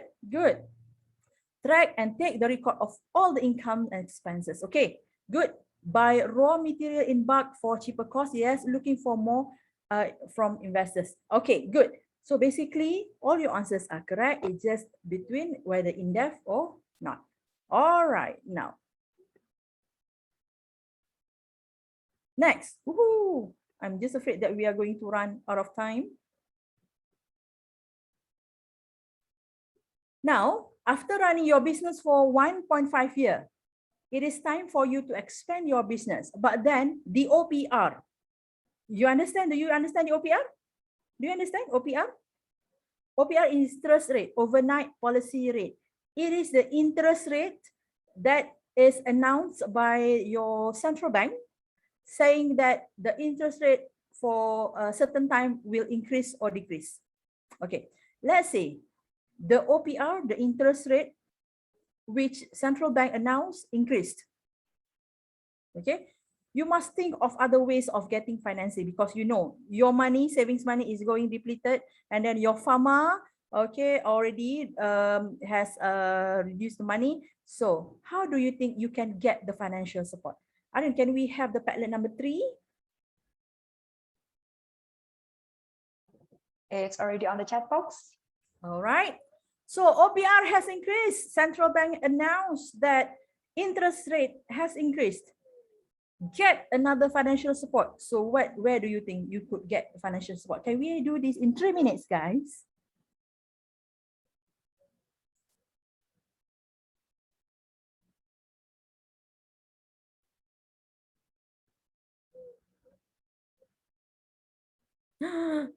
So 46. No answer. Okay, never mind. Let's go to answer. All right. So this is where you might want to consider alternative financing. Okay, alternative financing. Okay, we skip this one. All right.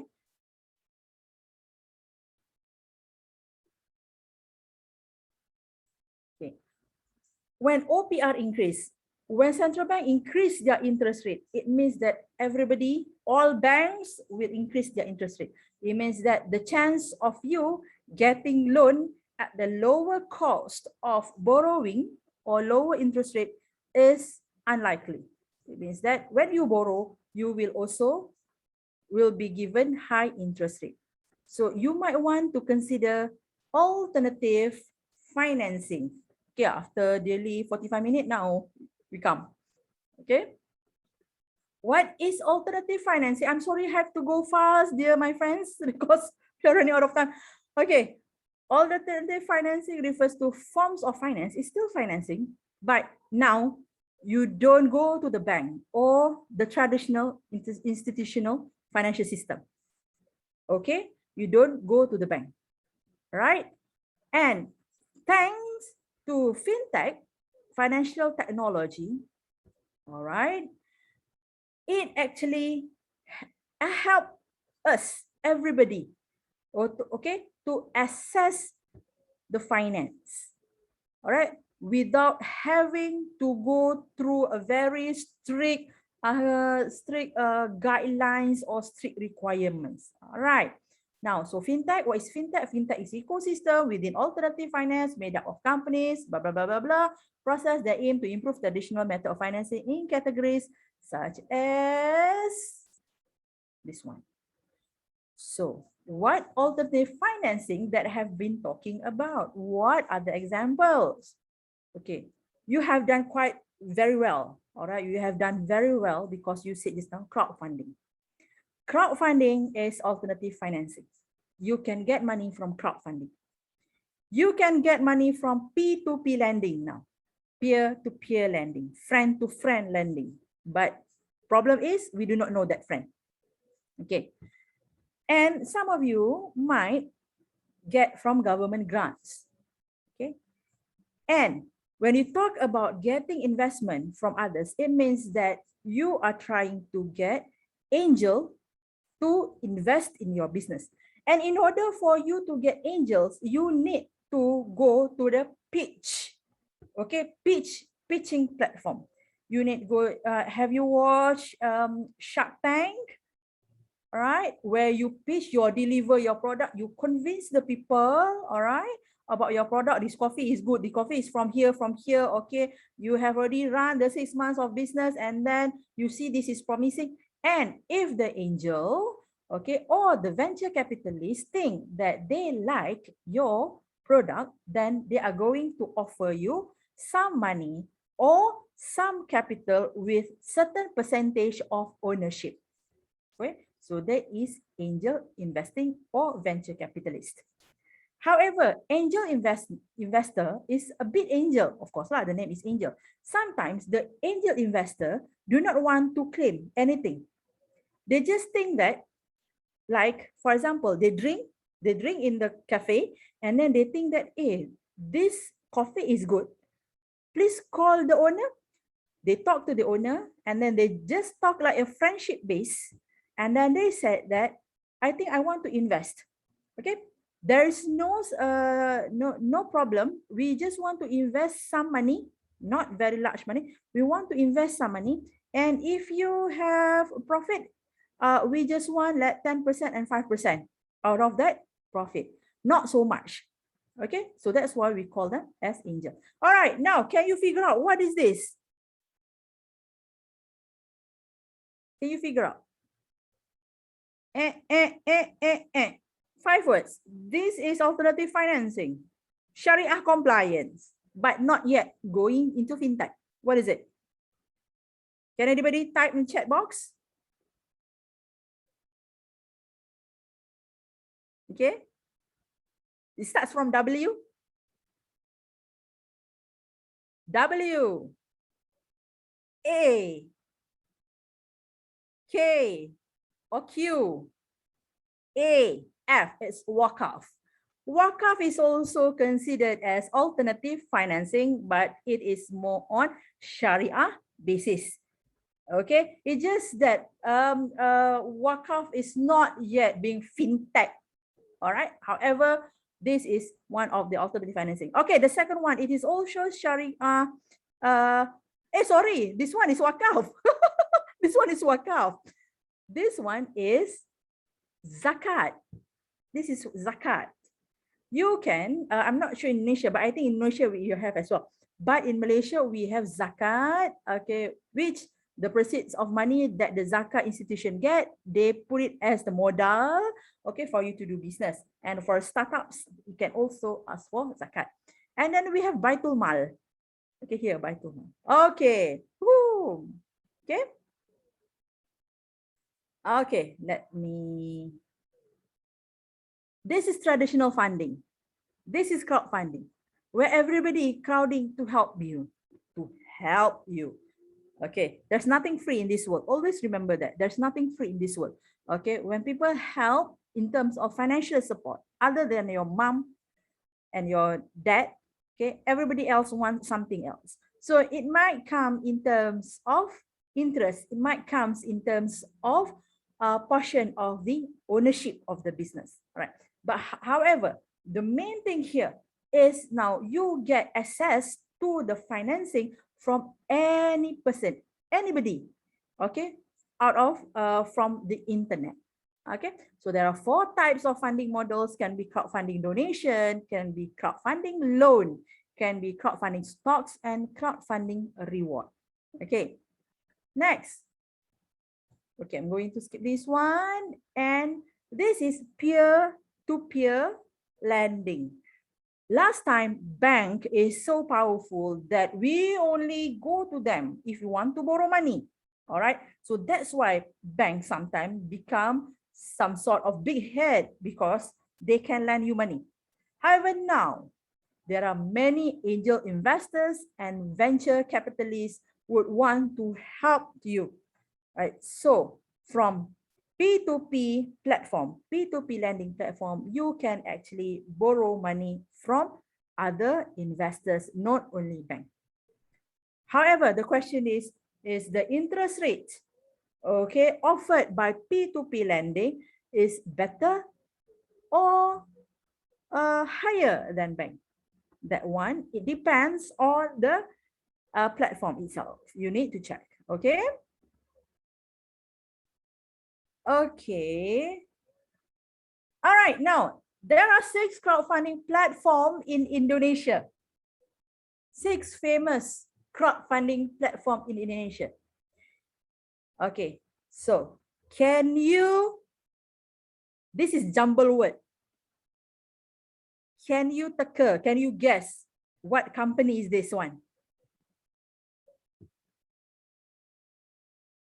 1, 2, 3, 4, 5, 10. Okay, if you have the answer, keep it in mind because later I'm going to give the answer. Next, number 2. What is the second crowdfunding platform in Indonesia? It's not Nat Kid Daddy, of course. Okay, can you guess what is the company? 5 seconds from now. 10, 10, 10, 10, 10, 10. Okay. Nobody answer in chat. It's okay. It's okay. Number 3. What is the third? This is top 6. Huh? Kamer. Do you know the answer? Sorry, Can I Ari? answer? Can I answer? Yes. All right. The answer is? Mekar. Mekar. Okay. I should have a voucher, a Shopee voucher for you lah. Okay, good. Yeah, I love to. Mekar. All right. What is the 4th one? Tisakba. This is not a Japanese company. This is an Indonesian company. All right. Can you guess? 5 seconds from now. 10, 10, 10. Go on. Let's go, Indonesian. Sorry? Nah, I just encourage everyone to answer. They are shy. They are shy. Yeah. Wait till I go to Surabaya. We'll call their name. Yeah, And sure. then number 5. This is Omudolk. This is not an Irish company or Scottish company. Okay, so can you figure out what the name is?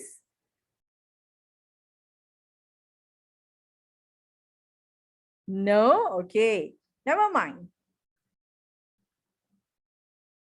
Okay. Number 6, inf nadut. This is not one new recipe, Indonesian recipe. This is not one of the name of the new Indonesian recipe. So this one, can you guess? All right. Okay, never mind. I know everybody is looking at nasi padang right now or nasi gudeg right now. I understand. Okay, so let me give you the answer. So the first one, the crowd planning platform that you might want to study or do the case study in class is BizHare. I do not know whether it's BizHare or BizHare. BizHare sounds like BizHaram pula. It's actually called Bizarre. Bizarre. Oh, sure. Bizarre. I think bizarre. Yeah, Okay, bizarre. it sounds like bizarre. Okay. And then second one is Dana Dide. The third one, like Arin said just now, is Makar. And number 4, Kita Bisa. Okay. Number 5 is Modalku. And the 6th one is Tani Fund, which I think it provides help for those who wants to do something with agriculture. All right, Arin. I think I exceed a bit of time, or I'm sorry. Okay, so this is my last slide. Oh no, this is not my last slide. So what have you learned from this session? I hope that you have learned many things from this session. Okay, I do not want to go deep into those alternative financing that you will not be getting help from if you are need. Okay, so just remember that at this stage, you might want to check on crowdfunding, peer-to-peer lending, zakat, wakaf, and Baitul as alternative financing, rather than go to the more sophisticated, more complex one. All right. With that, thank you very much for staying with me and friends. I hope we can meet one day, and I hope you benefit from my small talks. All right, Arin. All right, thank you very much. That was a really remarkable and an outstanding presentation, Dr. Emma. I was actually really I was really happy with the sessions because it was really interactive and really fun as well. But maybe some of the students here just like you said, maybe they're hungry. So that's fine. I hope that I believe they still learned a lot from your sessions before. Yeah. And yes, just like what Dr. Emma said, that when we talk about the alternative funding or alternative financing, the sustainable alternative financing through fintech, there are actually many ways or many types of it that we could tap in, right? But then the most common one probably the crowdfunding that has been mentioned and highlighted by Dr. Emma before. And this just shows you, she already told you as well, like the main difference between crowdfunding and the bank, the traditional bank, and the difference on how each of them works. And indeed, when we talk about the crowdfunding, we could actually get not just get one institutions or one person to fund everything, but we can get the money, the investors from anywhere around the world, right, Dr. Emma? Yes. Yes. So yeah, that's really really awesome and remarkable as well. All right, I guess that's pretty much of it, and we're already at the end of our sessions for today. Yeah, thank you very much again, Dr. Emma, for the really nice. Yeah, of course, that's what I would like to say. Of course, because why we'll later? For the sessions. Because why later, Arin? I think I look good in the camera, in the Zoom camera. I want to crop my face. Yeah. No kidding. I want to yes, get. Yes. Yes, you look glowing. Glowing. Everybody looks glowing. Okay. Yes. Good. Okay. Right. Okay. Thank you. Yeah. Thank you, Dr. Emma. Yeah. We will just move on to the photo sessions. Maybe could you please put down the share screen?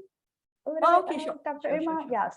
Because I'll need to show you the certificate, your certificate as the speaker. So for our appreciation, this is the certificate for you, Dr. Emma. Thank you very much. Maybe the team here can capture this, just get it documented, and then we'll just keep it in our our archive.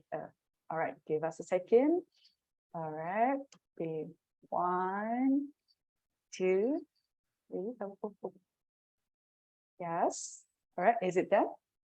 Yes. Thank you. Okay, wait.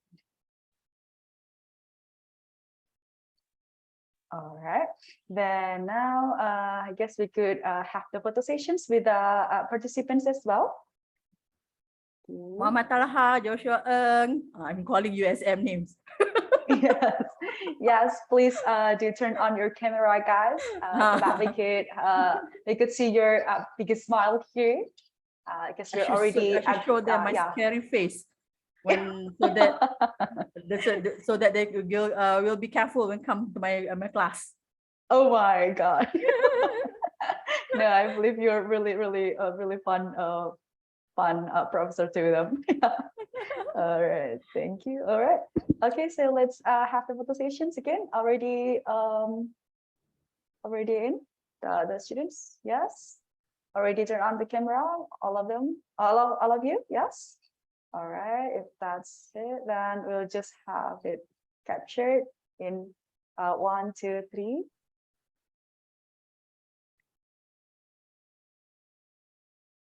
All right, that's for the first one.